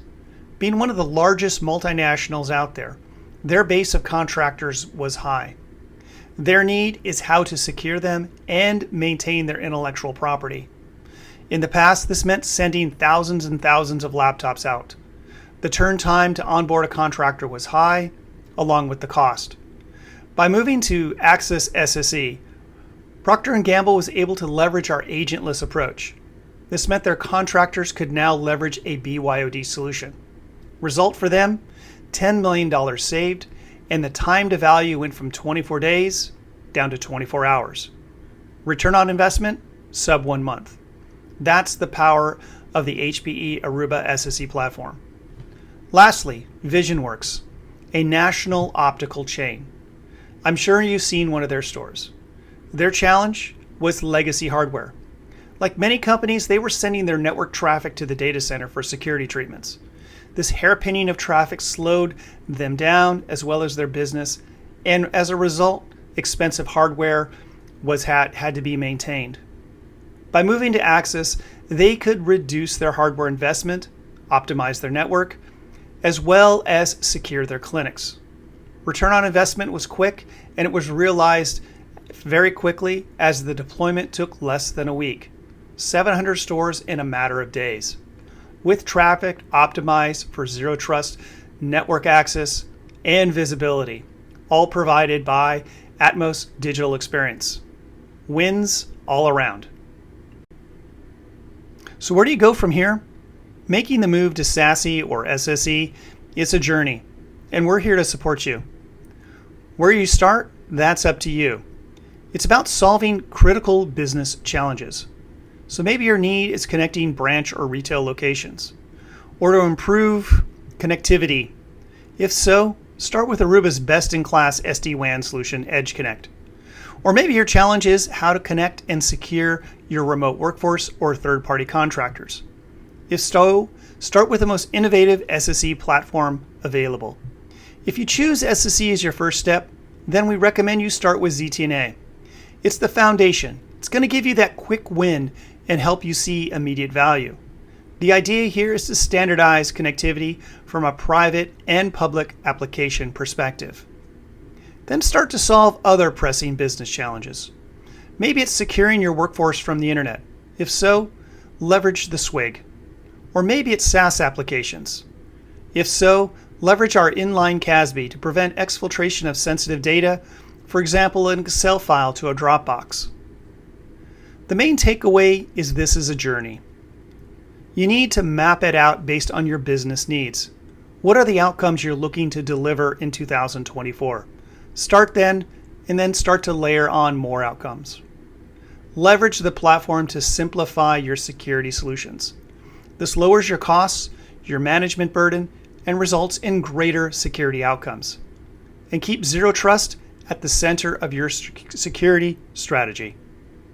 Myself and John would both like to thank everyone for joining us today. We really do hope you found this session useful. If you'd like to discuss anything further, then please feel free to scan the QR code on the screen, or you can contact us directly. Both myself and John love talking about all things SASE, Zero Trust and SSE. We really do hope you've enjoyed it.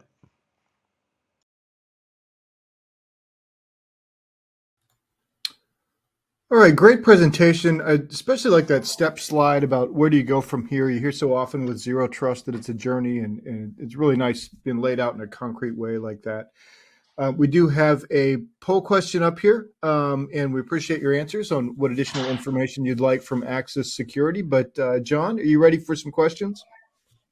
Yeah, let's go. All right. Let's see. First off, somebody's wondering, how do you handle integrations with third-party tools such as SIEM, SOAR, and EDR? Yeah, absolutely. We support SIMs, definitely. We can extract the logs, send them off to the SIM of your choice. Same thing with EDR. So all possible through APIs. Okay, excellent. Next one, it seems like you have a few products that are consolidated into one. Does this impact the speed in which you ramp up and how long for time to value? No, actually, it certainly helps because one of the benefits of moving to an SSE solution is it really is a platform choice. You're taking what in the past were previous point products, could be VPN, remote access, Secure Web Gateway, CASB functionality, DLP, and you're bringing them together in one platform that's deployed in one solution, which exists in multiple POPs across the globe. So how you choose to consume them, it's really up to you. And you really need to think about it through a financial journey. So if you've recently purchased a remote access solution, may not be the best place to start. But if you have a legacy on-prem SWIG, it's a great opportunity to start there, and then add in the CASB, add in the VPN when your solutions are depreciated or come off contract. So it's really where what solution do you want to choose? What outcomes are you looking for? And what problems you're looking to solve? It's really up to you. I go back to that journey slide that we showed. Okay. All right. Excellent. Yeah, I did really like that slide. That's a great one. Yeah. Let's see. There's another question here. They're wondering, saying, I see that your platform integrates with the larger cybersecurity ecosystem, but does it provide insights within the platform itself? Absolutely. So one of the benefits is when we design the platform, unlike some of the other vendors in this space, it was built from the ground up. So the code base is all the same, no matter if it's the SWIG features, the CASB features, the DLP features. So all of that data is sent down to one single data lake. And from that data lake, we also offer a feature called Exploration that we didn't really discuss in the presentation. It has the ability to go in and search out the data within that data lake and start to run reports on it. So that is all available, and we're adding more and more functionality. We've got some really neat dashboards coming out in the next quarter or two that are really going to support that. But our target is really to support both the network leader or the network engineer, as well as the SOC personnel as well, giving them access to that data lake so they can pull reports from their perspective. Okay. All right. Great. Some stuff to look forward to there in the next quarter or two. Next one here, there's a question, are there application types that you don't support? No, that's one of the great things, again, about the solution. We had the opportunity to go back, look at the incumbent vendors in the space, understand what they did well, understand what they did not do well. And one of the areas that we realized was server-initiated protocols. So could be like voice over IP to support a call center. Could be server patching, which can be a challenge as well when you adopt a ZTNA tool. Some of them don't support different configurations of that and require you to change how you're doing patching. That's not a good thing to do. Or it could be something like ICMP, which some of the vendors' ZTNA implementations don't support. That's a critical tool for the networking team. We realized that was a problem, and we do support that. So our motto is for ZTNA is leave no application behind. So we're even supporting things with some of our customers like legacy mainframes, AS400s, some of those heritage systems that you need to maintain and keep going, but you also want to protect from a zero trust perspective. So yeah, we support all ports and protocols. Wow, AS400, that's reaching back. Awesome. I know. I have some history with those. Yeah, I started out in a magazine. One of our sister magazines was an AS400 magazine, and one of the rumors was that somebody had left one in a closet for 5 years and forgotten that it was there, and it was still running, and applications were, was going fine. I do not doubt that one bit. Hey, last question for you, because we're coming up on time here, John. But if somebody wants to get started with access security or find out more, what do you recommend? Reach out to us. Hit up our website. We also have, if you go to our Aruba Networks website, there's some demos you can run on your own. Try it out. Kick the tires on it. It's available on our website. So there, if you search for it, there's a trial basis. Okay. Outstanding. Well, thank you so much for coming on, you and Jay, and bringing us up to speed on the Access solution here. Outstanding. Thank you for your time. Enjoy your day. You too. All right. And now it's time for our next prize drawing. And the winner of our next $300 Amazon gift card, which of course we're giving away every 30 minutes, is Ashish Garg from California. So congratulations to Ashish Garg. Excuse me, Ashish Garg. We'll be in touch about claiming your prize. Of course, you must be in attendance to be eligible for the prizes. Okay. So let's move on. Keep this virtual summit rolling. We're getting so much great information about designing our 2024 tech strategies. Looking forward to the next session. So our next presenter is from No Name Security. And presenting for No Name Security is Carl Matson, who's the CISO there. So Carl, welcome. Thanks for being on the event today, and take it away. Hi, my name is Carl Matson. I'm the CISO for No Name Security. We're an API security company, and we're here today to talk about planning for API security in 2024. So as many of us know, the API really fundamentally connects everything we do in our technology life. Most of us have been accustomed to using APIs as part of our technology experience for well over a decade. But what's really happening today is the explosion of use of APIs for things that we hadn't thought about years ago. For example, wrapping IoT or legacy devices with APIs so that they can interconnect with a modern infrastructure, as well as designing new microservices applications that give APIs a prominent presence in everything we do, from Docker containers to Kubernetes clusters. The API really is everywhere in our digital life today. But what that creates for security teams is a number of pressures. And so we've captured some of these pressures in the research that we've performed. But it starts with the quantity of APIs that we have in our environment. So what we've observed is for customers with 10,000 employees or more, what we're seeing is over 25,000 APIs in their environment. That equates to 2 APIs for every employee in the company. As well, security teams are seeing now incidents. API-related security incidents are very common. 81% in our last survey had an outage or a data loss event, or API was at the center of a security event. As well, security leaders, security teams often have to make that sort of that deal with the devil, which is when we don't have enough capacity or technology or people to perform testing for new systems going into production. We have to decide what to put our foot down and require testing, oftentimes causing project team delays. Sometimes those decisions are to let things through into production that haven't been tested yet. Other times we're slowing project teams down. That's a very tough place for security teams to be, because that puts us in the position of being the department of no. Of course, we don't want new systems and new APIs going into our production environment when we haven't been thoroughly tested. At the same time, it's a difficult role for security teams to play, to be that no at the table, to make sure that the integrity of the APIs and the security of the data is all present. So it's a challenging environment for security teams, for that quantitative volume that's putting pressure on us. But the attackers, they're noticing. Attackers see this shift taking place in our IT environments. So almost on a weekly basis, what we're seeing is a major data leakage event.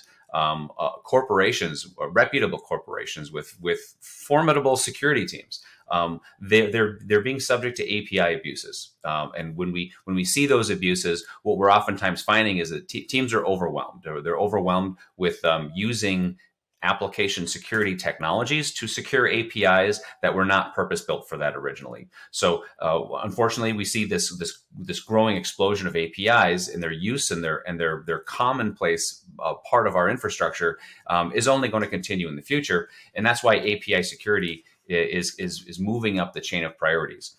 Like Forrester says, APIs are the building blocks of a modern application. Security pros need to seek tools that help them catalog, test their APIs, and detect and block in runtime. That's a big mission statement for security teams to tackle APIs. Gartner has something similar to say. The explosive growth of APIs, it expands the attack surface. It gives actors new breach and data exfil opportunities, exactly what we're seeing almost on a weekly basis now, with a high profile exposure of data, or a high profile compromise of an organization as a result of an API exploitation.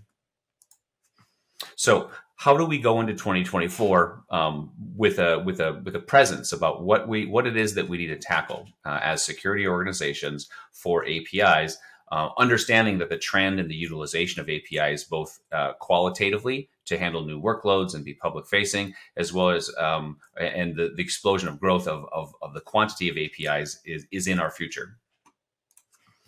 So we have to consider the mission criticality of APIs, the diversity of our environments, the security and the velocity are in conflict, as we talked about project delays, and that equals a space where APIs are attack vector. So what we want to do is take this sort of pressure cooker situation for API security, and we want to break it down into components that we can invest in, we can focus on, we can train on to help us give lift in our organizations. So where we start with this decomposition is to look at the API as an asset. And like any asset, that asset has a life cycle. So what we want to look at is we want to look at discovery of the APIs. Mission statement to anyone in any control framework or any sort of security and risk environment is to know thyself, know our assets. And so the discovery of API assets really is the first mission. We have to have a catalog, an accurate inventory of those APIs. We have to see how they're configured. How are they trafficking data within and outside of the network? And also, what sort of sensitive data elements do they possess? As we all know, there are APIs that do not have sensitive data, might be passing things, simple things like date timestamps. Those are the kinds of things that we need to understand so that we can focus our attention on securing the APIs that carry that critical data and that perform critical missions. The next thing that we do once we have sort of an inventory and an accounting for what our APIs are is we analyze them. We want to look at their posture. Are they healthy?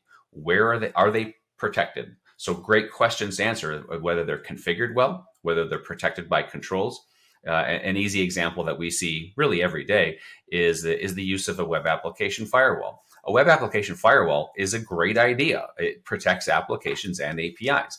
But do we as a security team have a concrete understanding of whether the APIs that should be protected by a WAF are protected by a WAF? It's very common that we find public-facing APIs that the security teams and oftentimes the IT teams did not know that they were not behind the layer of protection provided by a perimeter defense. That's really important. The other thing about posture that is very notable, and this comes out of IBM's research as well as our own research, misconfigurations are more frequent than vulnerabilities. What that means really is that source code problems, the problem of the source code of the API being poor is real. We do obviously want to address source code issues in APIs, but it is more common to see misconfigurations. And what that means is when that API is deployed into production, has it been deployed with the protections in the right network location or behind a good example would be an API that was simultaneously internally and externally facing or addressable.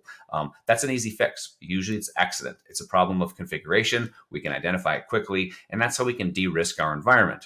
An environment with 25,000 APIs oftentimes has those small handfuls of things that we can de-risk immediately. Another example is an API that is brokered by an API gateway. MuleSoft, Apogee, Axway, Kong, wonderful technologies, but the problem of misconfiguration may be in the way that the API is enrolled in the gateway. For example, the authentication that we're using for our APIs may be policy enforced at the gateway, but is that policy enforcement configured? Is it healthy? Those are posture questions we need to answer. At runtime, we need to be looking for misuse in progress.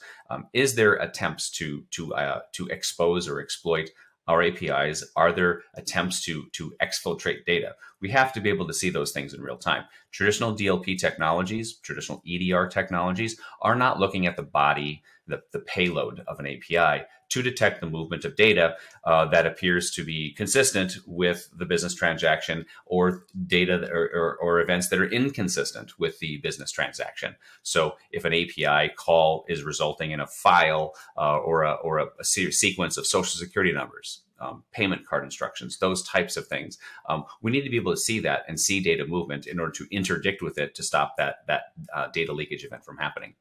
And then the last thing is embedding testing into the SDLC. We ought to be able to test APIs during their development with sophisticated tools.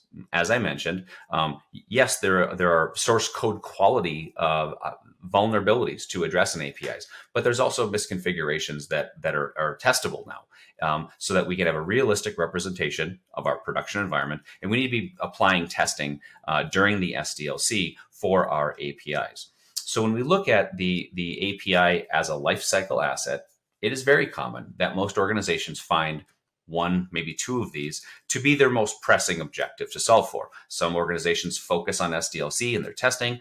Others perhaps focused on runtime defense.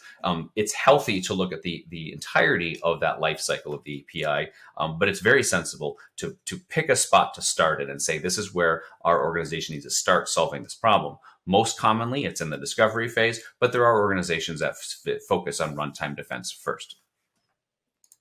So as we get into 2024 planning, then let's talk about how we go about taking API security and making it a part of our 2024 strategy. There's really three types of investment patterns that we see. And for myself, just as a way of background, I served as the CISO for a couple of different firms in financial services. One was a super regional bank in California. The other one was a large mortgage company. Going through this experience myself several times with technology investments. And so the idea here is to promote thinking about different ways that we can take the subject of API security and we can put it into our 2024 plan lines in a way that sort of gets us a yes. Because as security teams, what we want to do is we want to make the case for investing in a space that we think is uncovered. So the first place that I think is the way that I've personally focus where I can is to make a security investment a part of a capital project. And a capital project might be something like a major digital transformation or a cloud transformation, where the organization might be spending millions of dollars to transform itself and build out new applications and infrastructure, and where we make API security, particularly testing, as a part of that capital project. The other really important piece there is when we're talking about transforming an organization, we also have to have our eye on the ball in terms of like legacy APIs and applications. So it would be self-defeating for organizations to go through a transformation program and move applications to the cloud, for example, without also accounting for the cleanup of the legacy environment. So those are two aspects of capital projects that can be a compelling way to bring in API security to a discussion on transformation as part of a major capital project.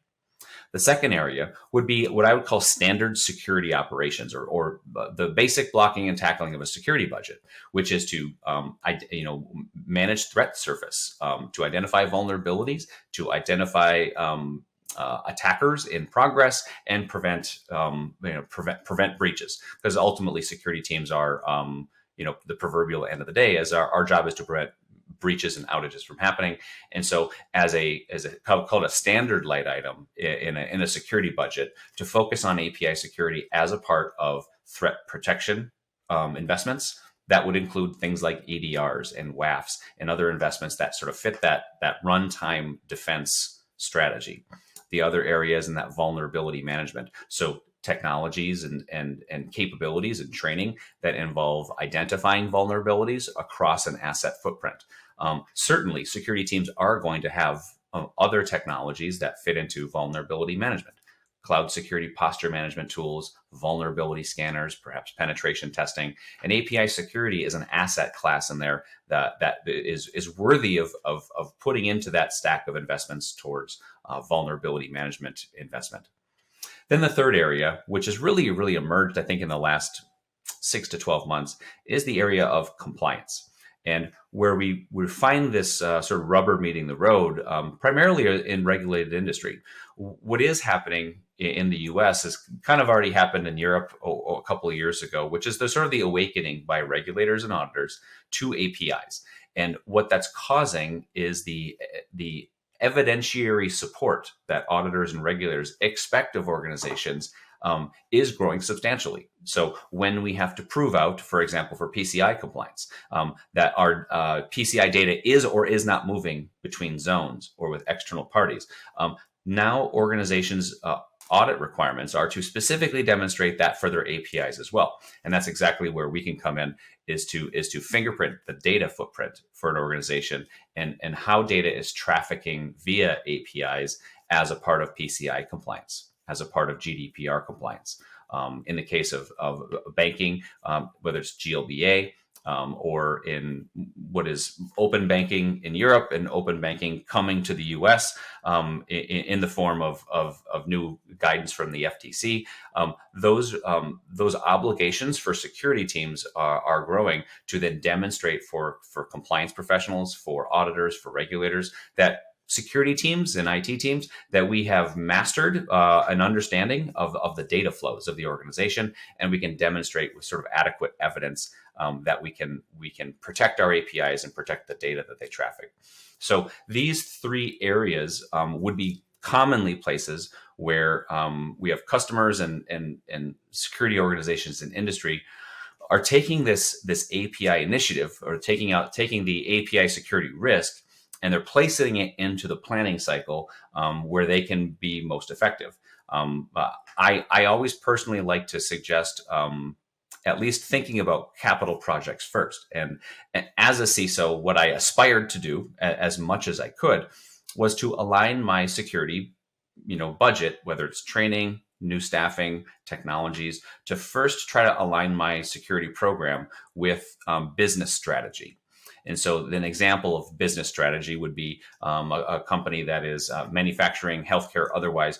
You're going forward with new digital products to support your customers and deliver better IT to your organization, to deliver revenue, to deliver value. And so when we can tie an API security investment to the delivery of value as an investment, that's a very compelling case to make.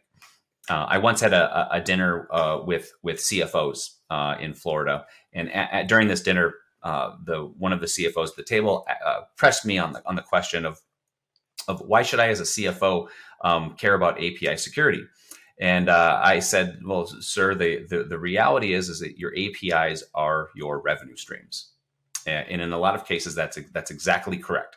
Organizations who now are moving forward with capital investments to create new digital products and services, those are API first digital products and services. And so securing that digital product and securing that digital service is securing a revenue stream. And to a CFO, that's music to their ears, to be able to make the connection between the investments that they're making that generate new business, happier customers, and the security investments that guarantee the integrity of that product and service. So that really wraps up the segment that I had today, and I will take a pause here, and we'll move in a moment into questions and answers.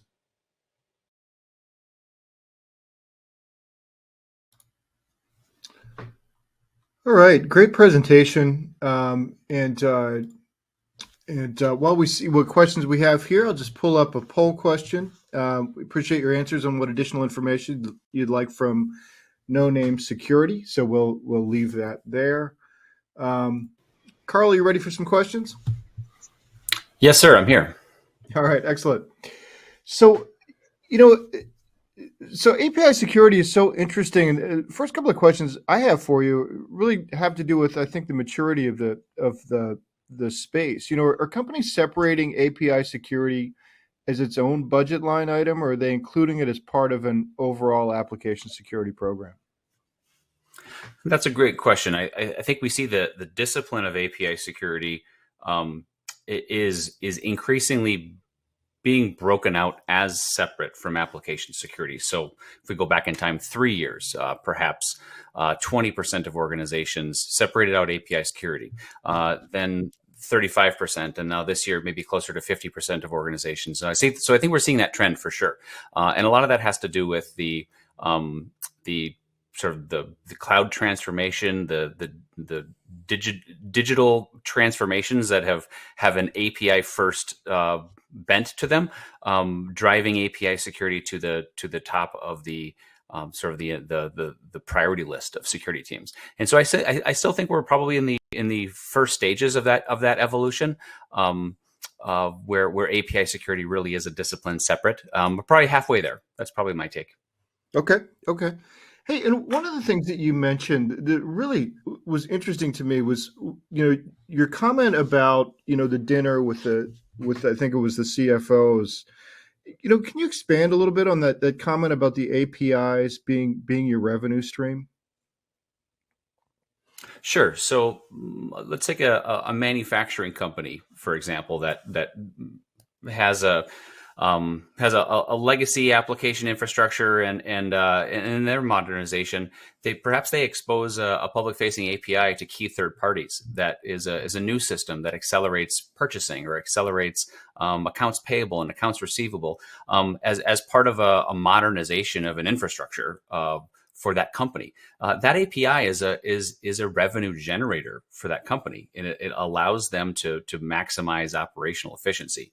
On the other extreme, you've got a company like an Okta or a Salesforce, or you take any sort of SaaS forward tech company, and their APIs are effectively their storefront.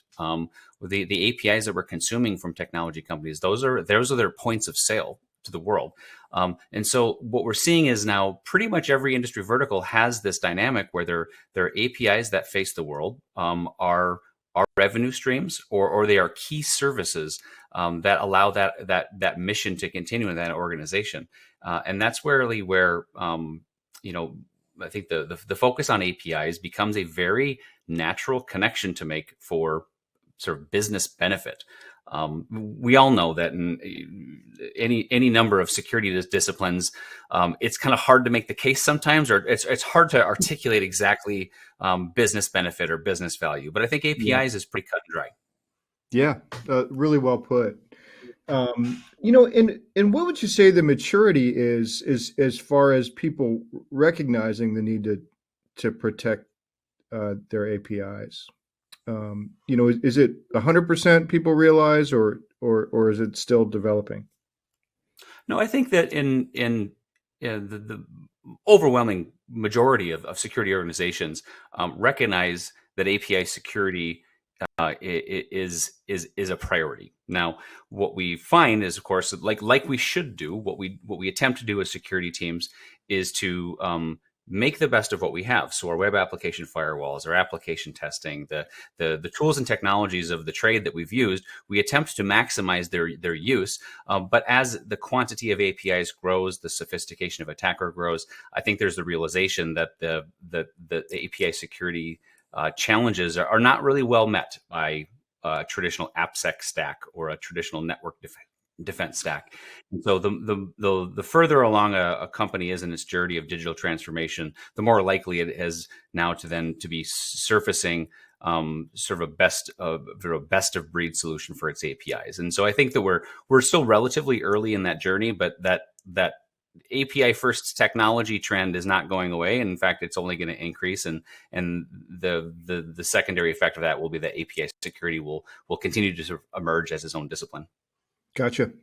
Yeah, and to that point, let's pivot to an audience question here. They're asking, is no-name security displacing other security technologies used by its customers? No, we are rarely displacing anything, but what we really do well is we can help an organization security team make better use out of the technologies it has. So, low hanging fruit would be things like public facing APIs that are not protected by a web application firewall. Absolutely, yes, we should be doing that. So we can identify those APIs that need to be enrolled. Security testing augmentation. We can find vulnerabilities in testing of APIs with sort of business logic testing that a normal DAST and SAST testing effort can't pick up. And that's a good thing because it adds to the quality of overall testing. In terms of particularly companies that have made a heavy investment in an API gateway, MuleSoft, DataPower, Apigee, Axway, Kong, for example, those are oftentimes major investments in modernizing applications. The API gateway is a centerpiece of that. And what we can do is we can substantially increase the value that an organization gets out of that with documentation of APIs, good governance, visibility, inventory management. We can help an organization make better use of the dollars that it's already been spending on APIs. Okay. And Ryan has a question to one of the technologies that you mentioned there. Ryan's asking, where do you fit physically into the model where my company's using an API gateway as a service from an AWS or GCP? Sure. There's really three primary implementation patterns, and every organization of complexity is different. But for the major API gateways, we are essentially a plugin or a sidecar that communicates with the gateway. Simultaneously, what we also connect to is network telemetry, whether that's read-only traffic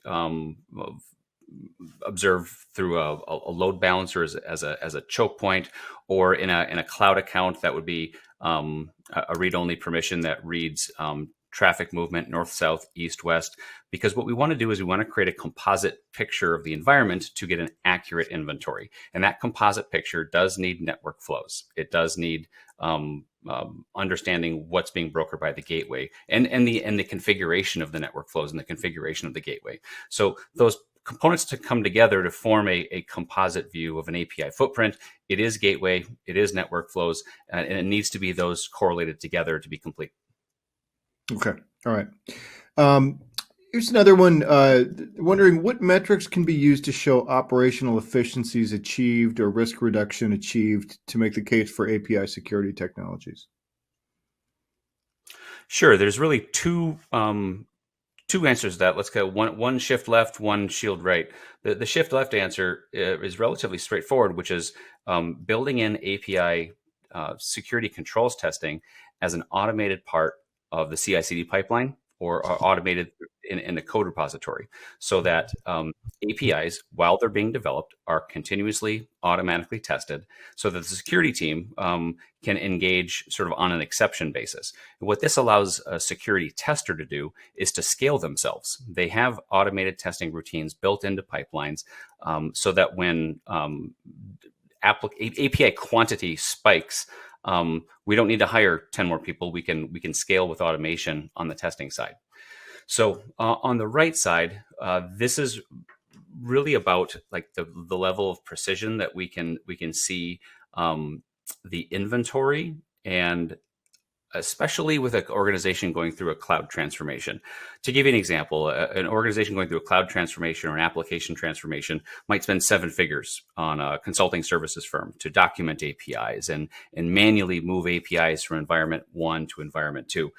We can automate those routines. So discovery of APIs, documentation of APIs, and setting the table for an organization to go through a transformation with considerably less manual friction involved.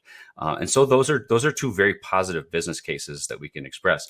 On the risk reduction side, it all comes down to de-risking the environment and the usually chosen few extremely high risk vulnerabilities that we can find. An environment of 25,000 APIs might only have a dozen or so truly noteworthy findings, but each of those could be a gateway to a data breach, and we can usually de-risk an environment fairly quickly once we see the traffic flows.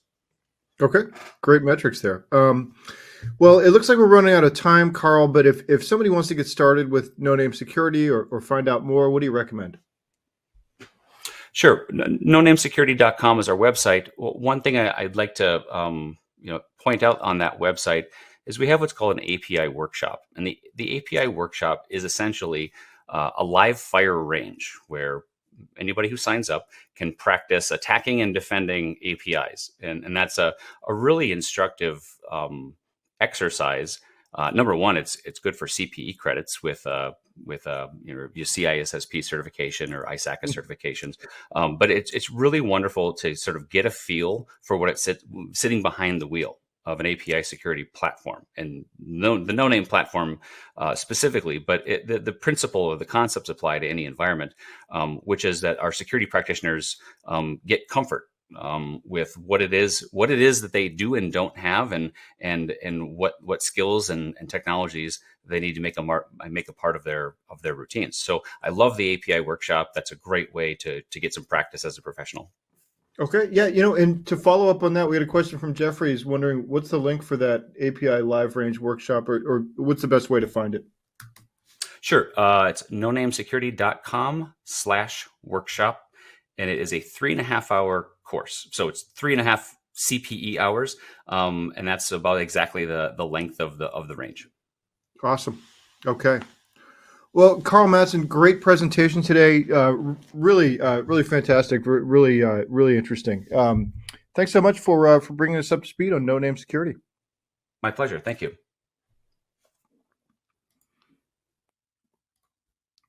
All right, and now it is time for our next prize drawing of the day.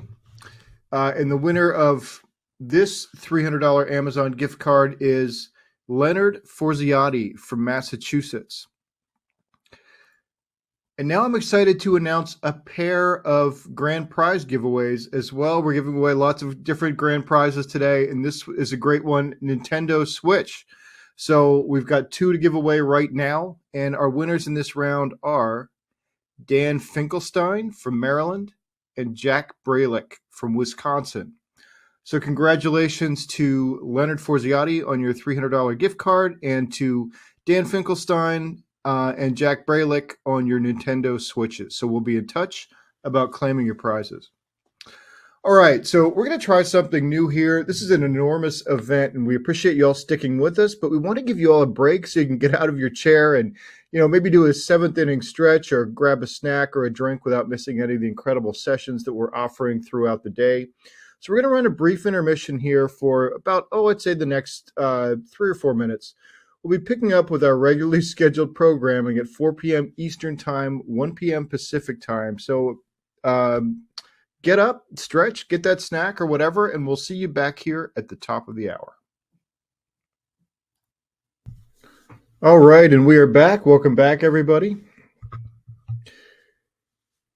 So we are up to our next session in the Designing Your 2024 Tech Strategy Virtual Summit. And our next presentation is from CyberArk, and we're here with Alex Linde, who's Solutions Engineer for Identity at CyberArk. So I'm going to turn things over to Alex to get us going. Hi, everyone. Today we'll be talking about some best practices for taking your access management program from foundational to exceptional. But before we get started, let's talk about a few market trends. So what's driving the need for identity security? Well, we live in a digital world that no longer has any boundaries, and there are 45 machine identities for every human identity. Plus, the total number of identities is growing at 3 times per year. In addition, all users can be considered privileged under certain circumstances. In fact, 52% of all employee identities will have access to some sensitive systems and data at one point or another. In fact, attackers are using more sophisticated techniques to impersonate users, to launch targeted phishing campaigns, and to compromise identities.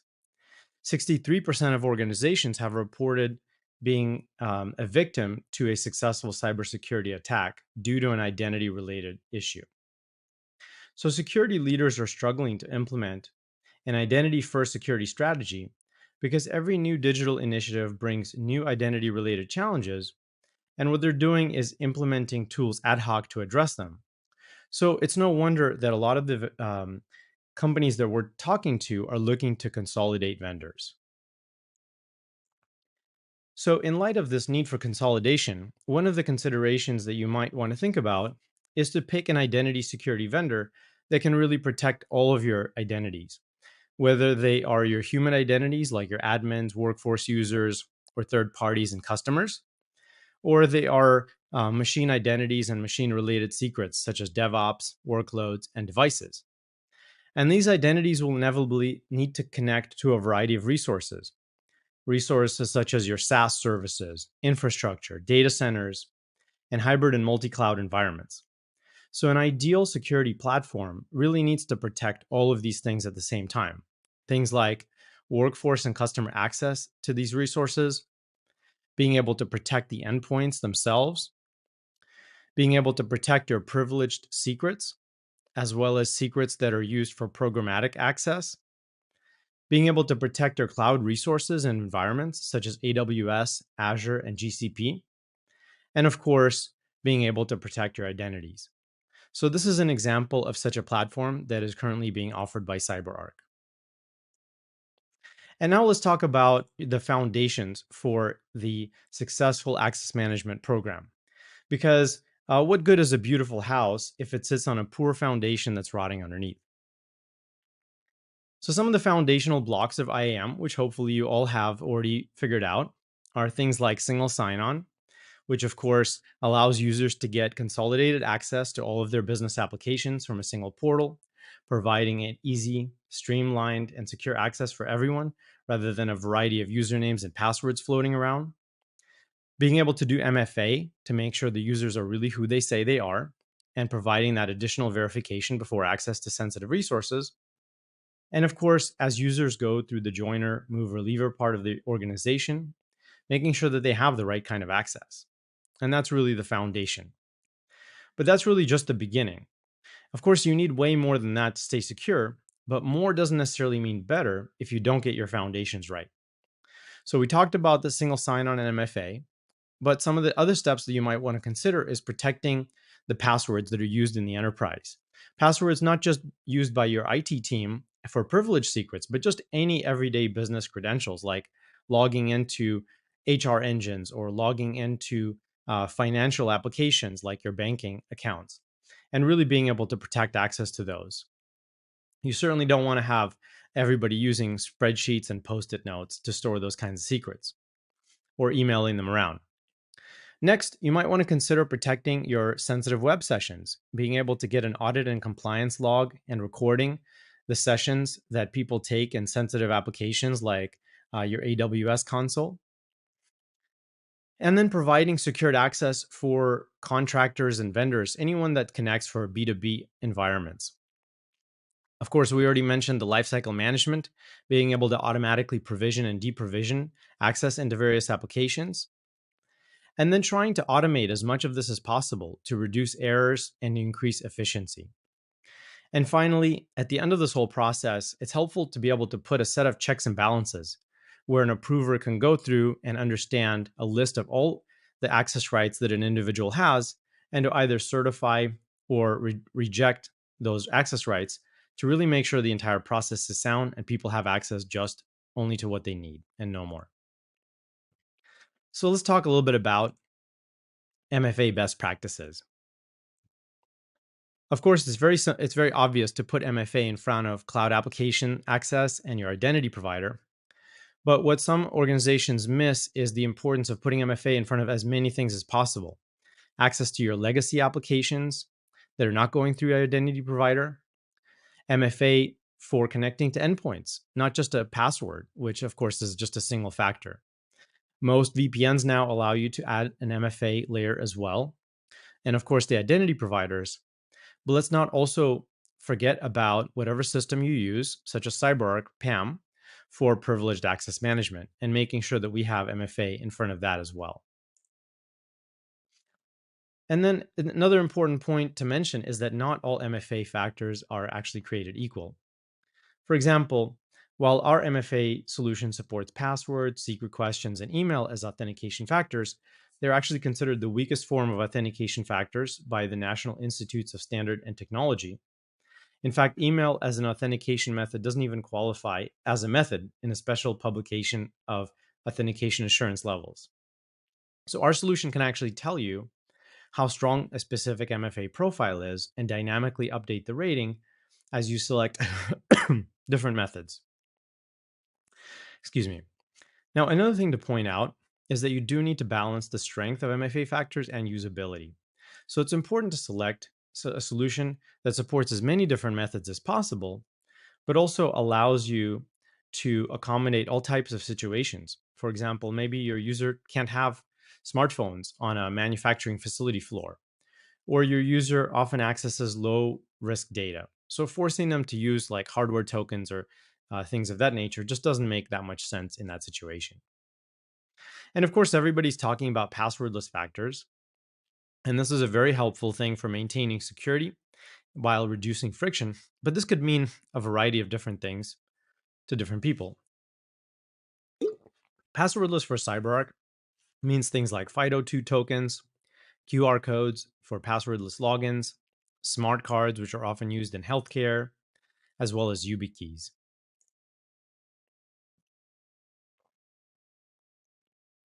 Which dovetails us into another area of consideration: using adaptive multi-factor authentication and user behavior analytics. For example, our CyberArk Identity Adaptive MFA ensures that authentication steps users need to take correspond to the risk level of the user and the specific access that's happening.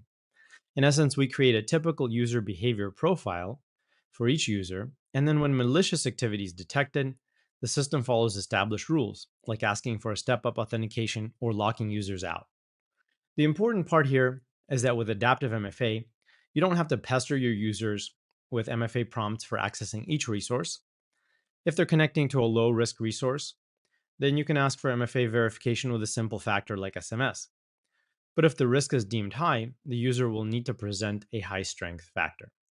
In addition, the user behavior analytics gives you insight into all user activity, high-risk access attempts, and really allows you to drill in to see what factors you used, why it was considered to be high, and then make modifications as you see fit. And the next layer is password management. Now, of course, there are other already existing solutions out there called consumer password management. And most of these, unfortunately, tend to rely on master passwords. Master passwords are what allows the user to unlock their entire password vault, but unfortunately, they are just a single factor, so they're still susceptible to phishing, social engineering, and malware. And in fact, malware tools sitting on the endpoint can sniff out these passwords very easily. They've stolen over 50 million passwords just in 2022 alone. And the final problem with password managers that are over the counter is that they don't have appropriate enterprise-grade reporting or audit capabilities. So you'll struggle to find out what's in there, who is sharing stuff, who's it being shared with. If someone leaves the organization, are they taking accounts with them? And so this is where enterprise versions of password managers can really help. They'll provide you with benefits such as improved sharing capabilities, integration with corporate directories and federation for a proper SSO MFA process rather than just a single factor, and enhanced reporting so you can really understand what's going on.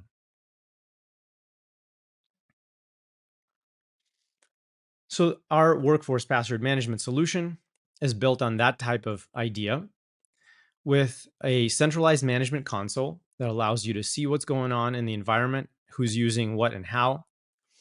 Secured access by being able to store your credentials either in the self-hosted CyberArk PAM Vault or the Identity Cloud Vault, which is stored in our SaaS solution. And then enterprise-grade capabilities like allowing users to share passwords with each other while also being able to secure that sharing by potentially putting MFA in front of it, and granular visibility and control through reporting and tracking of user activities. Next, we get into web sessions. Now, you may have some very sensitive applications that really need some additional layers of protection, and that's where we have what we call SWIS, or secure web sessions. What we found in analyzing and talking to the various companies that we work with is that users at enterprise customers have access to, on average, over 10 business applications. Many of these have high-value data, but most of these orgs report abuse or misuse in access to these applications, and almost half lack visibility into the user activity, what's being done, when, how, by whom. So the challenge is that different web applications have different types of controls and audit capabilities. Some have very strong capabilities, some have not very good capabilities. Well, in almost all cases, something is left out and not everything is being logged. Like, for example, the context of what the user was doing before and after an action was taken. And being able to go back and forth between all the different applications and trying to find all of their logs and finding the information is very time consuming, not very efficient. And unfortunately, it really needs to be done frequently in order to get the data that you need. So Secure Web Sessions from CyberArk aims to address this issue by providing the ability to have a consolidated session recording being able to step-by-step record what people are doing within web applications, creating an audit trail, recording the steps that they're doing, making it searchable, continuously authenticating the user. So if they walk away from their machine, we can either lock them out of that session and just log them out, or we can just require them to re-authenticate. And then being able to protect that session, being able to protect users from downloading or copy pasting data from sensitive applications, and even being able to do granular control within the session. For example, blocking people from clicking certain buttons or blocking people from taking certain actions within an application. These are all things that secure web sessions can do, and there's no agent to install. It's literally just a browser extension that takes care of it. With our upcoming CyberArk Secure Web browser, we'll also be able to do all of this without the need to download an additional extension. And then we also want to talk a little bit about B2B users. So when you give access to your contractors, to other vendors, suppliers, to your internal resources, you have the opportunity to create connections with external parties, to drive business forward and enable new models of business. However, there's also the risk of giving them more permissions that they actually need to get their job done, with lingering permissions for vendors that are already done with the project, but they still have access to your resources and worse, customer data. And then how to create that smooth process of offboarding those users efficiently. So this is where the CyberArk B2B solution comes in. With our B2B identity solution, we're taking the vendor and the contractor and external user all the way through the system, from being able to sign up for an account that they can use to get access to your resources that you need to share with them, authenticating and authorizing them to have the correct access, giving them access to your applications and other resources with security in place like the SSO, MFA, OAuth, OIDC, and SAML. And then we can also set up a delegated administrator. Like, for example, the head contractor can administer his entire team and provide them rights to various resources so that you don't have to do it yourself. And then customization in the form of low-code widgets and developer toolkits so that you can build access into various resources into your own applications or into custom web pages that you're creating, not just limiting them to access those resources from an identity provider login screen. So now let's wrap this up by talking about a few key takeaways from this session. Of course, in order to get an access management program successful, the most important thing is to get your foundations right.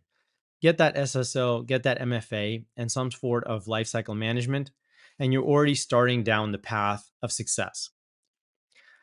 Once you have those pieces, you may want to move on to extending your MFA to cover additional use cases, like being able to protect access to endpoints with MFA, being able to protect access to privileged accounts with MFA, and to VPNs. As much as possible, it's helpful to reduce reliance on passwords. And of course, once you move to single sign-on, you'll automatically be doing that. But getting a workforce password management solution built for the enterprise can really help you to protect the passwords that you do have left and that you can't completely eliminate just yet. Secure web sessions and securing the sessions that are happening within sensitive applications like AWS and Azure consoles are really helpful. So that would be the next step. And then finally, bolstering security for B2B users. When you do need to give access to your resources for external users, you really want to make sure that they're authorized and authenticated correctly, and they don't have resources after projects are complete. So you have to be able to offboard them accurately.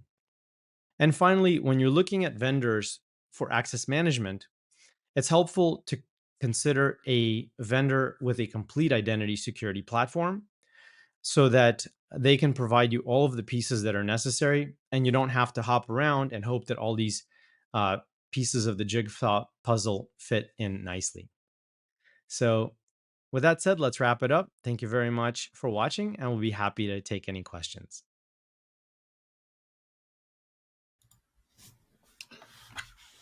All right, great presentation, Alex. And while we see what questions we have here, I'll just put up actually one of two poll questions. While I leave that poll question up there, I'd like to introduce another solutions engineer from CyberArk, Seth Garlett. Seth, welcome. Hey, thanks for having me. You bet. You ready for some audience questions? Yeah, absolutely.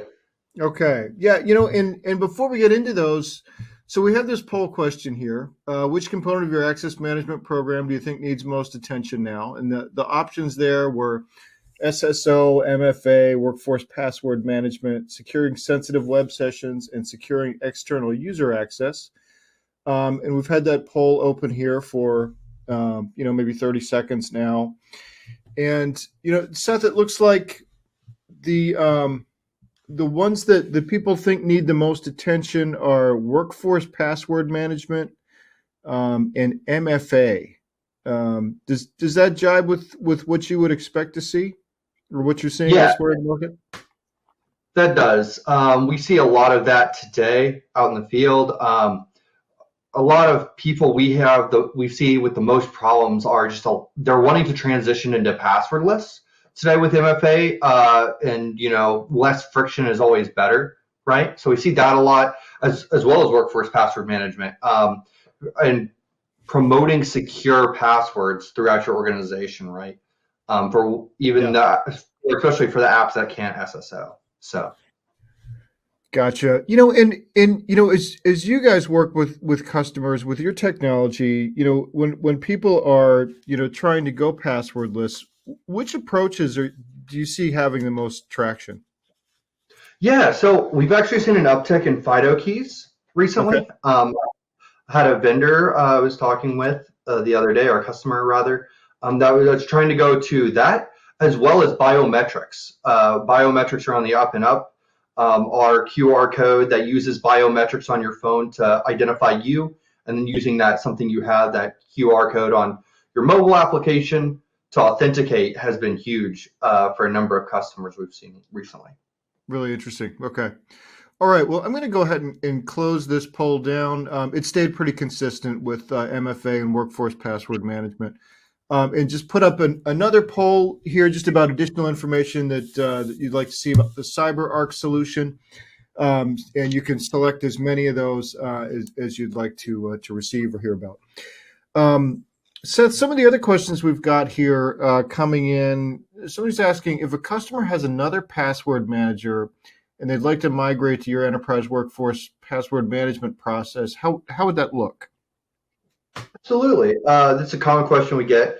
There's a multitude of ways that we support. The most common being a CSV file. You just upload the CSV file with, all your passwords, secure notes, and whatever they may be, folders and all that good stuff. And we support that directly, as well as we have a direct LastPass migration that we just released less than a month ago that works beautifully. What the user will do is they will just apply their username and password. We'll hook into their LastPass vault and migrate their stuff for them, hands-off approach.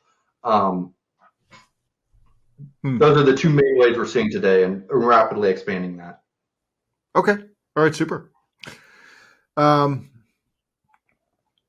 There's another question here. They're wondering, are there any privacy considerations when monitoring web sessions? Yeah, absolutely. So within your organization, we see a lot of people with the assumption that they're always going to be monitored because you're working on a corporate laptop or things. But within secure web sessions, we actually offer the ability to, provide the end user guidance on when they're being monitored on what websites. So we can prompt them with, a quick display of what controls are in place for this particular tab on this particular website. And that's a good way to be transparent with the end users that we have found. Okay, gotcha. Hey, and architecturally, where do you guys live? Yeah, so we're a cloud-based SaaS platform. So we have a series of AWS regions that we support across the US and abroad that we can live in. So your tenant lives in your environment closest to you, whatever that may be, whether you're based in the East Coast, West Coast, Central, right? We support wherever AWS does. Okay, and then do you need do you need agents on the desktops or anything like that, or is it all So cloud? depending on your product, SSO is agentless. We don't require that for SSO or MFA. But for our secure web sessions and our WPM, we actually have browser extensions supported in Firefox, Edge, and Chrome, with Safari on the way very soon. And then those get regularly updated, and you can push those out by group policy or have them auto updated. So Okay. All right. Excellent. There's another question here from Brandon, who's wondering, can CyberArk help me with automating the access to admin consoles, and what OS environments do you support? yeah, so we have a privileged access management solution that might be great for you in that regard. But also we have another product, CyberArk Flows, which is an API-driven approach that allows you to provision the lifecycle of the user for many different environments as well. And OS environments, I would just tell you to look for someone on our PAM side of things. They would be a great resource for you. Okay. All right. Excellent. Well, Seth, I think we're about up on time here, but just if somebody wants to get started with CyberArk or find out more, what do you recommend? Yeah, absolutely. So you can always visit our website, cyberark.com. We have plenty of resource there and availability for you, and you can always request a demo there and get in contact with it. An account executive will get in contact with you. Okay. All right. Well, Seth, thank you so much for coming on to answer everybody's questions about CyberArk. Really appreciate it. Yep, absolutely. Thank you again for having us. Of course. Okay. And now it's time for another prize drawing. And this one is for a $300 Amazon gift card. And the winner of this gift card is Sanjay Singh from Arizona. So congratulations to Sanjay. We'll be in touch about claiming your prize.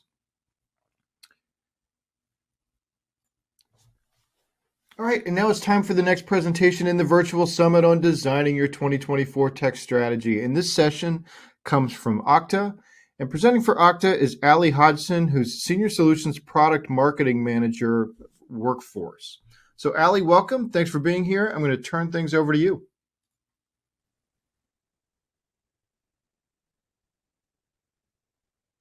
Hi, everyone, and thank you for joining this session on the journey to security through identity.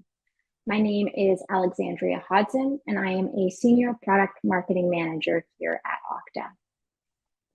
And to start with, we have our lawyer's favorite slide. This is our safe harbor statement. So this is effectively saying that this presentation includes forward-looking statements, and therefore they are subject to change. Before I really dive into the meat of today's presentation, I'd like to tell you a quick story. So some of you have probably heard of Frank Abagnale Jr. And starting at the age of 15 in the 1960s, Frank used false identities to open bank accounts, to forge and duplicate checks, and to pose as an airline pilot to get free flights. And in fact, his story was so interesting and out there that it was dramatized in the 2002 movie, Catch Me If You Can. I think the fact of the matter is that security and identity have clearly come a long way since then. This wouldn't fly today, pun intended, but organizations are still facing many challenges. So I'd like to talk us through three main areas today. The first of these is that it's a new world for cybersecurity. I think you all know this. I think that's clear. And I think that's one of the reasons that you're here today, that there are new and emerging security threats and bad actors. And this means that you need to find better ways to keep your organization secure. The second of these is that identity is critical to your security strategy. We're going to walk you through this today, that without identity, you're left with disjointed initiatives that leave gaps in your ecosystem.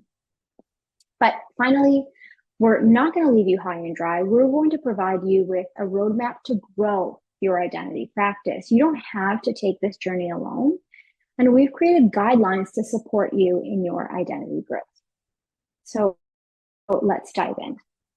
As we were saying, it isn't news that security for your organization isn't what it used to be. And we've moved from a world where IT once built and managed everything in-house to a world where pretty much everything is outsourced to a different vendor across the entire tech stack.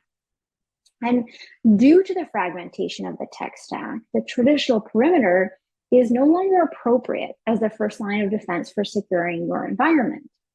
And this fragmentation has expanded the attack surface, and organizations are increasingly more vulnerable to identity-based threats. Think phishing attacks, account takeover, brute force, ransomware. And as organizations adopt a more diverse set of resources that are being accessed from increasingly diverse locations, users, and devices, their cybersecurity strategy and scope must expand beyond the traditional network defenses. And the decentralization caused by the move to the cloud has shifted focus away from traditional network defenses such as firewalls, VPNs, and microsegmentation. Previously, attackers would target a particular system or point of presence on the network, but the decentralization of resources and controls has made it easier for malicious actors to exploit and gain access to valuable resources. And targeting the right identity in successful phishing attacks can give an attacker access and control over multiple systems and identities. So it's no wonder that cyber attacks appear to be three moves ahead. The surface that needs to be protected keeps shifting, and the perimeter itself has changed. Even with everything we know, identity-based attacks are still the leading cause of compromise. More than 80% of web app breaches are currently caused by credential abuse. 50% of all breaches involve stolen credentials, with a 13% year-over-year rise in ransomware attacks and 82% of breaches involve the human element. It's clear that there remain major gaps in security. And we can't ignore that these are real problems and they're simply not going away. What we've done is we've inadvertently left the back door open by not putting adequate protections in place, and organizations with gaps in their identities are significantly more at risk. And this becomes even further exacerbated by problems that are trends like remote work, extended workforce with bring your own device, rapid adoption of cloud-based applications, and hybrid and multi-cloud. And this is becoming almost what seems like a perfect storm of fragmentation across resources containing sensitive data. It's also made it incredibly difficult to identify gaps and let alone manage. It also starts to feel like a bit of a tug of war because an effective cybersecurity program must adhere not only to a set of sound security principles, such as identifying and managing risks, implementing security controls to mitigate security risks, detecting and understanding cybersecurity events, and responding to and recovering from cybersecurity incidents. It also needs to enable the business. So accelerate innovation with agile implementations, reduce time to market for technology investments, and increase flexibility of operations and establish cyber resilience. And if we think about it, and we're honest with ourselves, many security solutions that organizations are adding to their stacks are actually furthering this game of tug of war rather than supporting security and business optimization in harmony with each other. It seems like security has always been seen as a business inhibitor, but with an integrated identity solution, that's no longer a challenge. So really what we see as the role of identity and security is that identity is the connective tissue between the complex ecosystem of people and technologies, securely enabling your workforce to do their best work. But this isn't really news though. The control plane, which is the thing that connects all of our systems and processes, has always been identity. What's changed is how our architectures have evolved and become more complex. And as more organizations are moving to modernize and go through digital transformation, identity is becoming even more critical. So that's why this is also the logical place as a starting point to consider when you're looking to evolve your approach. And just layering on traditional MFA isn't enough to solve the range of attacks that are targeting your users today. They are being targeted by individuals who are looking to prey on MFA fatigue or trick users into sharing their credentials. So when the management of identities is centralized, IT can quickly apply and enforce consistent policies that enable a stronger security posture.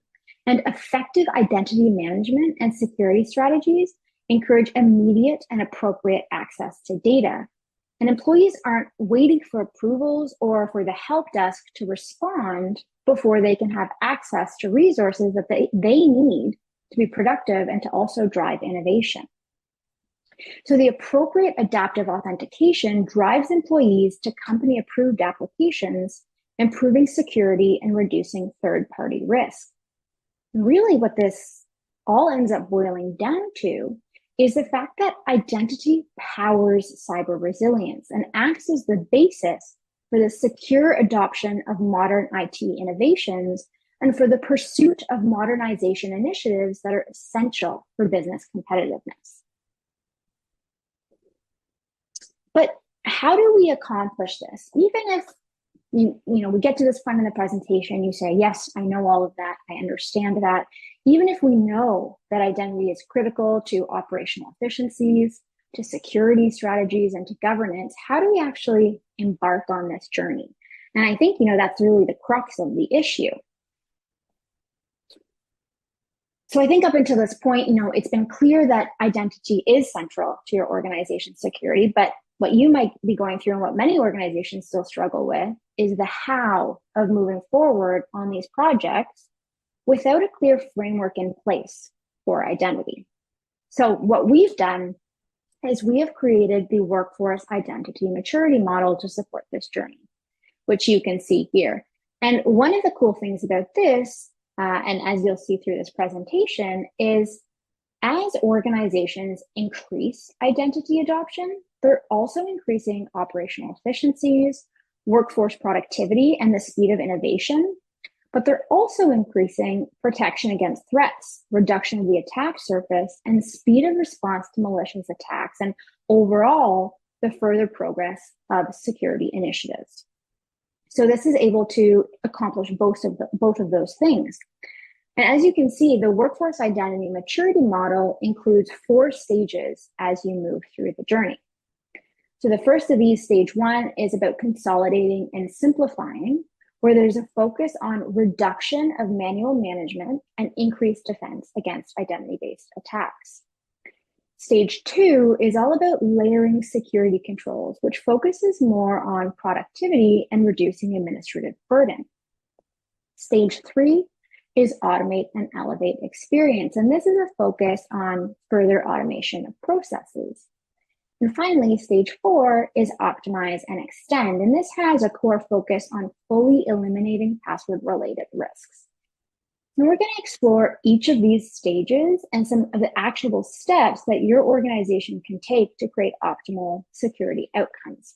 And we'll note it through the stages and at the end as well, but you might see some challenges that you face in stage 1, in stage 2, maybe even in stage 3. That's okay. This isn't completely linear. The point is to better understand what to move forward with and what to action as you see these challenges come up and the outcomes that you will be able to realize from taking those actions. So let's jump into it. So as you can see, the first stage here is the consolidate and simplify stage. And organizations at this stage of the identity maturity are struggling with disconnected initiatives, and that's causing an increased risk surface and directory sprawl. They're also looking to move away from manually managing users and applications, and they're focused more on increasing their defense against identity-based attacks. If this resonates with you, if you feel like some of these things stand out with what you are facing at your organization, we have a few suggestions for you here as actions to take. So for stage 1, consider consolidating identity systems, basic SSO and basic MFA with role-based access policies, high availability architecture, SLA standards, and develop a comprehensive inventory of your on-prem and cloud applications. Moving on to stage 2, organizations at this stage of identity maturity are looking to increase productivity within their organization to ease IT administrative burden, as well as improve their security posture and simplify user access to applications. So again, if any of these resonate with you, if these are challenges you're facing along with stage 1, it's okay. These are some of the considerations for you. Extend MFA with at least 2 factors across applications. So that's both on-prem and cloud, contractors, and other business partners. Consolidate security and access controls across cloud and on-premise applications. Implement role-based access control, implement dynamic access policies, and introduce security and compliance audit and monitoring tools. In our third stage, organizations are focused on automating any remaining manual processes to scale for speed and efficiency for a dynamic workforce. And they're also consolidating and deprecating legacy technologies and ensuring that all of their systems are connected. If these challenges resonate with you, consider instituting attribute-based access control, enforcing least privilege access to APIs, critical infrastructure, and applications, adopt recurring user access recertification, and implement secure passwordless access to critical infrastructure. And in stage 4, optimizing and extending, organizations are looking to further their digital maturity and their view of assets and users. They're also looking to focus on supporting modern access experiences while also reducing reliance on passwords. So here, consider extending passwordless authentication, deploying fully automated processes supporting incident prevention, detection, and response, instituting risk-based fine-grained authorization, and ensuring that zero standing privileges remain. So that's a look at all 4 of the stages in the maturity model. And as I mentioned, this doesn't necessarily have to be completely linear. You might see some of the challenges that you're facing at stage 1, stage 2, and stage 3, and that's okay. This is a framework, and it's a framework that is meant to support you with your goals when it comes to security, as well as operational efficiencies and user experience. We recognize that each organization's journey does look a little bit different. So take what you will from this in building your journey forward. And while you're on this journey, you are obviously taking on some actions and implementing more within your organization from an identity perspective. You're seeing these challenges start to go away, but what are the outcomes? What are the things that you want to see in terms of realizing success from a broad scale? So some of the things that you should be looking for and you should see in this journey would be increased organizational agility, improved user experience, and augmenting security posture, enhancing your reliability. And above and beyond all of that, you want to see within your organization more aligned and advanced strategies. So as we talked about earlier, this is bringing together the protection aspect, the operational efficiencies aspect, and bringing that all together and moving it forward in a cohesive way, rather than that tug of war that we were talking to. So some of the things I want to make sure that you are left with today in terms of key takeaways. Number 1, I think you all came in here knowing this one, but cybersecurity has changed and you need to keep up. You need to be able to make plans to keep up with the pace of how cybersecurity is changing and continues to change. Identity is the glue between applications, data, and network context, and is going to aid you as you look to change your cybersecurity practices and your ecosystem. But you need to be able to approach identity with a framework to more rapidly realize success within your organization. Without a framework, it becomes increasingly challenging. You have an array of challenges that you're trying to prioritize with no concrete actions to take against each of them and no necessarily understanding of what the outcomes you're going to see from those are in terms of rank stack of what's important to your organization. So in terms of next steps post this presentation, what I urge you to do is determine where you are on the workforce identity maturity model. And as I said, it's okay if there are some things in stage 1, some things in stage 2.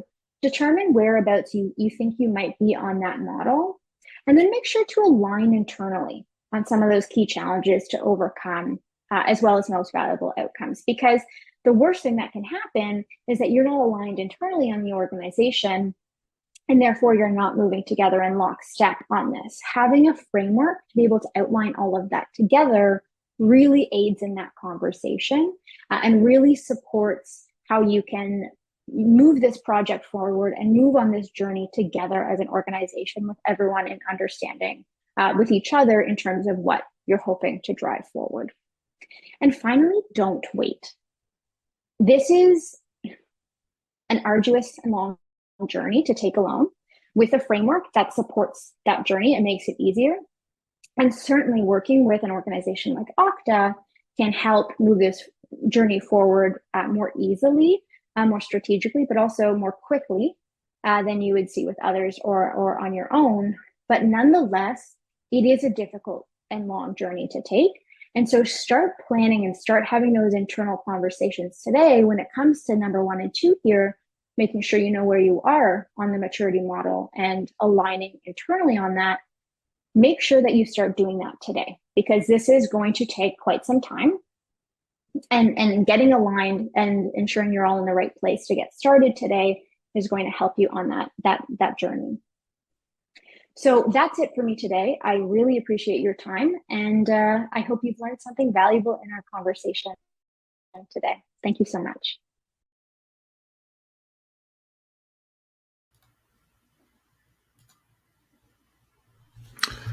All right, and we do have a poll question for you. We appreciate your feedback on additional resources that you'd like to see from Okta.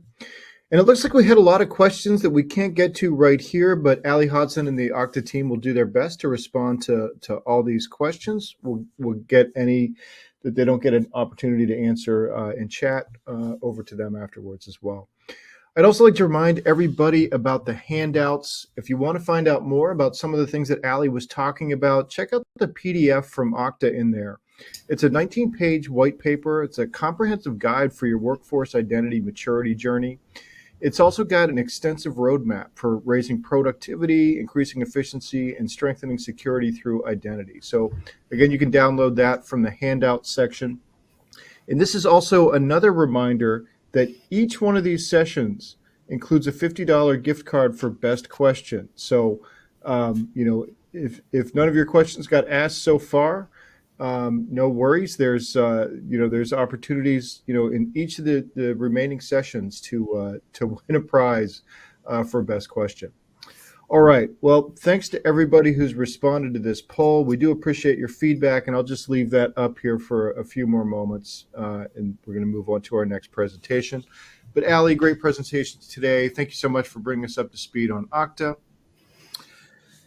And I've enjoyed sitting in for several sessions here in the virtual summit. I have one more exciting announcement for you. We're bringing back the inimitable, the agreeable, and the entertaining Jess Steinbach as moderator to bring us the rest of the way in this summit. Jess, welcome back. Hang on, Scott. I'm currently adding that to my LinkedIn profile.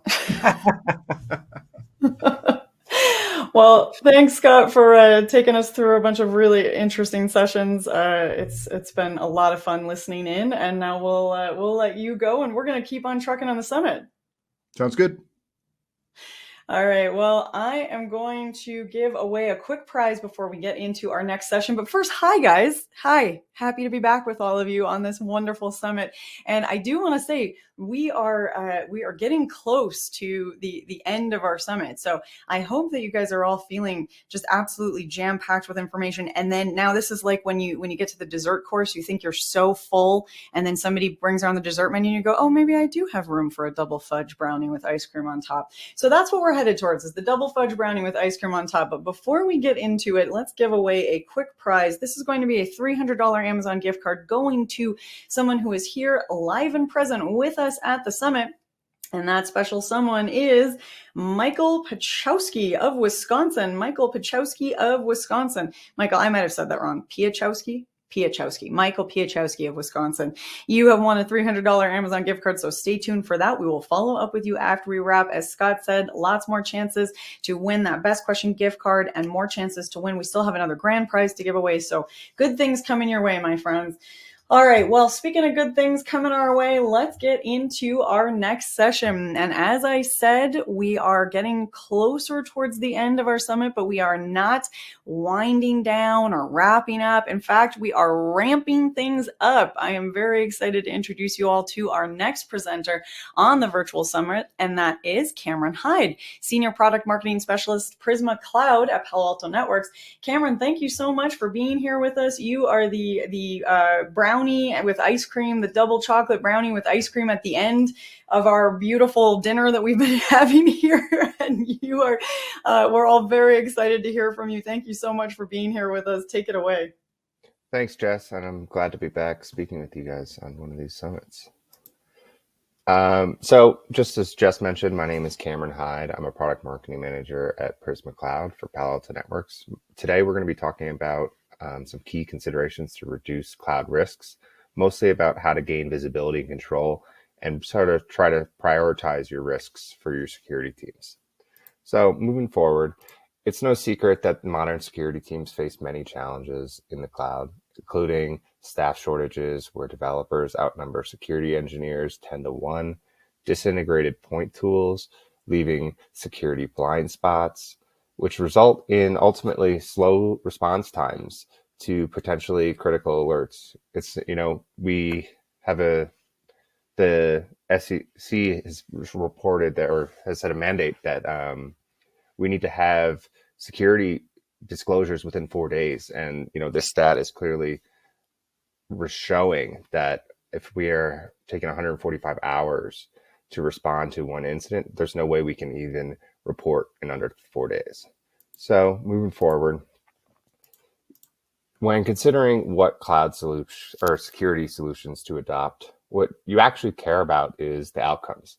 You care about what these security tools enable your organizations to do. Most commonly, we see organizations looking for configuration management and compliance, vulnerability management, and identity and access management, as well as API visibility, and really the list goes on. And as my slide advanced a little too far, and to get these outcomes, security teams traditionally adopt a varied array of point tools, such as CSPM, CWPP, KIM, or WAS tool. And as new problems arise, they'll adopt yet another tool to remedy it. And really the problem with that is that you end up having 6 to 10 different tools for cloud security. And each time you turn to a new tool, these tools don't talk to each other. And, we've even seen research that organizations have up to, dozens of tools.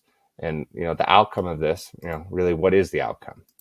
The outcome of this is that these tools oftentimes do not integrate with each other. They don't talk to each other, and they generate, hundreds, sometimes thousands of individual alerts, leaving security teams with, an overwhelming amount of information and no real way to sort through it. So for instance, you could have hundreds of misconfigurations, thousands of different vulnerabilities, hundreds of identities with excessive permissions, and so on. In the end, users of these tools don't know where to focus their attention. Now, for the security teams, that's one thing. But for the developers, this is a nightmare. The developer's job is to rapidly build and deliver applications. When security sends a bunch of contextless issues to go fix, they quickly become frustrated and confused, ultimately wasting cycles on security issues rather than innovating. This is a poor experience for all involved, and leaves us with a perpetual cycle of new alerts and developers having to go back and track them down and fix them. So, a vulnerability alone doesn't give you the full picture of what's going on in your environment. What you need is full context. At Palo Alto Networks, we have Prisma Cloud, which is our CNAPP, or Cloud Native Application Protection Platform. And what we're trying to do is deliver code to cloud intelligence to our customers to enable them to further prioritize their risks. And we really think about this in 3 different ways, and I'll dive in a bit deeper as we go on, as in risk context. So how can we correlate risks together? Application context, what application is it associated with? And then application lifecycle context. Where is these issues taking place in the development lifecycle? So first, let's focus on risk context. Instead of looking at individualized alerts, as we just mentioned, there might be thousands in an environment. Security teams need the full picture. The only way to do this is we can try to correlate findings to find interrelated issues that pose a threat to your business. If we look at, how can we correlate these together? There are many different risk factors in the cloud. There are different types of workloads. We have, there are cloud misconfigurations, there are workloads, there's network traffic, there's identity traffic information, there's API as well as data security. How can we correlate these risks and accelerate investigations to focus down on what matters most? Within Prisma Cloud, we have developed attack paths. So rather than looking at single alerts, let's investigate attack paths. How are they related?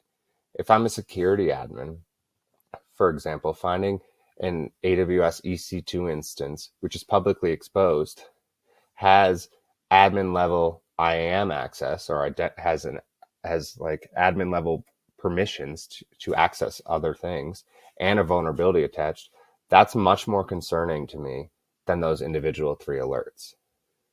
By focusing on risk context, this will allow security teams to boil down potentially hundreds, maybe thousands of alerts into just a few actionable insights and help you prioritize what to work on first. Next, let's talk about application context. Often enough, security teams don't have the context of which application is affected by this alert. Instead of looking at individual assets, security teams need to identify which applications are deployed. How critical are those applications to my business? Which applications are at risk? This can help prioritize critical applications and use the application as a common communication framework when communicating with developers.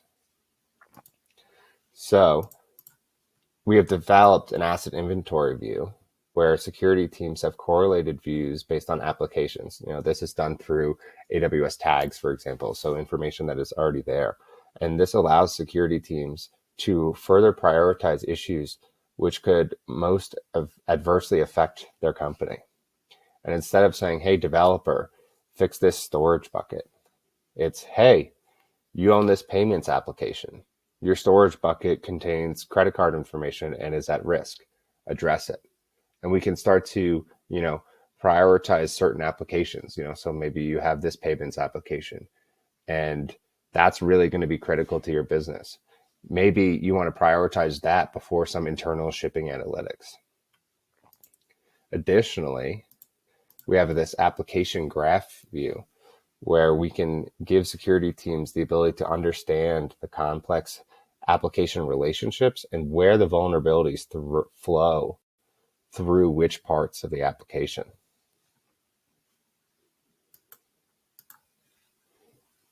Now, let's talk about code to cloud context or application lifecycle context. To build even stronger communications between security and development, security teams should be equipped with application lifecycle context. We're finding an issue in the cloud can be traced back to the source code that caused the issue or the series of issues. So understanding what is actually affected or where these sources of the issues are. So by looking at the application lifecycle, instead of fixing hundreds of misconfigurations in production, security teams can say this critical vulnerability across 100 containers came from this code file and this open source software package. Update this package and redeploy, right? We can start to trace problems back to their source and fix them there. And then you don't have to have issues reoccur when a new version of the software is released. If you're only fixing it in runtime, you're not going to actually fix the source of that problem. Building on top of that, with Prisma Cloud, now that we can trace back the problem to the source, we can fix it with two options. So one, if it's something that needs immediate attention, security teams can open a ticket or even in some cases deploy a patch to fix that problem now. So say there's a web attack, we can actually fix that in the runtime environment. But that not necessarily fix the problem for good, as I was just mentioning, because once the Terraform or IAC template is run again, we'll be back where we were and as if we didn't fix the problem. So we need to go to the source. So Prisma Cloud will give you the security teams the ability to send a pull request so that fix the problem in the code and not worry about it occurring later on. When we think about Prisma Cloud, it is really an expansive, platform. And what we're talking about today is connecting the visibility control section in the beginning to the outer sides.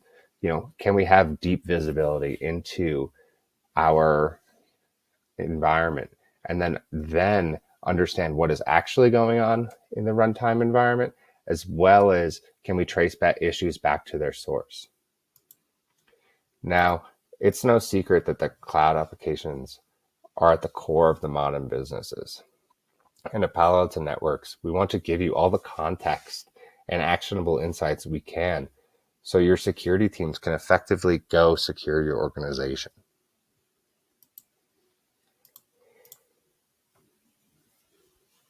For some key product differentiators here for visibility and control.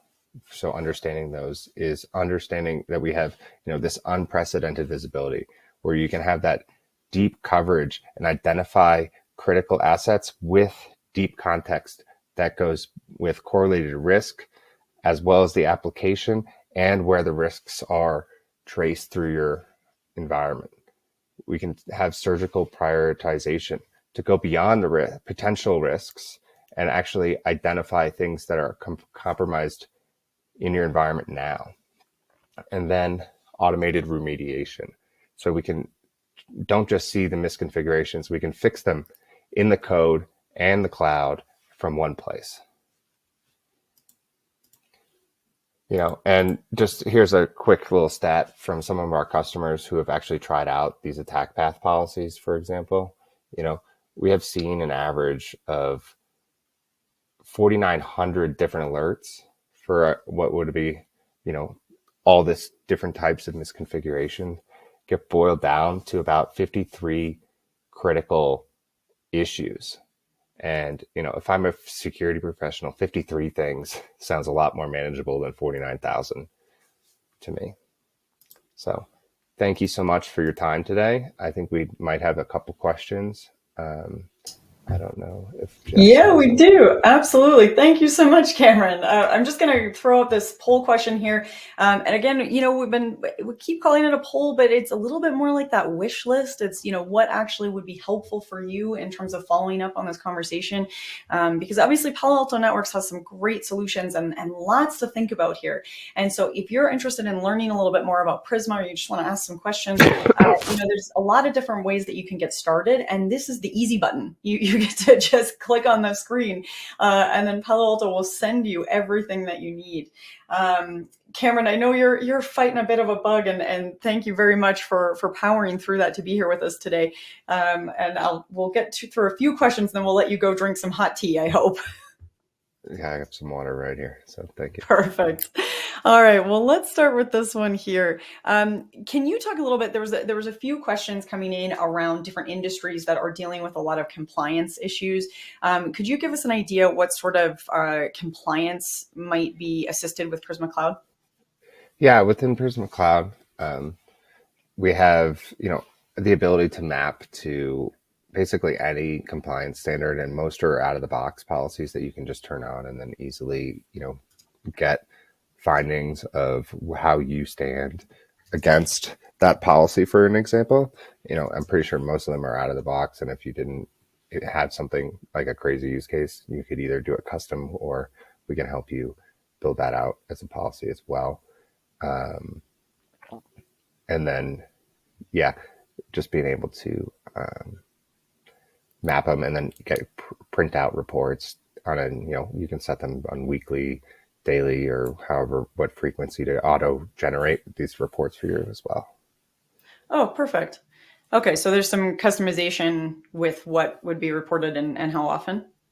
Yeah, absolutely. Awesome. Okay. On that note, speaking of kind of different industries, we also got a few questions about the size of company. Is there any issues that you would see in terms of scalability for a small team up to a big team?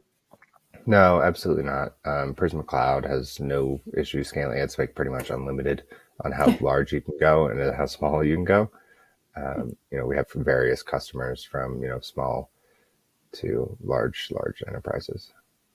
Perfect. And lots of support available from the team in terms of information and training and kind of awesome. Okay. Yeah. That especially with smaller teams, I think sometimes that can make a big difference. All right. Is Prisma Cloud a CSPM tool? And if not, how is it different? So Prisma Cloud, and this is a good question. Prisma Cloud is inclusive of a CSPM tool, or a cloud security posture management tool. That's only one piece of what we're doing. Gartner, I think, it came out with a term called CNAPP, or Cloud Native Application Protection Platform, a few years ago, which includes capabilities includes CSPM as well as other things like CWPP, Cloud Workload Protection, Cloud Infrastructure Entitlement Management, some code security capabilities, container security, and CSPM is probably, the core use case of where a lot of customers start, because it gives them a lot of simple visibility and control. But then what's great with Prisma Cloud is you don't have to adopt another tool in order to either shift left to fix issues earlier in the development cycle, or shift right and do actually some runtime protection. You can do that all within the Prisma Cloud platform. Awesome. All right. Well, I love that. And I am just looking for our next question here. I think we'll go with this one because I like the approach of looking towards the outcomes. And I think, a lot of times with folks here, they need to bring the argument back to someone on their team. They're looking for the specific ROI that they could bring to a decision maker and say, hey, this is why I think this is the right call. So we have a question about the specific outcomes that they can expect to achieve with Prisma Cloud. And I'm wondering if you could give anyone who needs to make that argument to somebody, what's their ammunition? Yeah, I mean, it's really being able to consolidate your tools. And, and earlier I mentioned that, teams are using probably 6 to 10 separate tools. This will allow you to really streamline that and really focus your tooling, but also with that, get deep context across the application lifecycle, and really build out those like attack paths, for an example, where you can see the interrelated risks that you wouldn't get with individual tools.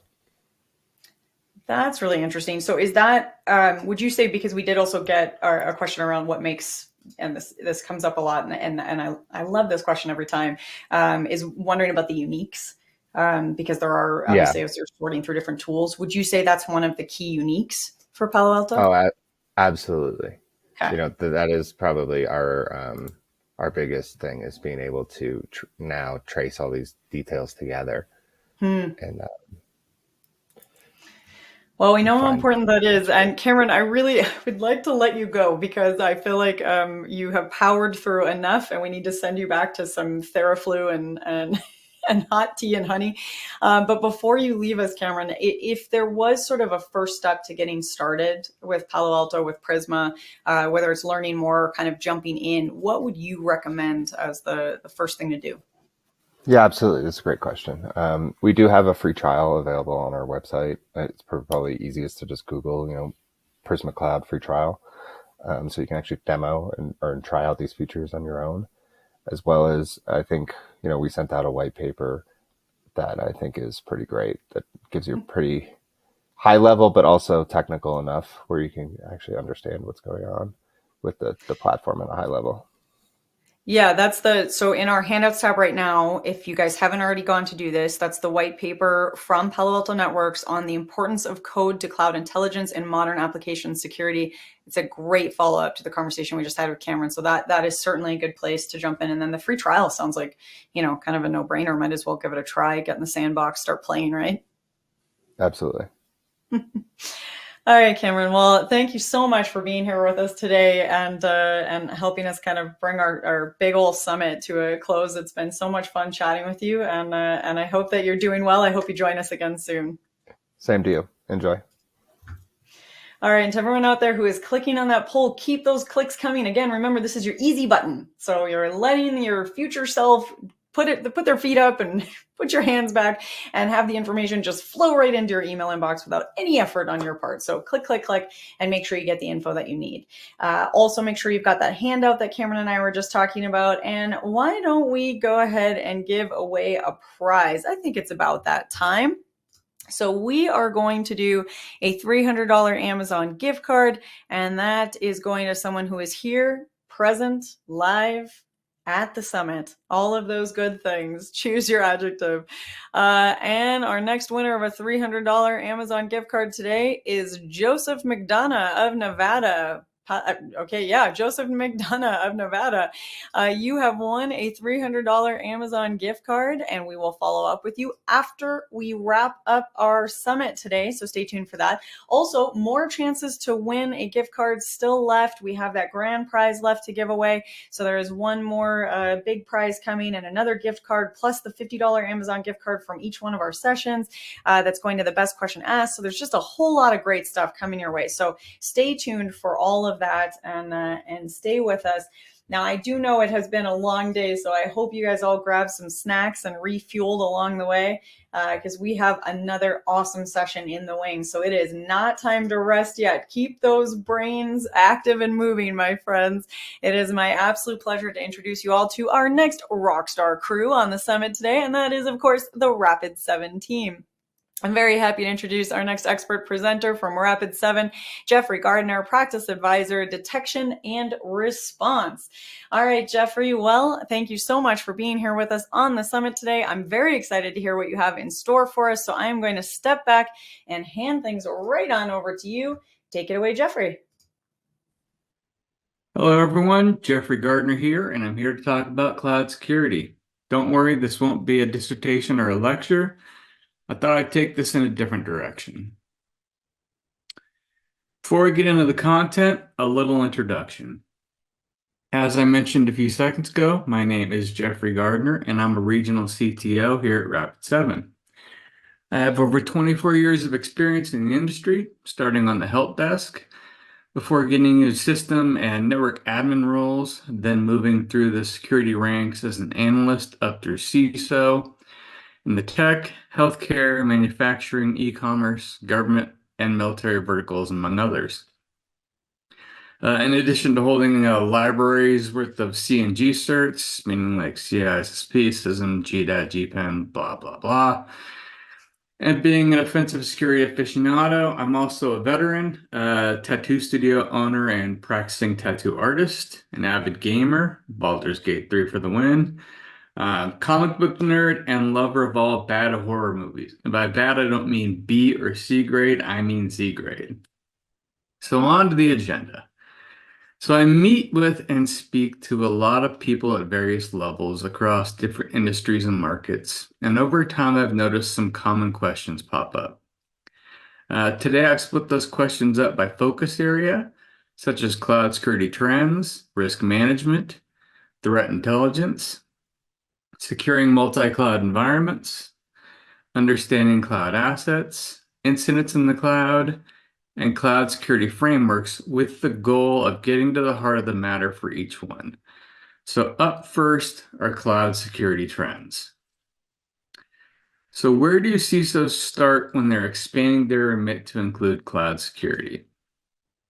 First step is to figure out what you need to protect, meaning instances, identities, storage, assets, and that in and of itself is difficult, especially because of the highly ephemeral nature of cloud and the consistently revolving door of provisioning assets, deprovisioning assets.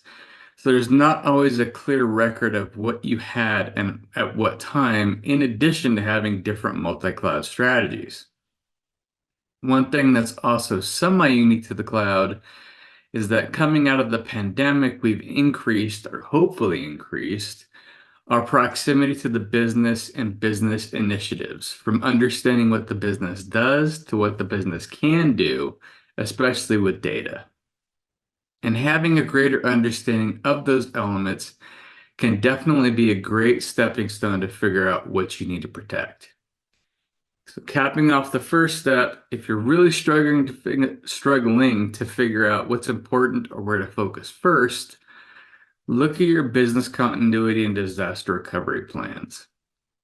These should include business critical assets or services, and if not outright stated, could at least give you a path to investigate further to determine where these services operate out of, whether as on-prem, in the cloud, multi-cloud, or a hybrid approach. So second is visibility and risk intelligence. So if you know what you are, what you have, and what's important, then you have to be able to see all the stuff that's happening in the infrastructure in one view, which is especially hard in multi-cloud environments.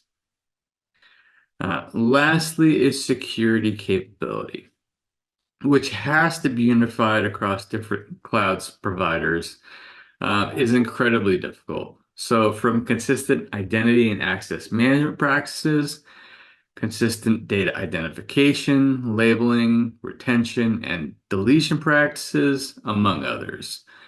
So it goes from how can I protect the things in a consistent manner into who am I protecting it from, which, to be honest, a lot of the time is internal misconfiguration, lack of management, and lack of consistent policy across cloud assets. Understanding risk. What security principles are the same and which are different in the cloud?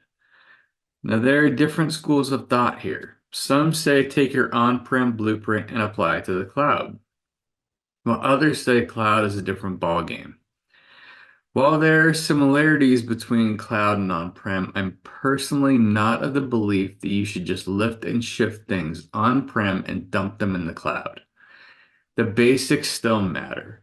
CIA is still important. Security functions such as identity and access management, data protection, tokenization, security hygiene, asset management are still relevant.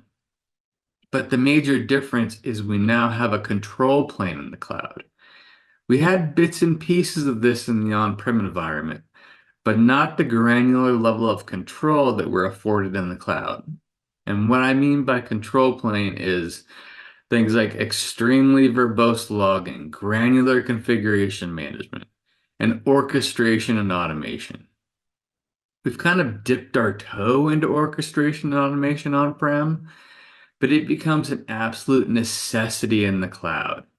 You just can't keep up with the scale and speed of DevOps and DevSecOps teams without having some guardrails or policy with a lowercase p through automation to ensure that things such as configuration management is actually managed and taken care of. And so, since the capability exists, Are we taking advantage of it consistently? More often than not, we could, but we don't. If orchestration and automation, which are now considered the basics by many maturity models, were so easy to implement, why haven't we done it? Because it's not easy to set up by default. And unless you're using a tool which includes the ability to build things like bots, which with basically the push of a button to enable them, then things like configuration management are probably going to stay inconsistent. Be kind with yourself here. We'd all love to jump, right to 90+% of our processes being automated. But the reality is it's going to be more Kaizen or a game of 1%. As long as you keep moving forward, even slowly and in what many would consider baby steps, you're still making progress and you'll get closer to your goals strategically and with less issues.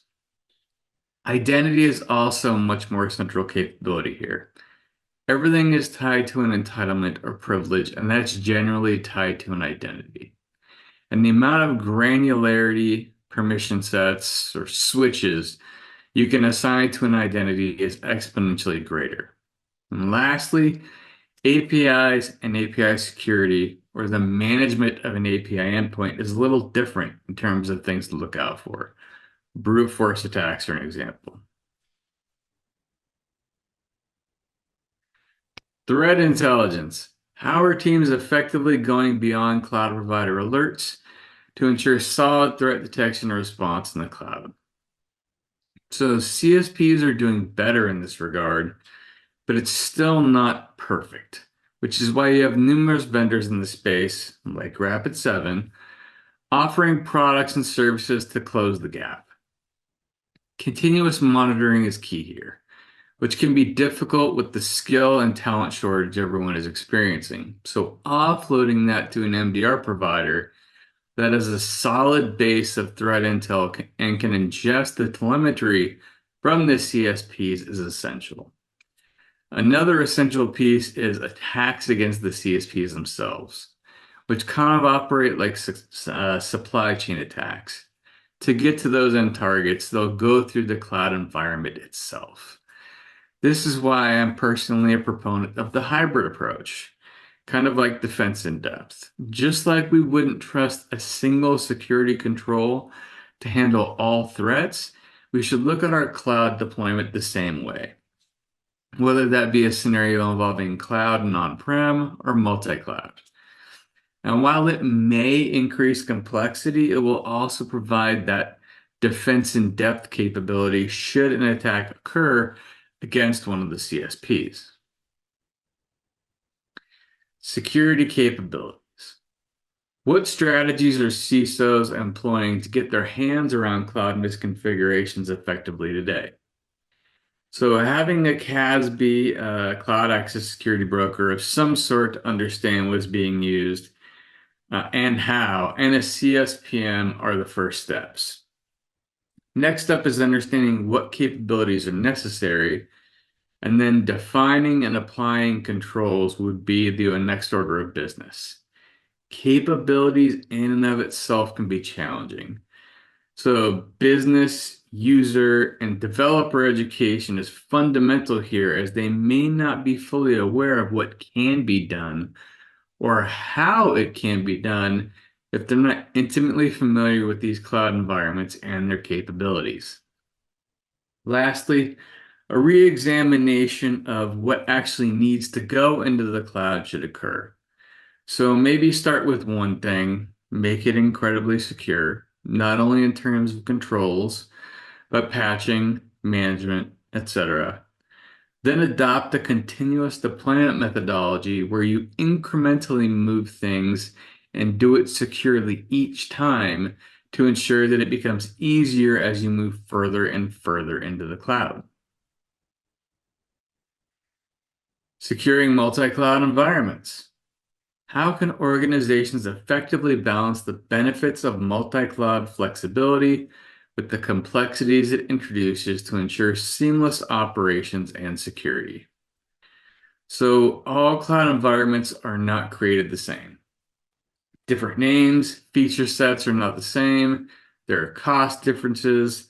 So at a minimum, you have to start with an understanding of what you are using your cloud environments for, so you can then move on to understanding assets in those environments and potential vulnerabilities, the attack surface, attack paths, and more. It's also important to know what things work well and then optimizing it for cost, efficiency, and functionality. Going back a bit to a point made earlier, education is also key here, capabilities wise. An example is AWS ties things to identity, where Azure and GCP are more resource based. AWS is hierarchical in how it manages its accounts, where Azure and GCP are not. So again, educating developers, business leaders, IT on these differences is key to the informed decision-making process with regard to knowing what things work well where. Understanding cloud assets. How can organizations comprehensively understand their cloud assets, identify coverage gaps, and effectively enforce technical policies to bolster security and compliance in a cloud-native environment? So job number one is to understand what business-led IT initiatives exist, so you can wrap your head around what exactly exists, so what is being created, and what is coming down the pipe, aka having visibility. Job number two is understanding the capabilities your native CSP tooling, like AWS config, Azure policy and blueprints, GCP's asset inventory, provide you, and then being able to think about what you actually need. Because pulling down logs and egress costs are something which will be heavily scrutinized by CFOs. Summarizing job number two, security capabilities. Job number three is control. A tool like a CSPM of some kind to normalize that visibility information and assist with prioritization and application of controls can be a big boon here. Lastly is asset tagging. Not fun nor glamorous, and it will take some time, but in the end, knowing at a glance what the crown jewels are, what is business critical, what kind of backup frequency exists on what data, will also help immensely when going through prioritization and control selection. Incidents in the cloud. How can organizations develop a proactive and practical approach to identifying and mitigating vulnerabilities in their cloud environments to minimize the risk of exploitation by cyber adversaries? Job number one here, prioritization of vulnerability remediation efforts on vectors of reachability, relevance to the organization, aka what is this thing that is vulnerable? What is it doing and what's its level of importance? And then severity and exploitability of the actual vulnerability. Job two, in terms of vulnerabilities, establish SLAs for those reachable or highly relevant assets. Meaning the org will always respond in X number of minutes or X number of hours when a reachable instance has a critical exploitable vulnerability discovered on it, and then monitor for whether you're actually meeting those goals. With regards to IR in the cloud is hard. Nobody's going to deny this. So the first order of business is logging. Understanding what logs exist. Are they relevant? What are the costs of said logging? And then going into understanding what response capabilities you have. And again, what could be done versus what should be done versus the cost of either is a consideration which has to be present. With regards to number two with incident response, try and align with your CSP security team as much as possible and determine the who's and the how's. Meaning, who's responsible for what? Who do you go to if you have an issue?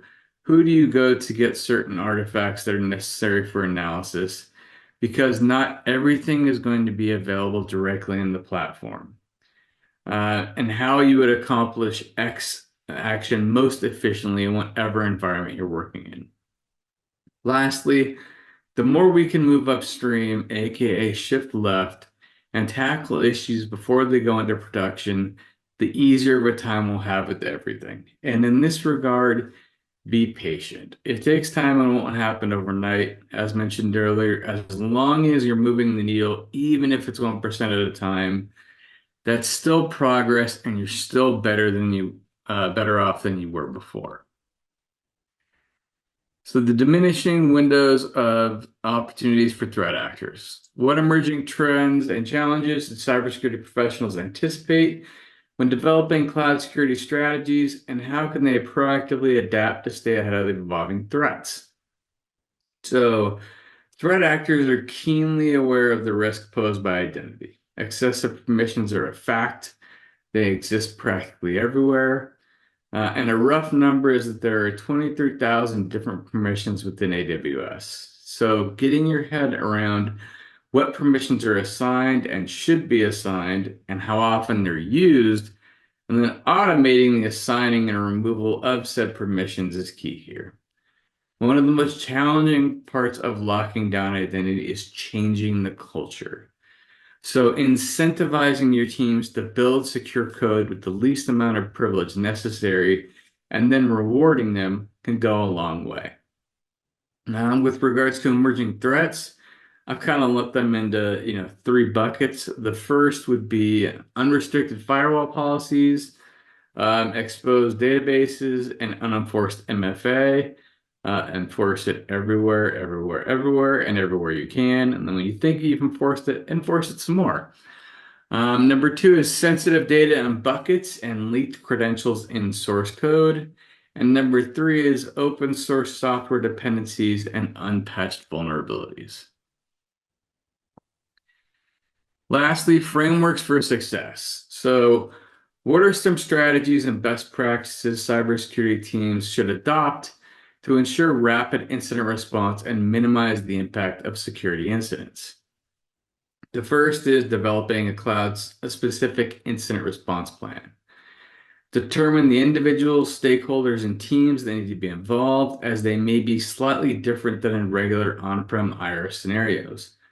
Again, lean heavily on the CSPs themselves, as they should be intimately familiar with incident response in their respective platforms, and as much as possible, pull them into your IR planning process and plans themselves. Regular review, simulation, and updating of IR plans and processes will allow you to get more comfortable with it, so when it hits the fan, you'll at least have some form of muscle memory to utilize, and you won't have to build it back up in real time. Apart from IR stakeholders, build a more general list of stakeholders specific to the cloud. And remember the pendulum. So first it was all on-prem. Then it was, let's all go to the cloud. And now it's swinging towards a hybrid on-prem and cloud environment. So when thinking about plans, playbooks, simulations, the whole prevent, detect, respond cycle, make sure to think about on-prem to cloud scenarios, and also cloud to on-prem, in addition to purely on-prem and cloud. And lastly here, consistency is the definition of success. So regardless of whether something is in the cloud and it's decided to move part back on-prem or vice versa, having the plans, processes, tools, knowledge, stakeholders, all of that identified and involved will ensure smooth transitions whenever and wherever they occur, and with minimal impact to operations. And now I have to at least do a little bit of promotion. You knew it was coming at some point. If you have questions about the cloud, security concerns, or looking for a tool or tools to assist, we not only have a plethora of services on offer, but we have a great product called Insight CloudSec, which can be purchased individually or as part of a package called Cloud Risk Complete. Cloud Risk Complete comes in two flavors. CRC Essentials includes Insight CloudSec, but also includes Insight VM, meaning unlimited vulnerability management across your cloud and on-prem environments, and Insight Connect, which is our source solution. CRC Advanced includes Insight CloudSec, Insight VM, Insight Connect, and also includes Insight AppSec, which is our dynamic application security testing tool. If you're interested, you can either visit our website or drop an email to sales@rapid7.com, and someone will definitely reach out to you. So I hope you found this content insightful, maybe picked up a few tips, and that you have a great rest of your day. Take care, everyone. Well, thank you so much, Jeffrey. We definitely will have a great rest of our day because we still have more summit left to go.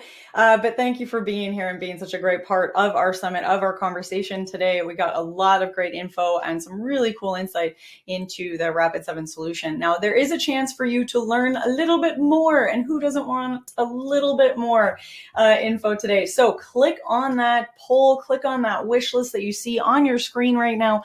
What is going to be most helpful for you in terms of follow-up? So again, think of this as hitting the easy button, letting yourself kick back and relax, and future information and insight will just land in your hands, just ready to go. So wherever you are at in this busy time of year, we can all use a little bit more easy, right? So be clicking on this wish list and make sure that you get the information that you are looking for that would be helpful for you.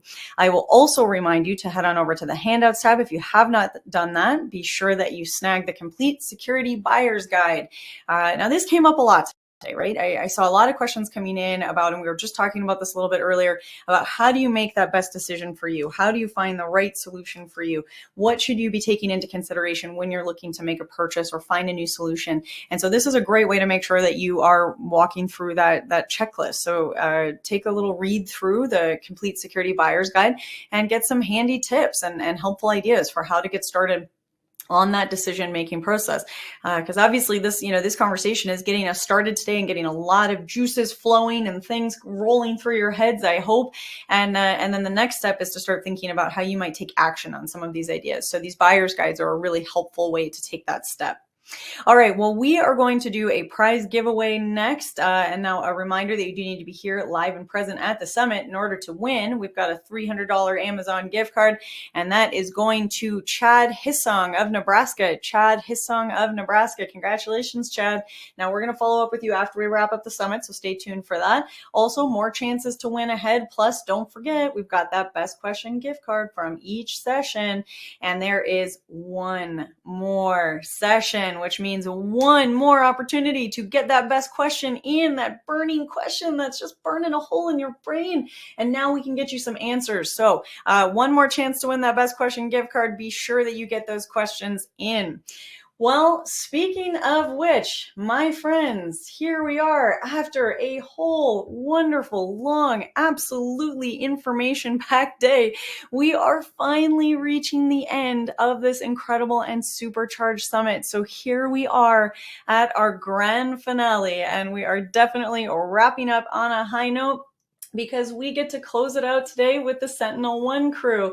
And we will be hearing from Joseph Pointer, Director, Sales Engineering at SentinelOne. Joseph, thank you so much for being here today. You are bringing us on home in style. I can't wait to hear what you've got in store for us. So I'm going to step back. I'll hand things over to you. Take it away.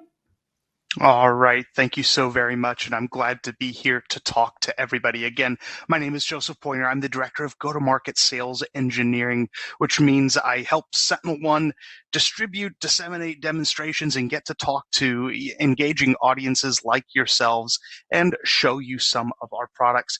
So today, what we're going to be talking about is the importance of a holistic protection inside of your enterprise. Now, I'm going to go beyond just tips and tricks. I'm actually going to show you how an attacker can potentially breach an environment and what types of tools you need to have in place in order to detect an attacker, a persistent attacker, before they manage to actually do any damage to your environment.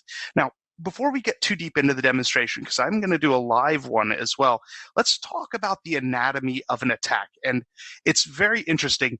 I've been in the market now for 15 years in cybersecurity, and if you would have told me that ransomware was still going to be a problem, 10 years in the future, I'd have said, no, we're going to have ransomware locked up. It still continues to catch environments and enterprises off guard. And that's simply because for the longest times, we have been focused very exclusively on endpoint protection. And SentinelOne, we're no different. We came and grew up as an endpoint protection company, but attacks have evolved. They've now started to bridge into identity attacks. And this is where SentinelOne is really changing the game, and we're including in our enterprise package the both endpoint protection and EDR, but as well identity protection. So here's going to be our little attack that we're going to go through today. Most attacks fall into two big buckets as far as phases of the attack and what the attackers do. The first phase of the attack is what I call, the spy phase or the sneaky phase. It's where the attacker compromises an identity via email, phishing, impersonation, whatever. But as soon as they get those credentials, as soon as they get that identity, their goal is to stay as quiet as possible and simply gather a lay of the land, see what they're working with.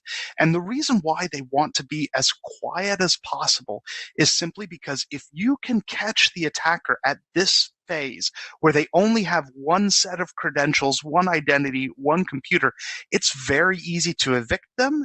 And they haven't done, an appreciable amount of damage to your environment. But the killer to all of this is 80% of attacks involve identity, 50% of attacks involve Active Directory, and the average dwell time is 200 days. 200 days the attackers can sit in an environment undetected, being quiet. Now, the second phase of any attack is what I like to call the kinetic attack. This is where they start deploying things like malware, like ransomware, and really at this stage of the attack, they are not concerned about being noticed. They're not concerned that you've detected them. They've already scoped out your crown jewels, and they're at this point attacking, trying to smash and grab, cause as much damage as they can before a company hires an incident response firm and kicks them out. And so really, these are the two phases that we see. And this is backed up by tools like the Verizon DBIR report that we see every year that says the average dwell time of an attacker environment is around 236 days. It's 200 days in that sneaky phase, 30-ish days in the active attack phase. And what we need to do is have a balanced solution that can protect us from both of these phases of the attack. The one on the right is covered by EPP and EDR. This is where somebody deploys malware. We need to prevent it. We need to block it. But what's been typically ignored by most people is this identity phase, where if we can just detect the attacker sooner, we can prevent them from ever getting to that phase too. So in this next little bit, I'm going to actually show you what an attacker does in a defended environment to bypass our systems. Here's the anatomy of the attack that I'm going to cover. So the initial endpoint that we're going to exploit, we're going to land on that one, and we're going to do exactly what attackers do. We're going to enumerate the domain administrators. We're going to enumerate the domain controllers. We're going to find out what servers I want to attack. Then we're going to harvest domain admin credentials and move laterally. The scary part about this initial phase of the attack is that you don't need any type of privileged access to find out what domain administrators there are or find out what domain controllers there are, because Active Directory by default is an open, it's an open product where anybody who is authenticated on the network can simply ask the domain controller. It can say, tell me who your domain administrators are. And it will gladly and happily respond and say, These are my domain administrators. The downside is that gives the attacker now tools to know which accounts they need to go after next. Now, once we get to this point and we harvest domain administrator credentials, we're going to laterally move using a tool called PsExec. We're then going to deploy malware on the domain controller, and then we're going to use the tools, the domain controller in the environment, to push malware out to the rest of the endpoints and compromise it. This right here is the worst case scenario for any customer, where an attacker gets credentials, they get access to high value machines and assets, and then they use those tools against themselves in order to compromise the rest of the environment. So let me put on my hacker hoodie and quickly grab a screen, and I'm going to show you actually what it looks like, and then we'll show you what it looks like with Sentinel-1, what we can detect. So here is a screen, and this is an endpoint that I'm attacking. And again, over here off to the left, we've got a couple of virtual machines. The Borg is my domain controller, and Enterprise, Melbourne, and Saratoga are my endpoints. And if I'm the attacker, I just got access to this user's account called Redshirt. And what I'm going to do is I'm just going to use PowerShell to figure out what machines I should attack next. So I've made the font nice and big, so hopefully everybody can see this on their screen. The first thing that I need to do is I need to run a reconnaissance command called Who Am I? I need to basically say, what's my user account? Who have I taken over? And in this case, I can see I've taken over the Redshirt account. Good. If I'm an attacker, I'm in a good spot. The next thing that I need to do is I need to say, am I a local administrator? And sure enough, Redshirt is a local administrator. Wonderful. I don't have to compromise this endpoint security because I'm already a local administrator. And the scary part about this is the number of environments out there that have local admins by default is so many. And it just gives the attackers an extra easy method into their environments. Now, my next step is to say, where am I going to move laterally to? I need to know my domain controllers. So what do? I just go in and I say net group domain controllers / domain. Now, this isn't using any specific tooling, anything, I'm not downloading malware or something that is detected by EPP and EDR. These are literally commands built into the operating system. And it says here, domain controller 01, 02, and 03. Wonderful. I now know which servers I need to attack. Let's go ahead and see what my domain administrators are. And I see people like Chris Angel, David Blaine. So these are my accounts that I need to compromise in order to reach my goals. And then the last thing that I'm going to do, if I'm an attacker, I want to see if there are any local passwords saved on the endpoint itself that I can use in my attack. Because if they are, I'd love to use them. And I can see here that this user uses WinSCP. It's a commonly used application that server administrators use. And if I open it up right here, we're going to see that what this administrator has done is, out of convenience, he went ahead and he saved his password into this application. We can see here, we've got a username and a password. And of course, like any application, I saw the dots there, so it must be secure. But what he didn't know is that that value is simply saved in the registry, and we can just pull it out in clear text, just as if it wasn't secured at all. So I now, if I'm an attacker, let's take a look here.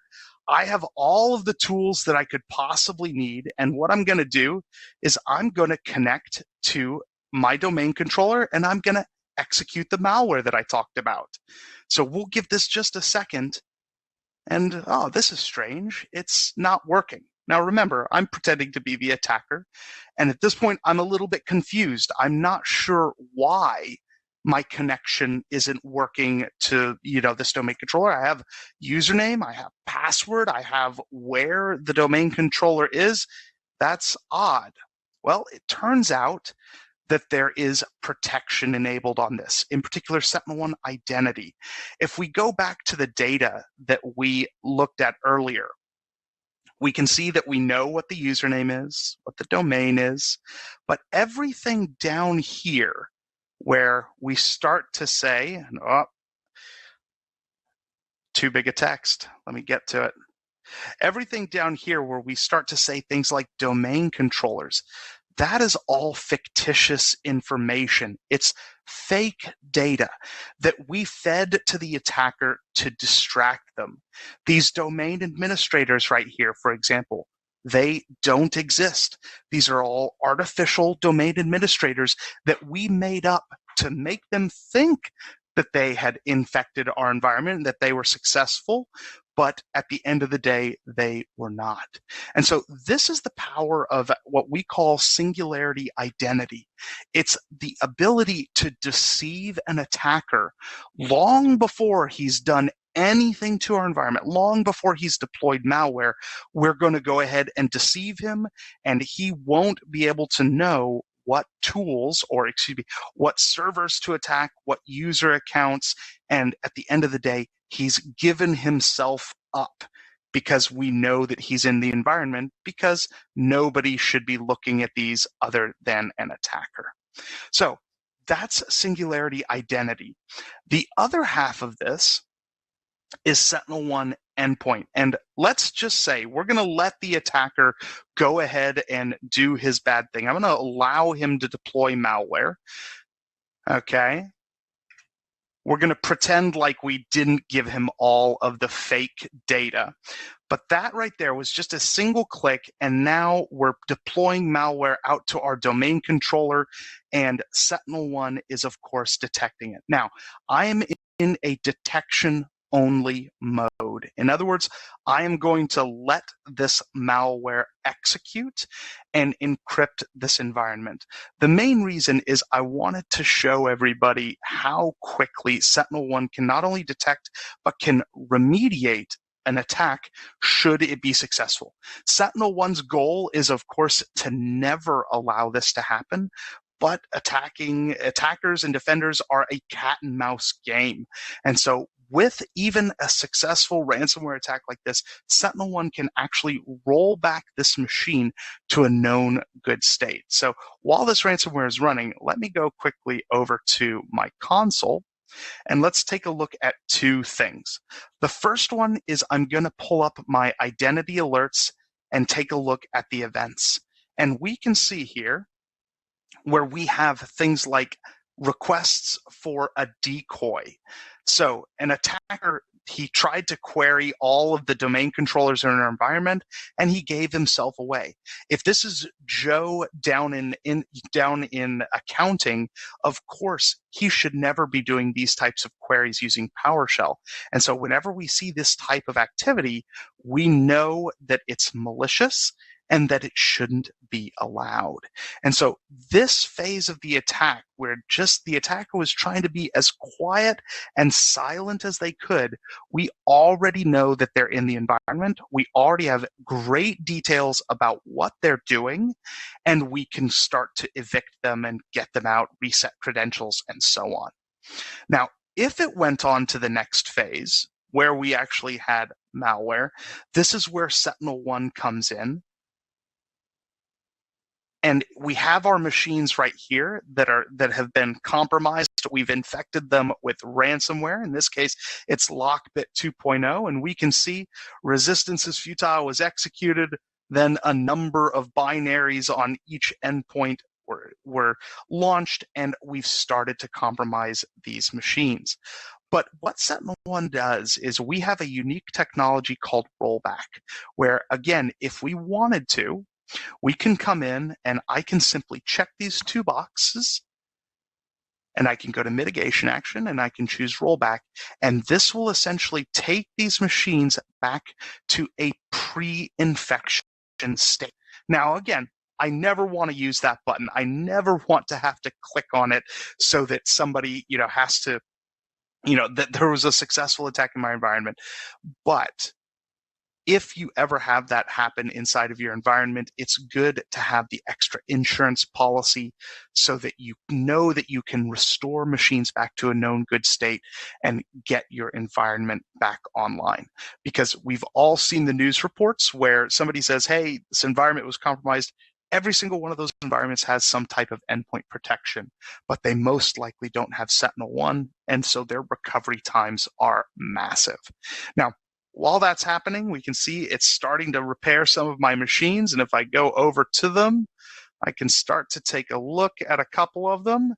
This machine has been fixed, and Lockbit is no longer on it. And I can click through. This one is currently being fixed and in process, and these will take a couple of minutes for each one, and they'll be back online, ready to be operational inside of my environment. So it's that easy to use Sentinel-1 to not just protect from identity-based attacks, but also to protect from advanced malware attacks. Now, there are many, many other more tools inside of this product that we could talk about, from incident response, pushing scripts down to the endpoints, firewall, USB device control. Sentinel-1 is a large product designed to protect everybody's environment. Let me go ahead and go back to my slideware. And this is from the attack overview that we had. We went from compromised account all the way to a full game over where we deployed malware. If we had been in a protection state, you would have had 8 alerts warning about behaviors, 5 deceptions to confuse the attacker, and a prevention of credential theft on the identity side. And on the Sentinel-1 side, we would have had the malware detected by our machine learning, stopped as a post-execution with over 21 different MITRE attributions. This is the definition of defense in depth, or security in depth, because we literally had visibility of the attacker at every phase. So taking a look at my time, I think I'm just about up. So I'll quickly go and see if there are any questions. There are. We have some great questions to get into. Thank you so much for that presentation. What a cool demo. Okay, first of all, I have to say I love how many nerdy Easter eggs there are in your environment. That was amazing. And I also I couldn't help picturing, and maybe this is sort of the season that we're in, but I kept thinking about Home Alone and all the little traps that Kevin McAllister is leaving for these wet bandits and alerting as they're sneaking through the house. And I know that yours are much more sophisticated than that, but I was visually picturing a hacker getting hit in the face with a paint can a couple of times. That is an excellent analogy. I love it. I'm going to use that. Well, thank you so much. And I do want to get into a few of these questions here. Before we do that, I'm just going to remind everyone, now look, you've been through a long day of presentations with us, so you already know the drill. I don't really need to explain this to you, but again, it's your wish list. It's the easy button. Click on the screen and let Sentinel-1 know how they can follow up with you. There's obviously lots more to dig into with this whole cool deceptive. If you want to learn more about how to hit hackers in the face with a paint can, this is your next step. So guys, please don't actually do that and then tell people I told you to do that. Don't do that. Click on the screen here and let them know how they can follow up with you. While you're doing that, we are going to dive into some questions. Joseph, are you ready? I'm ready. Okay, let's do this. All right. So I want to start with this one here because I think this is a great question. And there was a few questions coming in around folks that have legacy systems. So if they already have a full EDR, question here, why do I need an identity protection system? Why do I need a solution for that? And that's simply because attackers have evolved. I mean, 5-10 years ago, they didn't bother much with identity. They could compromise an environment by just getting one account. And so protecting against malware was all you needed. But identities now are the keys to the kingdom. You can think, if with an identity, you can get into email, you can get into Azure, you can get into AWS, you can get into so many places and cause so much harm. And so this is really why, just regular EPP and EDR are no longer enough. You have to protect identities. Otherwise, you can end up being compromised, with a variety of different attacks. So that's really why, to have a full solution, you have to have both of those tools in your environment. Well, I appreciate that. And I think maybe this next question will also help us dig in a little more into sort of some of these key characteristics of SentinelOne. We did get a question wondering, I don't know if you want to speak to either Forrester or Gartner, or if you just sort of have key uniques that you'd like to sort of reference back to. But question here about where you sit and what makes you stand out. Absolutely. So I'll go ahead and reference Gartner. And one of the littler known aspects of Gartner is something called the Critical Capabilities Report. Everybody knows what the Gartner MQ is, and we've all seen it. But the Critical Capabilities Report looks at how well a company can be used by different sizes of organizations. They group them into A, B, and C, and basically large enterprise, mid enterprise, and small business. And SentinelOne over the last 2 years has scored the highest on all 3 critical capabilities. And the reason why that's important is because most of the time, if you have a tool that is good in large enterprise, the SMB or the mid-market is going to struggle because it's too technical, it's too deep, it requires too much overhead administration. The fact that SentinelOne is #1 for all 3 critical capabilities categories shows that SentinelOne not only is powerful enough for the largest of enterprises, we have customers with 500,000 endpoints on a single console, but we are also easy enough to use for small businesses. And that really is a sweet spot for everybody because it's the best of both worlds. It's a really good technology that doesn't require a PhD to administer. Well, that's the dream right there. And I'm wondering if kind of, and I appreciate you answering that because we did see, and throughout the day today, it's certainly come up that we have a wide range of organizational size and team size here today. So I think that's really important to kind of establish. And we had someone in the audience who was clearly paying attention during the demo and noticed that you were showing us the account deception. We hacked Chris Angel together, which actually, you know what? I would love to know how Chris Angel does some of the stuff that they do. So that sounds like fun.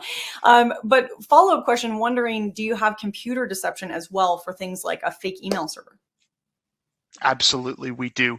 It's another layer deep than what I showed on this particular demonstration, but we can emulate domain controllers, email servers, file servers, put fake virtual machines out there on the network. So if an attacker ever gets into the environment and happens to be poking around, they'll stumble on some of these canary devices, as it were. And again, they give away their presence without compromising any internal assets. So it's another layer of protection that we offer, just one that I didn't have time to show today. Perfect. All right. Well, we are getting pretty close to the end of time. I do just want to ask this last question before, and then I'm going to ask you kind of next steps in getting started. But is it possible for somebody to just purchase EDR or deception independently? Yes, it is. Absolutely. We can offer both solutions. If your EDR is something else, another vendor, you can purchase just our deception product, or vice versa. We'll meet you wherever you are on your security journey. Awesome. I love that. Well, yeah, I've certainly heard a lot of the ability to work alongside wherever a team or an organization is at, which I think is really important. Obviously, because security is not one size fits all, and continues to evolve. I was laughing immediately right away when you said, had someone asked you, would we still be talking about ransomware years later? You would have, no, we got that, and here we are. So we never know what's going to happen, so we have to be flexible and agile, and I think that's so important. Before you leave us, if somebody is at that point where they'd like to learn a little more, they want to see how SentinelOne might be the right solution for them and fit with their systems and needs, what would you recommend as the first step for getting started? My recommendation would be the website. We, of course, have a variety of videos where you can go and see the product. We have test drives where you can click through a console and get a feel for how the product works. And then, of course, be able to reach out to any of our sales teams, schedule a live demonstration, a consultative demonstration where we'll take a look at your environment and recommend different products for you. So, absolutely. Awesome. Well, I can definitely say I would love to continue this conversation myself, and I'm sure there's a lot of folks out there in the audience who would like to have a little bit more information and dig in a bit further and discover even more. I saw somebody chimed in and said they prefer the Die Hard example over Home Alone. That's also a Christmas movie. We'll go with that too. So whether you're Absolutely. yippee-ki-yaying or you're using your paint cans, whatever it is, they've got you covered over at Sentinel One. Joseph, I want to thank you so much for being here with us today. It's been a ton of fun chatting with you. Not a problem. Thank you, everybody. Oh, and pass the kudos onto your team for some great nerdy references. Will do. All right, well, we are going to keep things moving along because it's almost time to wrap up, my friends. So be sure that you've clicked on that poll on your screen right now. If you haven't already done that, make sure you get the info that you need. Also, visit that handouts tab. You want to make sure that you've got the data sheet, Singularity Enterprise, one solution for unified and comprehensive security. This is a relatively short read, and it's just jam-packed with information. So it's nice and easy to ingest, but it's going to be the follow-up that you want in order to jog your memory later when you're looking back. And what was all that cool stuff that I was hearing about earlier? Okay, this is going to take you back. All right, so we are going to start to wrap things up here, but I'm just going to grab a prize winner from our list here. I'm not picking the prize winner right now. They're picked. I feel like you guys, I sometimes when I say that I'm going to find the prize winner, I feel like you guys all think if you say hi and hello that's going to change the prize. I don't actually choose the prize winners. They're handed to me. It's like this is like the Emmys. I want you to picture the Emmy Awards, and I get handed a prize winner. I promise. I have nothing to do with this, although I do appreciate any attempts at flattery and bribery. Thanks to all of you. All right, so we are going to do a $300 Amazon gift card, and then we're going to give away 2 iPhone 15 Pro. How's that for a stocking stuffer, right? All right, so we've got 3 prizes to give away, 1 of the gift cards, 2 of the phones, and you do need to be here live and present in order to win. Our very last winner of a $300 Amazon gift card is Alec Millam of Texas. Alec Millam of Texas. And our 2 lucky winners of the iPhone 15 Pro is Jason LeBoy of New Jersey and John Lutt of Pennsylvania. That's Jason LeBoy of New Jersey and John Lutt of Pennsylvania. All right, I am going to read the entire winners list because apparently I'm a glutton for punishment and I've been talking all day and I just need to talk a little bit more. But actually, it's for all of you. So $300 Amazon gift card going to Timothy Casper of Wisconsin, a gift card going to Amanda Trong of Virginia, a gift card going to Mike Willard of Michigan, a gift card going to Mark Nguyen of California, a Bose speaker going to Charles Schaefer of North Carolina, to Matt Wong of Michigan, and to William Kapp of Texas, a gift card going to Salamat Khan of Illinois, to Nick Hanner of California, and to Chris Kleiner of Iowa, also Catherine Milna of Georgia, Ashish Garg of California, and to Leonard Forzati of Massachusetts. Then we have a Nintendo Switch going to Dan Finkelstein of Maryland and to Jack Bralick of Wisconsin. Good old Wisconsin. We've got a gift card going to Sanjay Singh of Arizona. Oh, more Wisconsin people. Another gift card going to Michael Pachowski of Wisconsin. And then a gift card going to Joseph McDonough of Nevada and Chad Hissung of Nebraska. And we have a gift card going to Alec Millam of Texas and an iPhone 15 Pro going to Jason LeBoy of New Jersey and John Lutt of Pennsylvania. I know I did that quickly, but please know that we will be following up with you after we wrap. So we will shoot you an email. So you will hear back from us. And I promise we will reach out to you. Leon says the whole country of Wisconsin won. Yes, go Wisconsin. Roll on Wisconsin.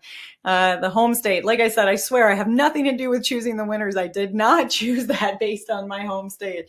All right. Well, my friends, that is all we've got for prizes today. We're going to start to bring things on to a close here. I do want to remind you all to check out ransomware.org. If you have not spent any time with ransomware.org recently, please do go take a look. Some really great insight there. Everything that you need to know if you're thinking about understanding prevention and recovery, please do head on over there. All right. Now, I do also want to remind all of you that if you're hanging out on the summit today and thinking that you would like to chat with us, maybe have a conversation, present your solution on a future summit, an EcoCast, a MegaCast, a webinar, whatever you have in mind, we would love to hear from you. We definitely want to get that conversation rolling. So please do get in touch with us. All right. Well, with that, On behalf of the ActualTech Media team, I want to thank all of our incredible speakers from, and I'm going to read this whole powerhouse list just to remind you guys of everything that we heard today. TierPoint, Veeam, StrongDM, Rubrik, Tanium, ReliaQuest, Lacework, Reversing Labs, Access Security, No Name Security, CyberArk, Okta, Palo Alto Networks, Rapid7, and SentinelOne. Holy cow. Thank you to all of you for making this incredible summit possible. And a special thank you right where we started, right at the start. We said thank you to all of you because all of this is only possible with all of you. And now I'm going to end with that too, because as I said at the start, I know how busy this time of year is. And some of you took an entire day. I saw a few people saying they were tagging out towards the end to head to Christmas concerts and festivals and such. So, for those of you who took time out of your workday or out of your personal time to spend time with us and jump into these conversations. I really, really appreciate that. And I know our speakers do as well. We all had so much fun talking with you today about what we see, coming on the horizon when we look ahead into 2024. And especially as that end of the year comes even closer and we start thinking about, I know right now it's really easy to feel like we're just in the thick of it. We're just running to keep up. We're running for that beach in Mexico, whatever you're doing over the holidays. But to actually take that next leap past the holidays and start thinking about that opportunity to level up our security strategies when we come back into the new year and we hit that ground running. Today has been a really interesting and layered conversation, and everyone here deserves a big high five, maybe a nap. But hey, you did it. You made it through. You made it through the InfoPack Summit. So woohoo for all of you. And of course, I enjoyed every second of the day here with you today. Now, if you haven't had enough learning, you're ready for a little bit more already, please do come back and visit us tomorrow, Wednesday, December 13th. Who here felt like today was Friday? I just now had a moment where I felt like today was Friday, and then I was looking at this, but tomorrow's Wednesday, and had a weird little flash. Wait, hang on.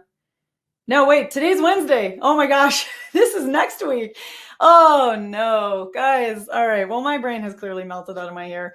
Wednesday, December 13th. Next week, we want to meet with you at noon Eastern, 9 a.m. Pacific, and we're going to talk about maintaining compliance, how security programs need to evolve. This is such an important conversation because as we were just talking about, right, these things are constantly evolving. There's a constant momentum and growth, and so it's really important to be checking in on, especially if compliance is a factor for you and your organization. So be sure you attend that. Hey, we've got a couple of sessions tomorrow as well. So that's Thursday. Yep, I know what day of the week it is. Yeah, I'm with you. So we got some sessions tomorrow. Come back and join us. We got some sessions Friday, but certainly make sure you've got your calendar marked for this December 13th event. All right. Well, with that, my friends, I am going to leave things. I am going to let you all go stretch, nap, relax, whatever you got to do. I saw some chicken dinner on the way for a few of you. Whatever you got coming. I hope that I get to see you all again soon, whether it's this week or next week, a webinar, a summit, a megacast, whatever we've got in store. And until that time, I hope you have an absolutely beautiful end to your day. Thanks all.